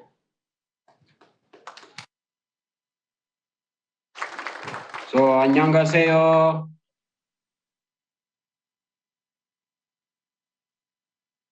So I am going to present in this session global education collaboration through encouraging e-learning in Africa, higher education for the co-prosperity of humanity, for the international conference of the 75th commemoration of the establishment of Yeungnam University.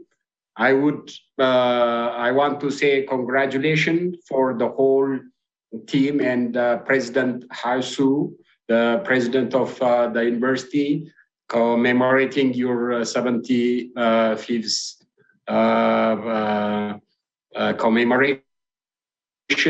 So I want to say congratulations. On today's topic, as I explained, I am going to address on the background of the statement, e-learning potential and the progress. How can we make a breakthrough having global collaboration on this initiative, the role of the national governments, the global collaboration areas for e-learning in higher education of Africa, and some concluding remarks. As all we observed and presented by the COICA presentation in last session, in the last 3 years, big universities, due to this COVID-19, moved from face-to-face education to online classes.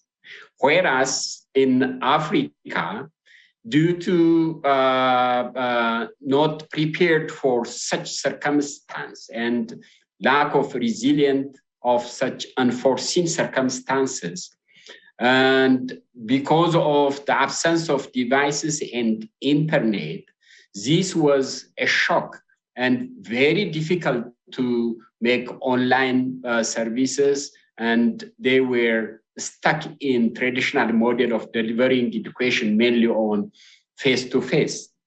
Since fall 2020 semester, the students in most universities have continued their education mainly online in developed countries due to this COVID-19, which made turbocharged digital transformation of higher education, and African countries must expect to transform their educational system, teaching learning model, even not only for COVID, but also another challenge which are coming ahead, which may cause for millions of citizens of African countries will be left in dusts of inequality, illiteracy instead of prosperity of humanity.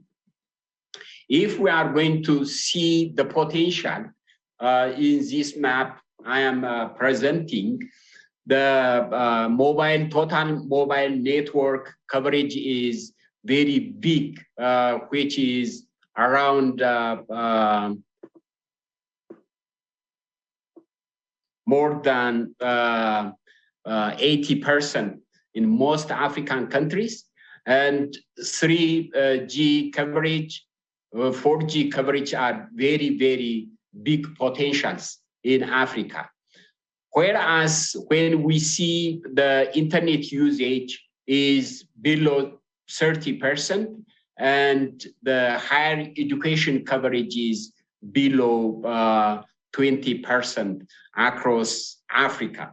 But when we see specific to the regions of Africa, the Maghreb countries, the northern part, and from sub-Saharan Africa, only South Africa is more than 30% of tertiary education. Otherwise, most African countries are below 30% tertiary education.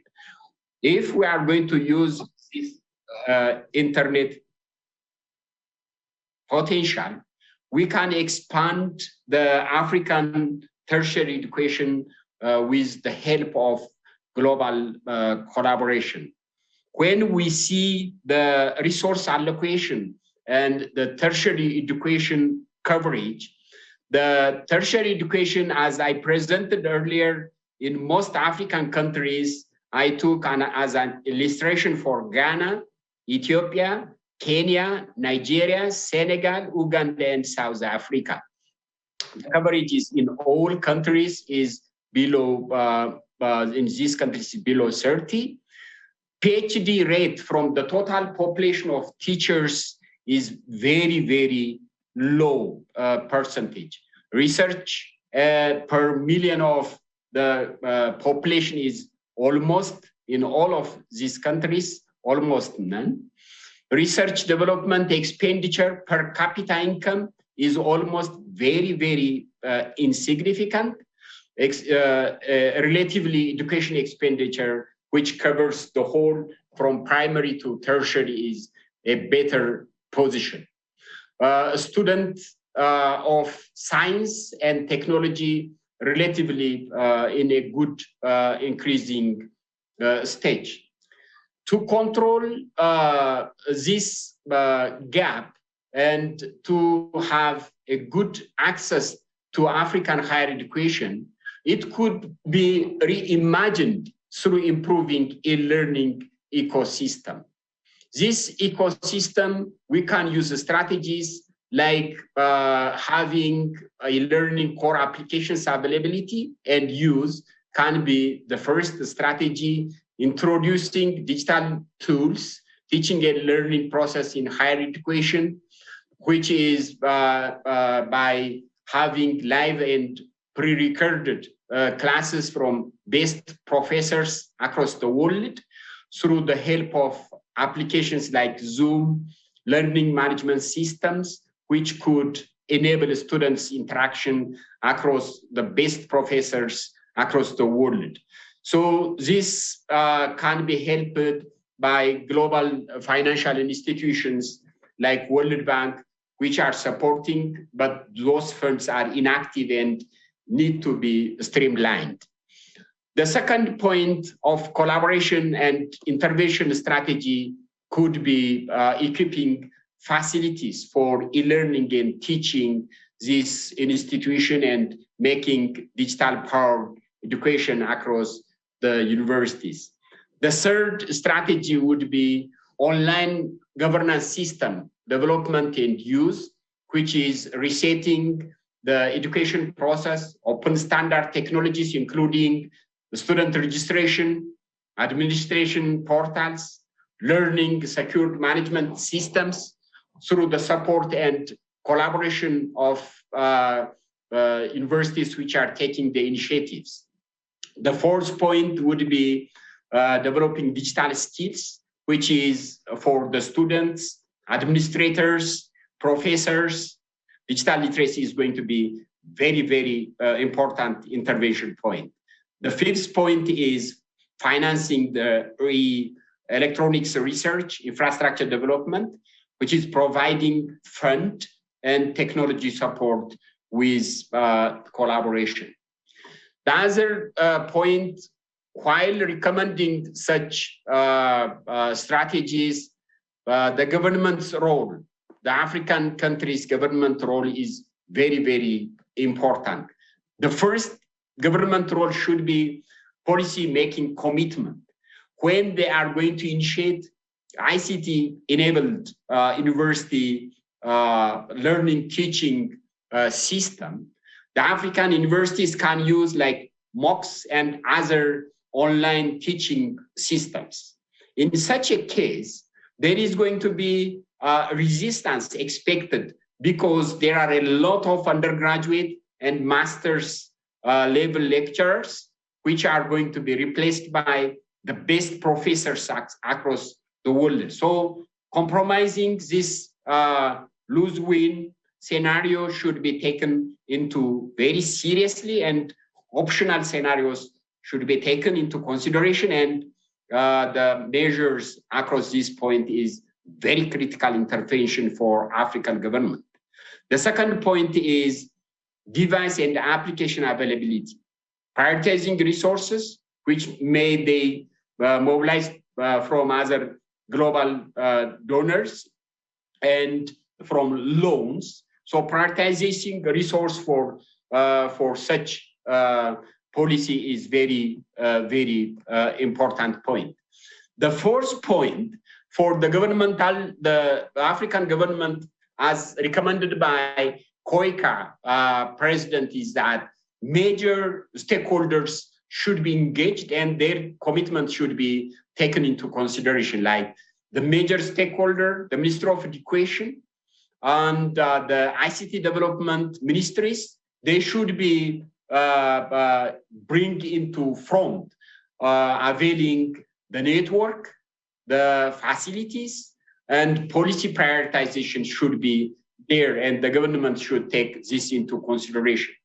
The fourth point is sort of making the network, the internet expense, the devices affordable for the teacher and for the students. Maybe like over-the-top facilities for the universities to use such facilities and making the system functional.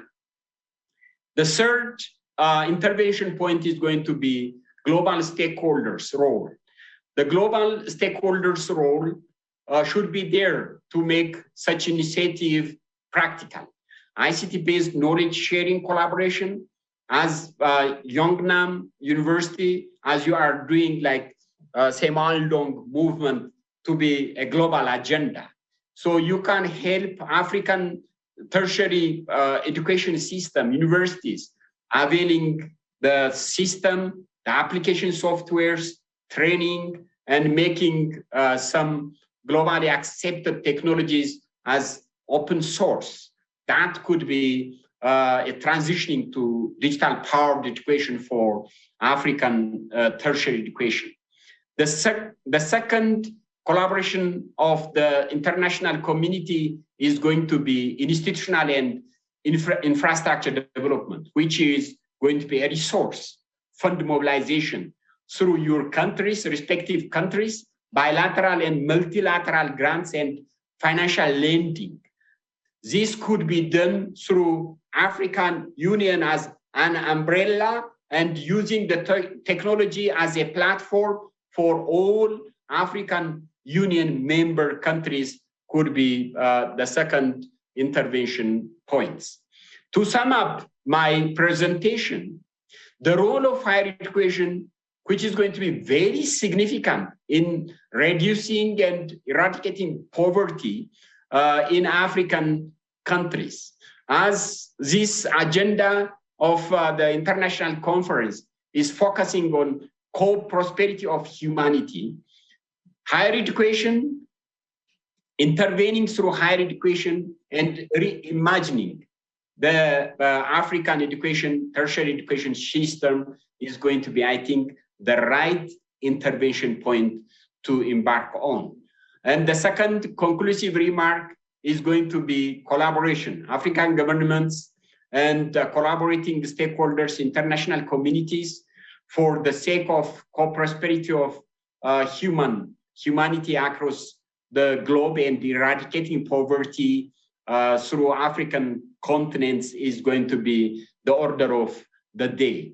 So thank you very much availing me this opportunity to share my practical experience. I am a board chairman of a lot of universities in Africa and some very big hospitals in Ethiopia, which is in Africa. So I think I want to ignite very brief my intervention points for reimagining the African universities higher education system. Thank you very much indeed. Jogmal 감사합니다. 안녕히 계세요. Thank you for a very informative talk.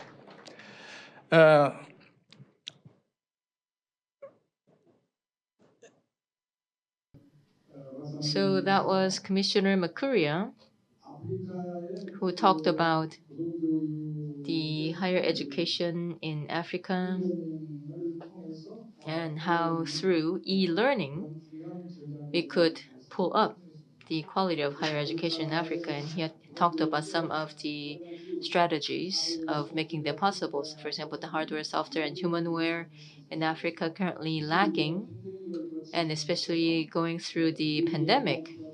For example, the US, MIT or Harvard or even KAIST in Korea. Now they have provided a lot of online remote education through MOOC and quite successfully. So we know how they can be effective and successful. So Africa must also create an e-learning ecosystem. So the point is that they need to have a e-learning system across Africa. And he also suggested some strategies of making this possible, meaning that the national governments of Africa have to support them, and then also many different stakeholders who also aspire for sustainable development of Africa and also who wish to enhance the quality of education in Africa. So they must all work together. And to that end, the various systems or infrastructure needed for e-learning should also be supported. And also institutions like Yeungnam University should also work together and cooperate in areas of development and implementation of education curriculum. So once again, a very useful and informative presentation. Once again, a big hand, please. 이어서 Moving on, the next discussant is President Yoon Jong-jin of the Local Government Officials Development Institute, or LOGOD,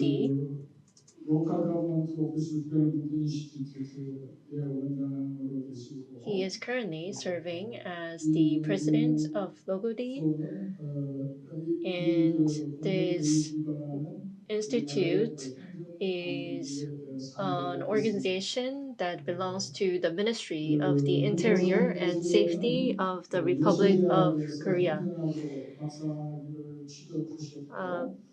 President Yoon got his PhD from Yonsei University in Administrative Affairs, and he also served senior roles in the Korean government, and also he worked at the Presidential Secretariat of the Republic of Korea, and he also served as the Vice Governor of the Northern Gyeongsang Province.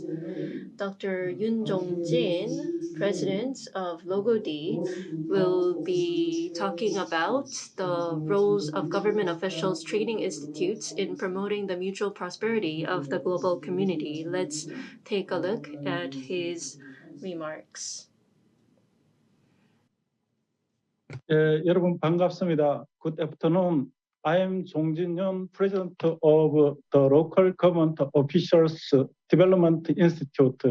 I am pleased to join you at this forum commemorating the 75th anniversary of Yeungnam University. Yeungnam University has played a significant role in sharing the 새마을 운동 spirit and its practical application. I am no stranger to the university's efforts to systemize the 새마을 spirit into an academic discipline. During my tenure as the head of the Planning and Coordination Bureau of the Gyeongsang-Buk-do Provincial Government, I led a grant program to found the Park Chung-hee School of Policy and 새마을 at Yeungnam University in 2011. Witnessing the growth and achievements of the school, I am filled with emotions today. As we learned during the pandemic, global problems are a shared responsibility and require a global solution. As the global concerns are rapidly increasing, it's opportune that we convene this forum under the theme of the role of education for the co-prosperity in the global community. Local governments play a primary role in public service delivery and sustainable development. However, the COVID-19 pandemic revealed the differences in the administrative capacity among nations. As a result, some countries face more hardships than others in dealing with public health, economic, and social challenges. As the president of LOGOD, I would like to emphasize the importance of the capacity development of local governments to respond to these challenges. LOGOD is one of the two most prominent training institutes for Korean government officials. The other is the National Human Resources Development Institute, fostering central government officials, while LOGOD aims to nurture local government leaders. LOGOD designs its programs to reflect the Korean government's political policy and public service value, and it strives to improve the quality of training programs to nurture key local leaders. Each year, LOGOD provides 310 training programs for nearly 7,000 middle and high-level officials, including special training for heads of local government, local councillors, and other top officials. Each program is tailored to meet the needs of local governments and individual participants. Logodi believes that the development experience of South Korea provide developing countries with meaningful implications. Primarily, the Semal-Undong spirit builds a sense of community-based trust and consideration. Many developing countries are benchmarking the Semal-Undong model with the various organizations in Korea. Moreover, a multilateral partnership is necessary for the great effectiveness of the ODA programs. In this context, Logodi has delivered 210 international programs for more than 6,000 foreign government officials from 89 countries since 2000. Its international programs aimed to help developing countries attain sustainable development goals by enhancing the capacity of their local government officials.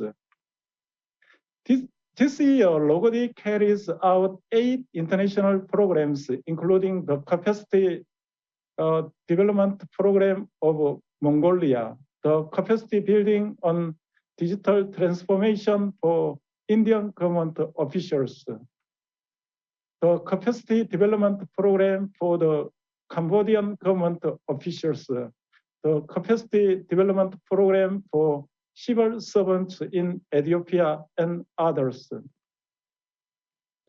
Since 2019, Logodi has hosted the Logodi Global Forum as a catalyst for government innovation. Each year, Logodi invites the heads of international training institutes from developing countries to share various case studies and constructive discussions. Moreover, Logodi has jointly organized the Logodi Tsinghua seminar with the Tsinghua University in China. Since 2007, the seminar has served as a platform to share knowledge and practices to improve public administration and regional development. The Korean government determined the 27 priority partners out of 130 partners countries to improve ODA effectiveness through strategy concentration. Typically, Logodi selects the beneficiary of international programs among those priority partners countries.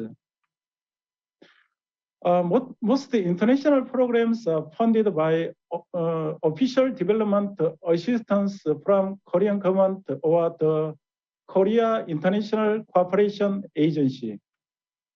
However, upon an official request from a country, Logodi often operates particular programs in cooperation with other international organizations, such as the UN Project Office on Governance in Korea and the OECD Korean Policy Center.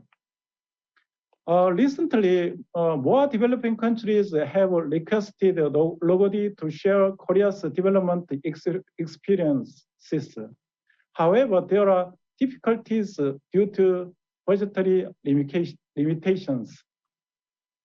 Thus, Logodi seeks to provide more training opportunities by securing as much ODA budget as possible. In the long run, Logodi considers expanding consignment training programs commissioned by government agencies in developing countries. In conclusion, I believe we can overcome various global challenges through stable development cooperation with a strong partnership.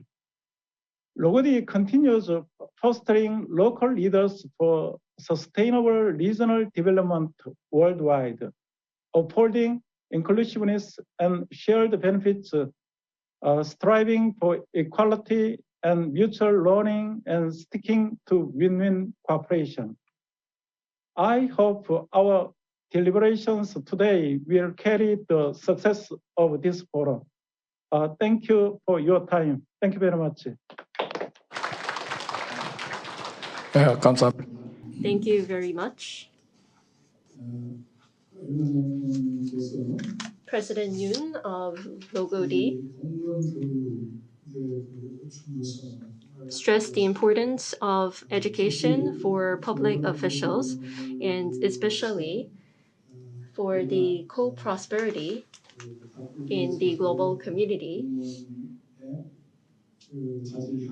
He talked about the importance of capacity building for government officials. He shared some experiences and suggestions for public official education. I think as he was in charge of administrative affairs at not only the central government but also at a local government body, he was able to share deep insights about public official education. 이 세션의 마지막 발표자로 Now, ladies and gentlemen, we are going to invite the last presenter of this session, and that is President Arthur Lee of the State University of New York, SUNY, Korea.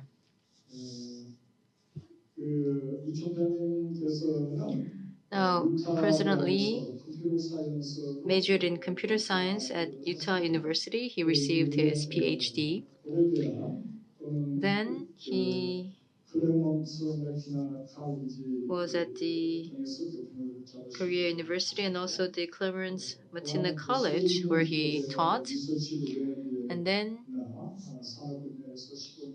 he was in research lab and also in the industry for over 15 years. Then in 2016, he got involved in the SUNY Korea, serving as the vice president, then acting president, and now the president of SUNY Korea. Now what he will discuss today is advancing the value of shared prosperity. Thank you. My name is Art Lee. I am currently the president of State University of New York, Korea. In short, SUNY Korea. First of all, I want to thank you for your invitation and also congratulate on your 75th anniversary of Yeungnam University. And let me see if I can share my screen quickly here. I think this is the screen that I would like to share. Can you see my screen okay?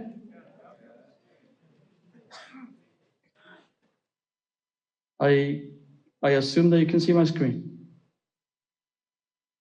Okay, if that's not the case, please let me know. Let me see if my chat room says anything about. Yeah, it is working. We are. Okay. Thank you. Yeah, we are working. Okay, so I put this title as Advancing the Value of Shared Prosperity. So the core idea is sharing prosperity, and the prosperity of Korea as a nation is really the idea. And let me see what we can do. There is a river called the Han River that flows in the middle of the capital of Korea, Seoul. And if you go back 70 years during the Korean War, the Korea was just demolished to ashes, as you can see in the picture. And here's another picture of people fleeing as a refugee in some sense. And also, this is how people lived back then. And then we were helped by the advanced nations like the United States for food and other aspects as well. From there, this is what Korea looks like right now. just one picture of a part of the capital city, Seoul.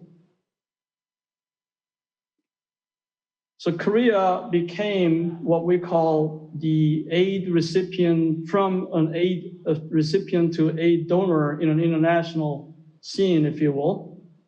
In 1991, the Korean International Cooperation Agency was established to administer Korea's aid to developing countries. And you have heard from the president of the KOICA a few minutes ago. In 1996, the Republic of Korea became a member of the Organization for Economic Cooperation and Development, OECD in short, and joined its Development Assistance Committee in November 2009. Korea was the first case since OECD's birth in 1961 that an OECD member transformed its status from recipient to donor. We can see some numbers. So I'm going to show you, say, some GDP, GNIs, in other words, gross domestic product, gross national income figures. So in the first graph, I'm going to use my cursor, if you can see my cursor.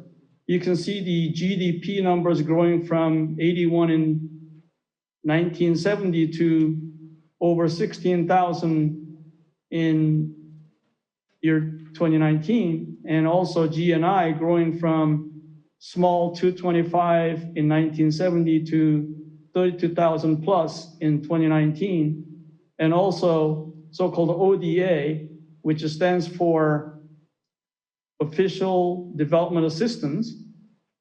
We have Korea has been a steady in terms of our contribution in this area, not only in the absolute dollar value, but also in terms of the percentage of our GNI. So in 2019, Korea stands as the 12th largest economy in the world with a gross domestic product of 1.65 trillion US dollars. In 2020, Korea was the 16th largest donor country on the OECD's Development Assistance Committee, spending 2.2 billion US dollars in official development assistance, which corresponds to about 0.14% of its gross national income. So that's the kind of contribution that we've made as a donor from a recipient, and we can probably call that a miracle of Han River. Now, what has been the driving force behind this capability that we've built over the years in the last 70 years? We believe that is education. Early on in the 1948 to about 1960, we basically reconstructed the educational system, going from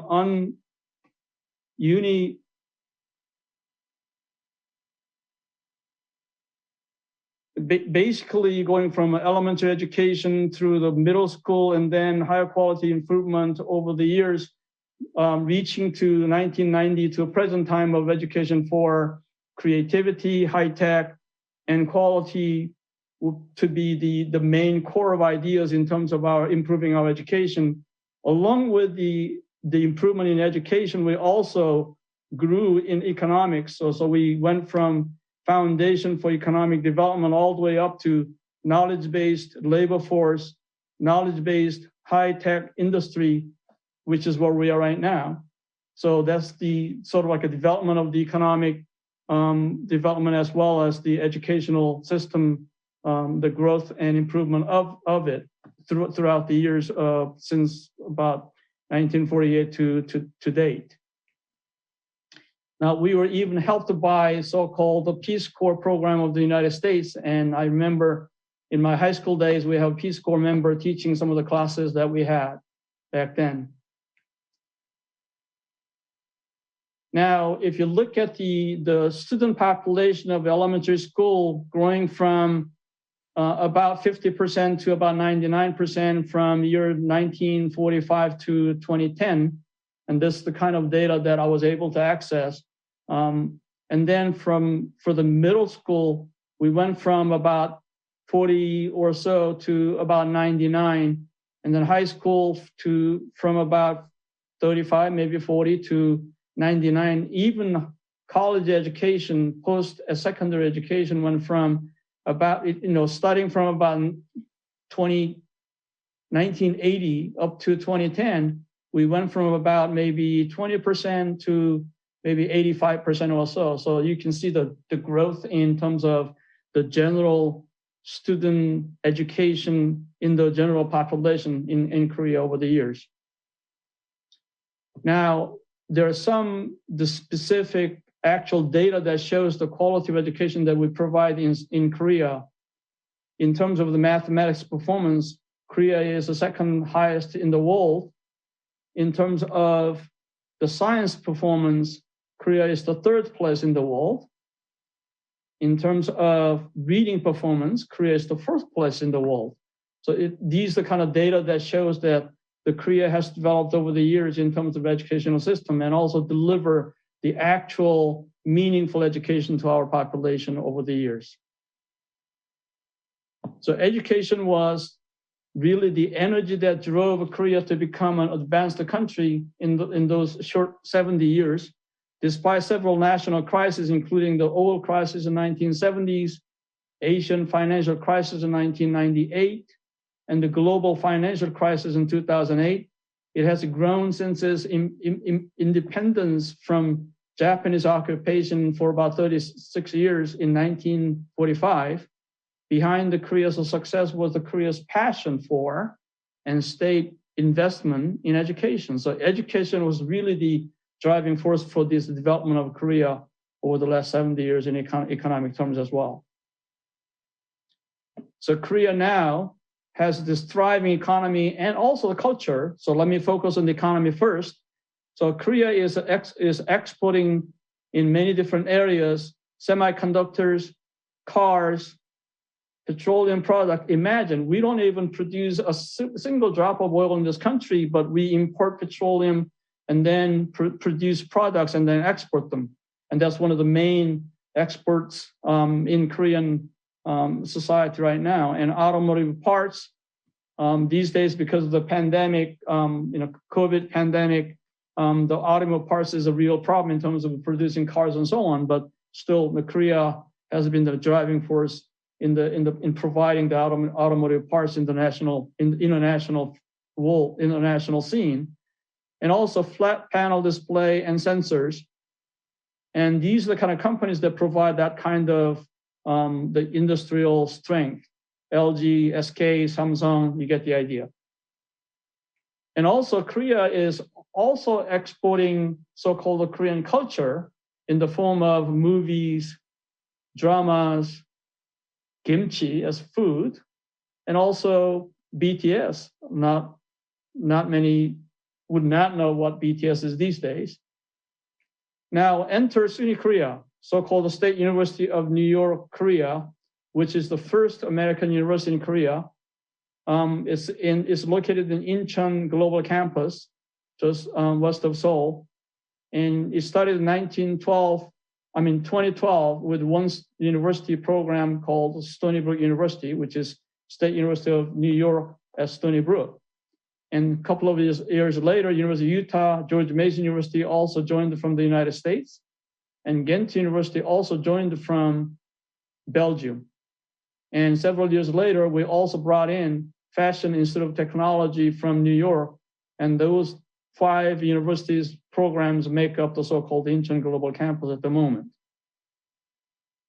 In SUNY Korea, we have the following programs: applied math and statistics, computer science, mechanical engineering, both ABET accredited, electrical and computer engineering, technological systems management, business management also is accredited by AACESB. On the FIT side, we have fashion design and fashion business management programs. Now, remember I talked about share the prosperity. So Korea has prospered all over these about 70 years. Now we became a donor from the recipient, so we can share the prosperity of Korea with whoever needs that kind of help in the world scene.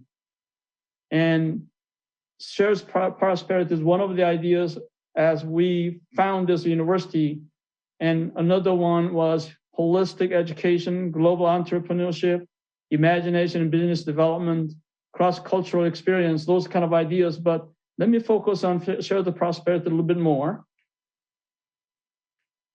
We bring in students from all over the world. So we started out about 14 foreign students in 2013 to about 146 this semester. So that's a good percentage of our population coming from foreign countries. And also the number of nationalities of the different countries represented in our student population grew from 7 to 48 in spring of 22. Now, these are the countries that represent our student population right now, all the way from Africa to Asia, Europe, North America, South America, and we have about 48 countries represented by our student population right now. Now, sharing prosperity, bringing students from these world other countries is not new, right? United States has done it for many, many years. I was one of those students who actually went to the United States and got education from that country and then came back to Korea. So we envision our students coming from overseas come here and get education, and the education that we provide is a first-rate education, we believe, is a U.S. education in Korea. So they can come to SUNY Korea, get kind of education that they want to get. And we want to provide the kind of financial aid, financial support, so they can come from a developing country without having to pay too much money of their own. That's really the idea of sharing our prosperity, if you will. So we have what we call scholarships, but one of those scholarships that we brag about, we also emphasize quite a bit, is this thing called Share the Prosperity Scholarship, which is really full tuition, room and board. So students would come here without having to pay a dime to get 4-year scholarship and 4-year education from SUNY Korea, which is the education they get, which is the United States American education. And also at the same time, living in Korea, they get to learn what we've done in the last 70 years in terms of coming from the ashes to the current prosperous country as they see. So we want them to come from all over the world and learn what we've done in the last 70 years and go back to their country and share what they've learned by being here for 4 years and getting a degree, and then go back and contribute to their own country. So that's what I think a lot of people went to the United States and came back in Korea, and then they contributed to the developing aspect of the country for last 70 years. And we're trying to provide that same kind of education to students coming from overseas. And also, at the same time, have them have an opportunity to learn Korean and Korean culture and so on and so forth. That's really the idea.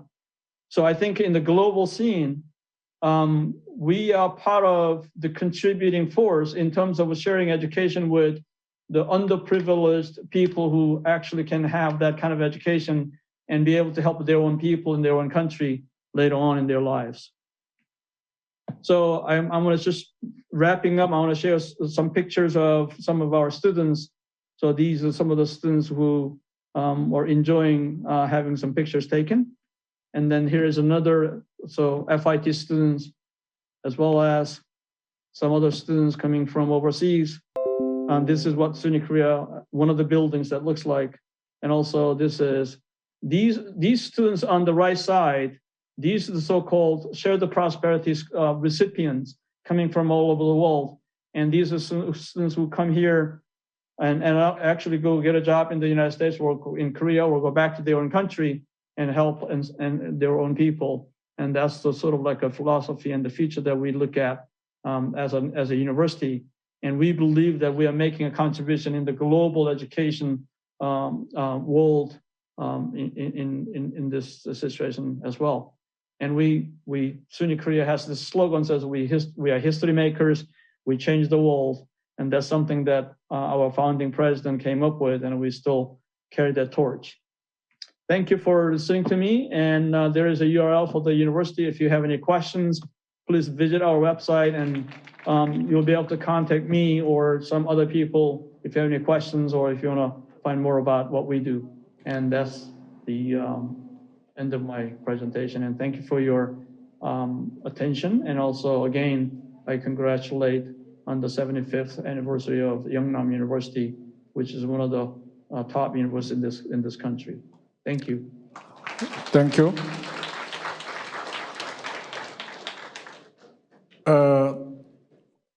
이 총장님.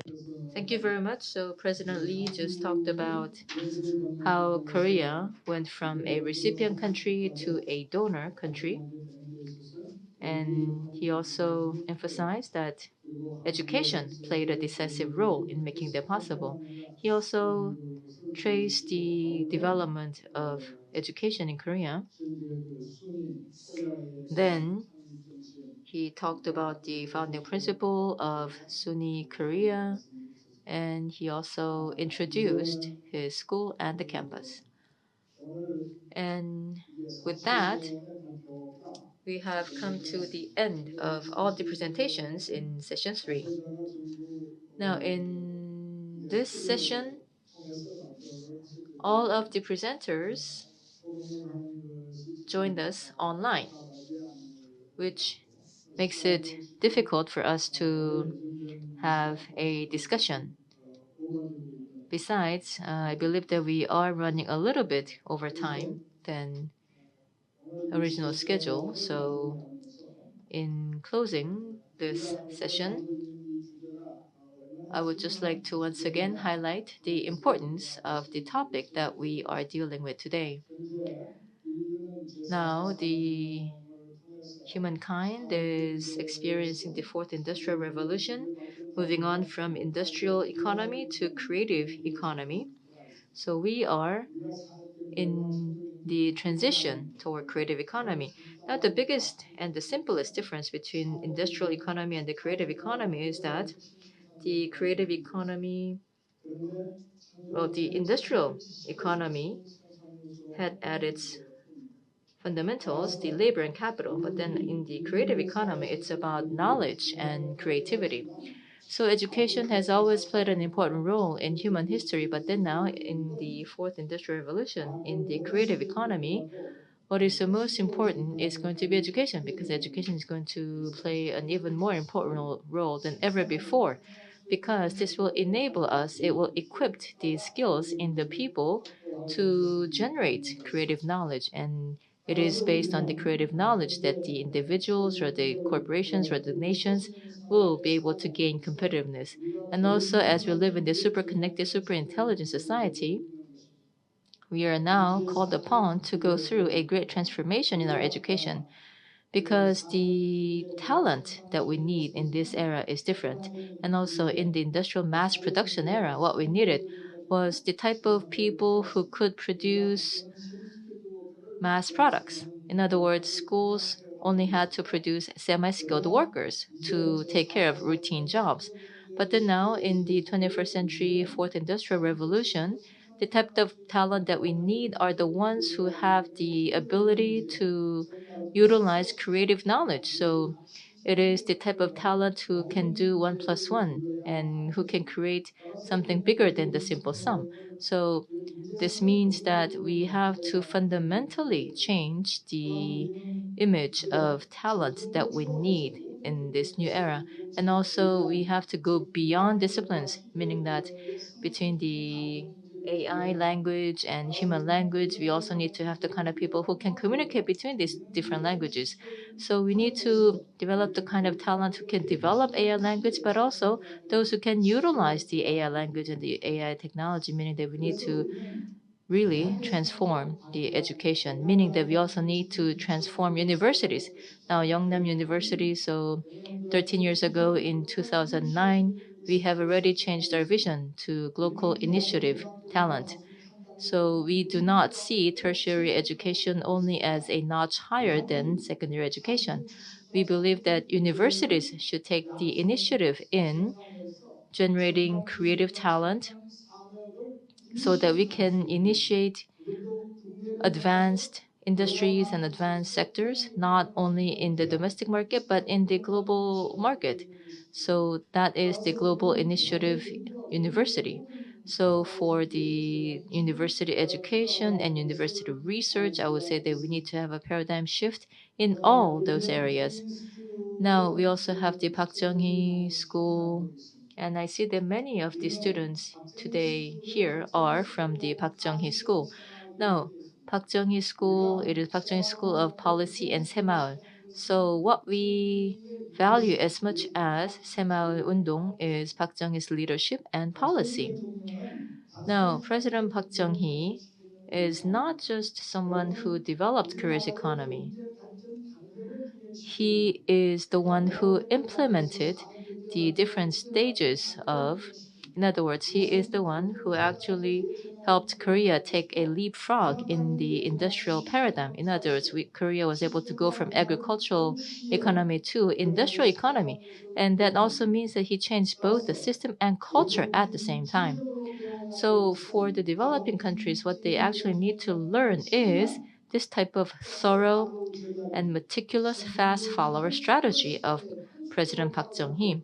For Korea to really become a fast follower of developed countries and then stand on equal footing to advanced countries.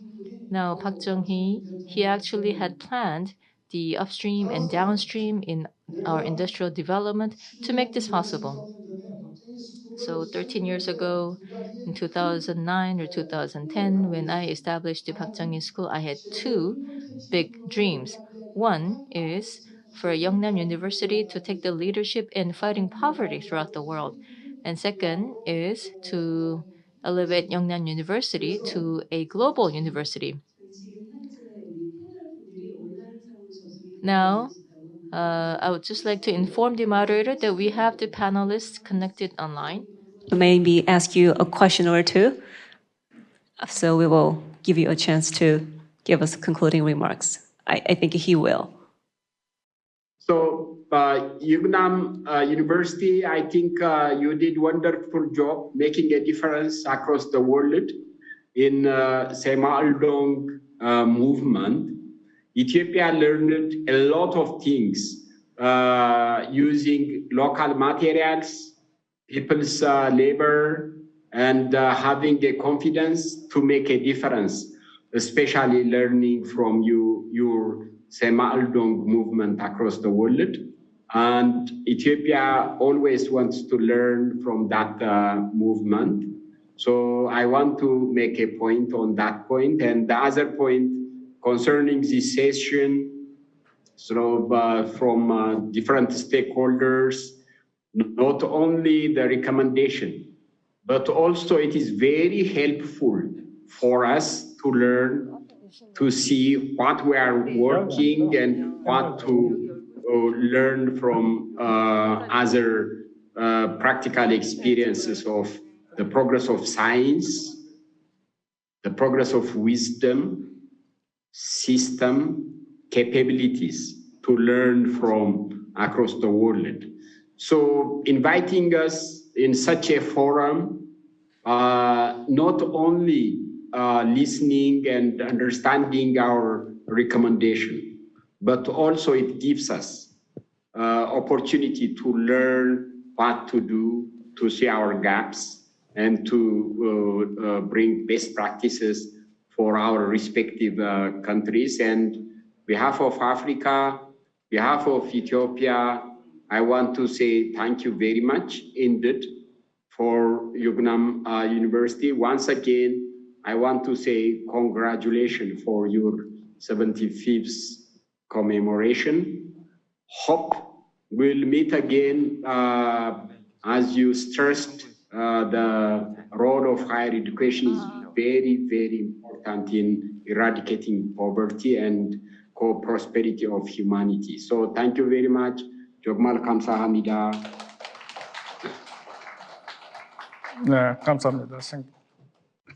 Yes, thank you very much. Anyone else who would like to share a concluding remark?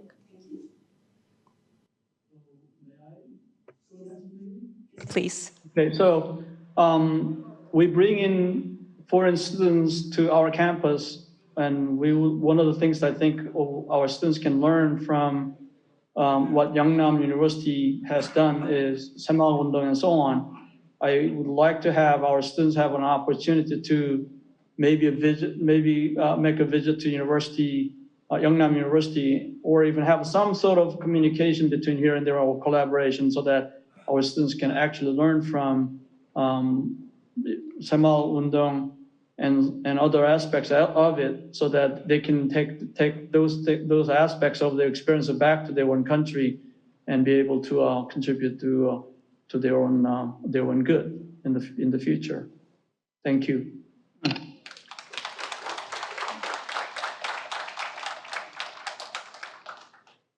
저도 한 말씀 Yes, I would also like to share my concluding remarks. As I said during my presentation, in 2011, when the PSPS was first established, I was working at the Gyeongsang province, the provincial government, and I was working with the current president, President Choi Wei-chul of Yeungnam University, and I am very impressed to see the growth of PSPS. And regarding the Saemang movement, I think the Ministry of Interior is responsible for these activities, and I think our institution, Logo D, is operating various training programs for developing countries. So I think Logo D and PSPS of Yeungnam University and the Ministry of Foreign Affairs and other government agencies, if we can join hands together, we will be able to create synergies. So I was inspired by this global forum, and thank you for inviting me to this forum. Thank you.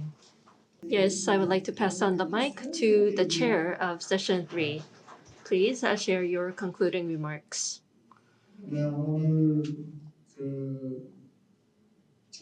Yes, for a very long time, we had discussions on the role of education for the co-prosperity in the global community. As I shared in my remarks,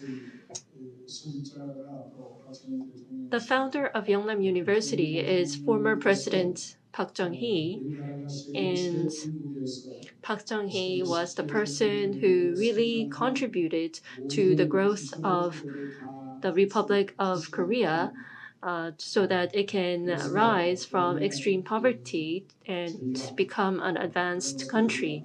He was the person who laid the foundation for Korea's growth, and I think through the Park Chung-hee Semal Graduate School, or the PSPS, I believe we can nurture excellent global talents who can really significantly contribute to the co-prosperity of the global community. I have strong conviction that the PSPS and Yeungnam University will serve that role and be highly respected all around the world. And with that, I would like to conclude session 3. Thank you for listening, and thank you for your active participation. Thank you. Session of day 1 of the Global Forum. And once again, we would like to thank our outstanding chair and all of the speakers. So ladies and gentlemen, please give them a final round of big applause. Thank you very much. And finally, to conclude the first day of this Global Forum, commemorating the 75th anniversary of the founding of Yeungnam University, the Honorable Dr. Choi Wei-chul, President of Yeungnam University, will give us his closing remarks. 네, 마지막으로 영남대학교 최외출. Last but not least, I would like to invite President Choi Wei-chul for his concluding remarks. Thank you very much. President Lee is the 13th president of Yeungnam University, so let's give him another big round of applause for his hard work as the chair of session 3. When Professor Lee was the president of Yeungnam University, I was the vice president of Yeungnam University. So I think Because we have simultaneous interpretation service, I would like to speak in Korean. I would like to extend my sincere gratitude to all the participants, especially those from Cambodia's Western University, chairperson of the Cambodian Western University's trustee board, and the president of Western University. Thank you very much for joining us at this global forum. Also, I think you might realize that Dr. Mekuria and Dr. Yoon Jong-jin and also Dr. Lee from SUNY Korea, which is an academic institution that has an MOU with Yeungnam University. They all joined in session 3 of this global forum. And I think you might remember the song of Yeungnam University. The lyrics goes, Yeungnam University will be the creator of a new chapter in history for the people and for the humanity. And I think Korea is the only country which transformed itself from one of the poorest countries in the world to an advanced country. Currently, all around the world, there are about 230 countries according to international law. Well, if Ukraine fails to block Russia's invasion, one country will disappear on this list. But by year 2000, the number of countries in the world was 207. And out of that list, 66 countries disappeared. And among these 66 countries, 50 countries disappeared because of the invasion of a neighboring country. So what I want to tell you is this. Regardless of race, regardless of our skin color, whether we have a yellow skin or black skin or white skin, and regardless of religion, and regardless of the level of education that we have, regardless of gender, regardless of the region where we are living in, all human beings are worth respect and love.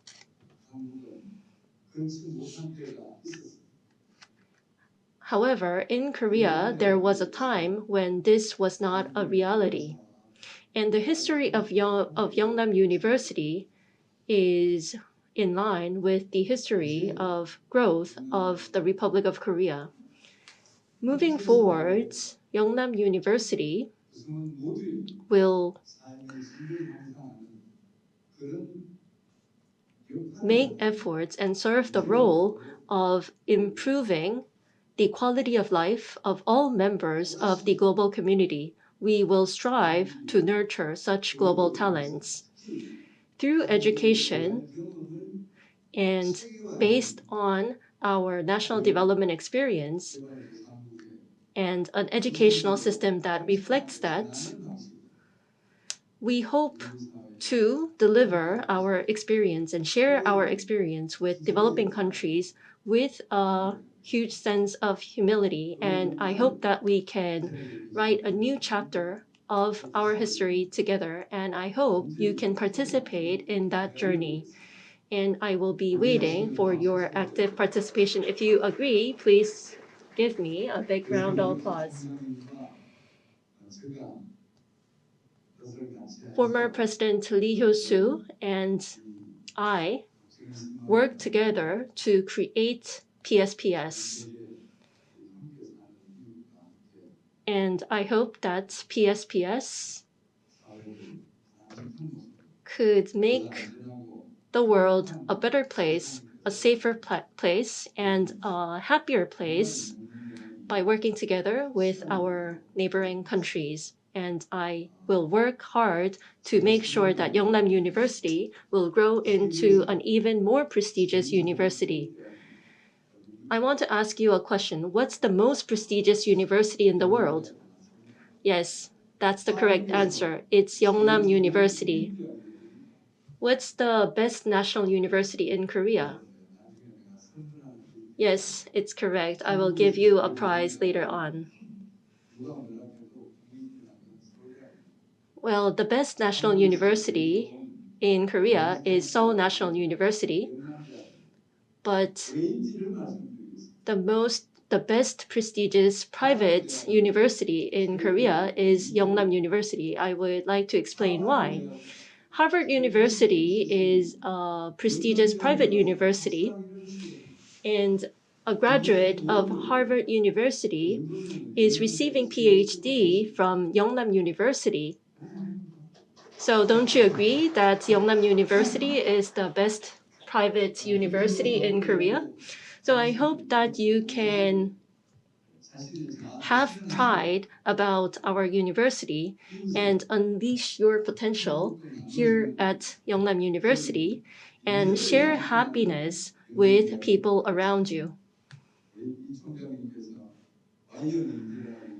Well, Professor Lee mentioned white type leadership.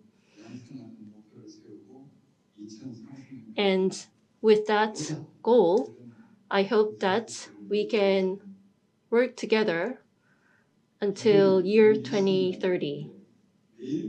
I hope that we can renew our mindset each and every day and grow each and every day. And I hope that Yeungnam University will become a university that can support the dreams of our students.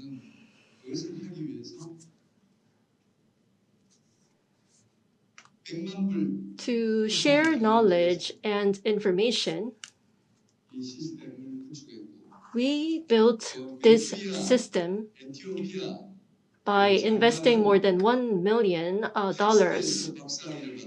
And Minister Mercuria, or Commissioner Mercuria, received a PhD degree from KAIST. And one reporter asked him after graduation what he will do after going back to his country. And he said that he will be implementing the similar movement back in his country. So that's how I got to know about Commissioner Mercuria, and I invited him to this global forum. I hope that this global forum will mark a new start for Yeungnam University. And I would also like to thank the simultaneous interpreters who facilitated our communication today. Thank you very much. I would also like to thank all the experts and professionals who made this event possible. Let's give them a big hand. I wish you health, and if possible, please join us tomorrow. Thank you. So that brings us to the end of the first day of the Global Forum, celebrating the 75th anniversary of the founding of Yeungnam University. So please give our president another round of big applause. Thank you very much, Dr. Choi. Thank you.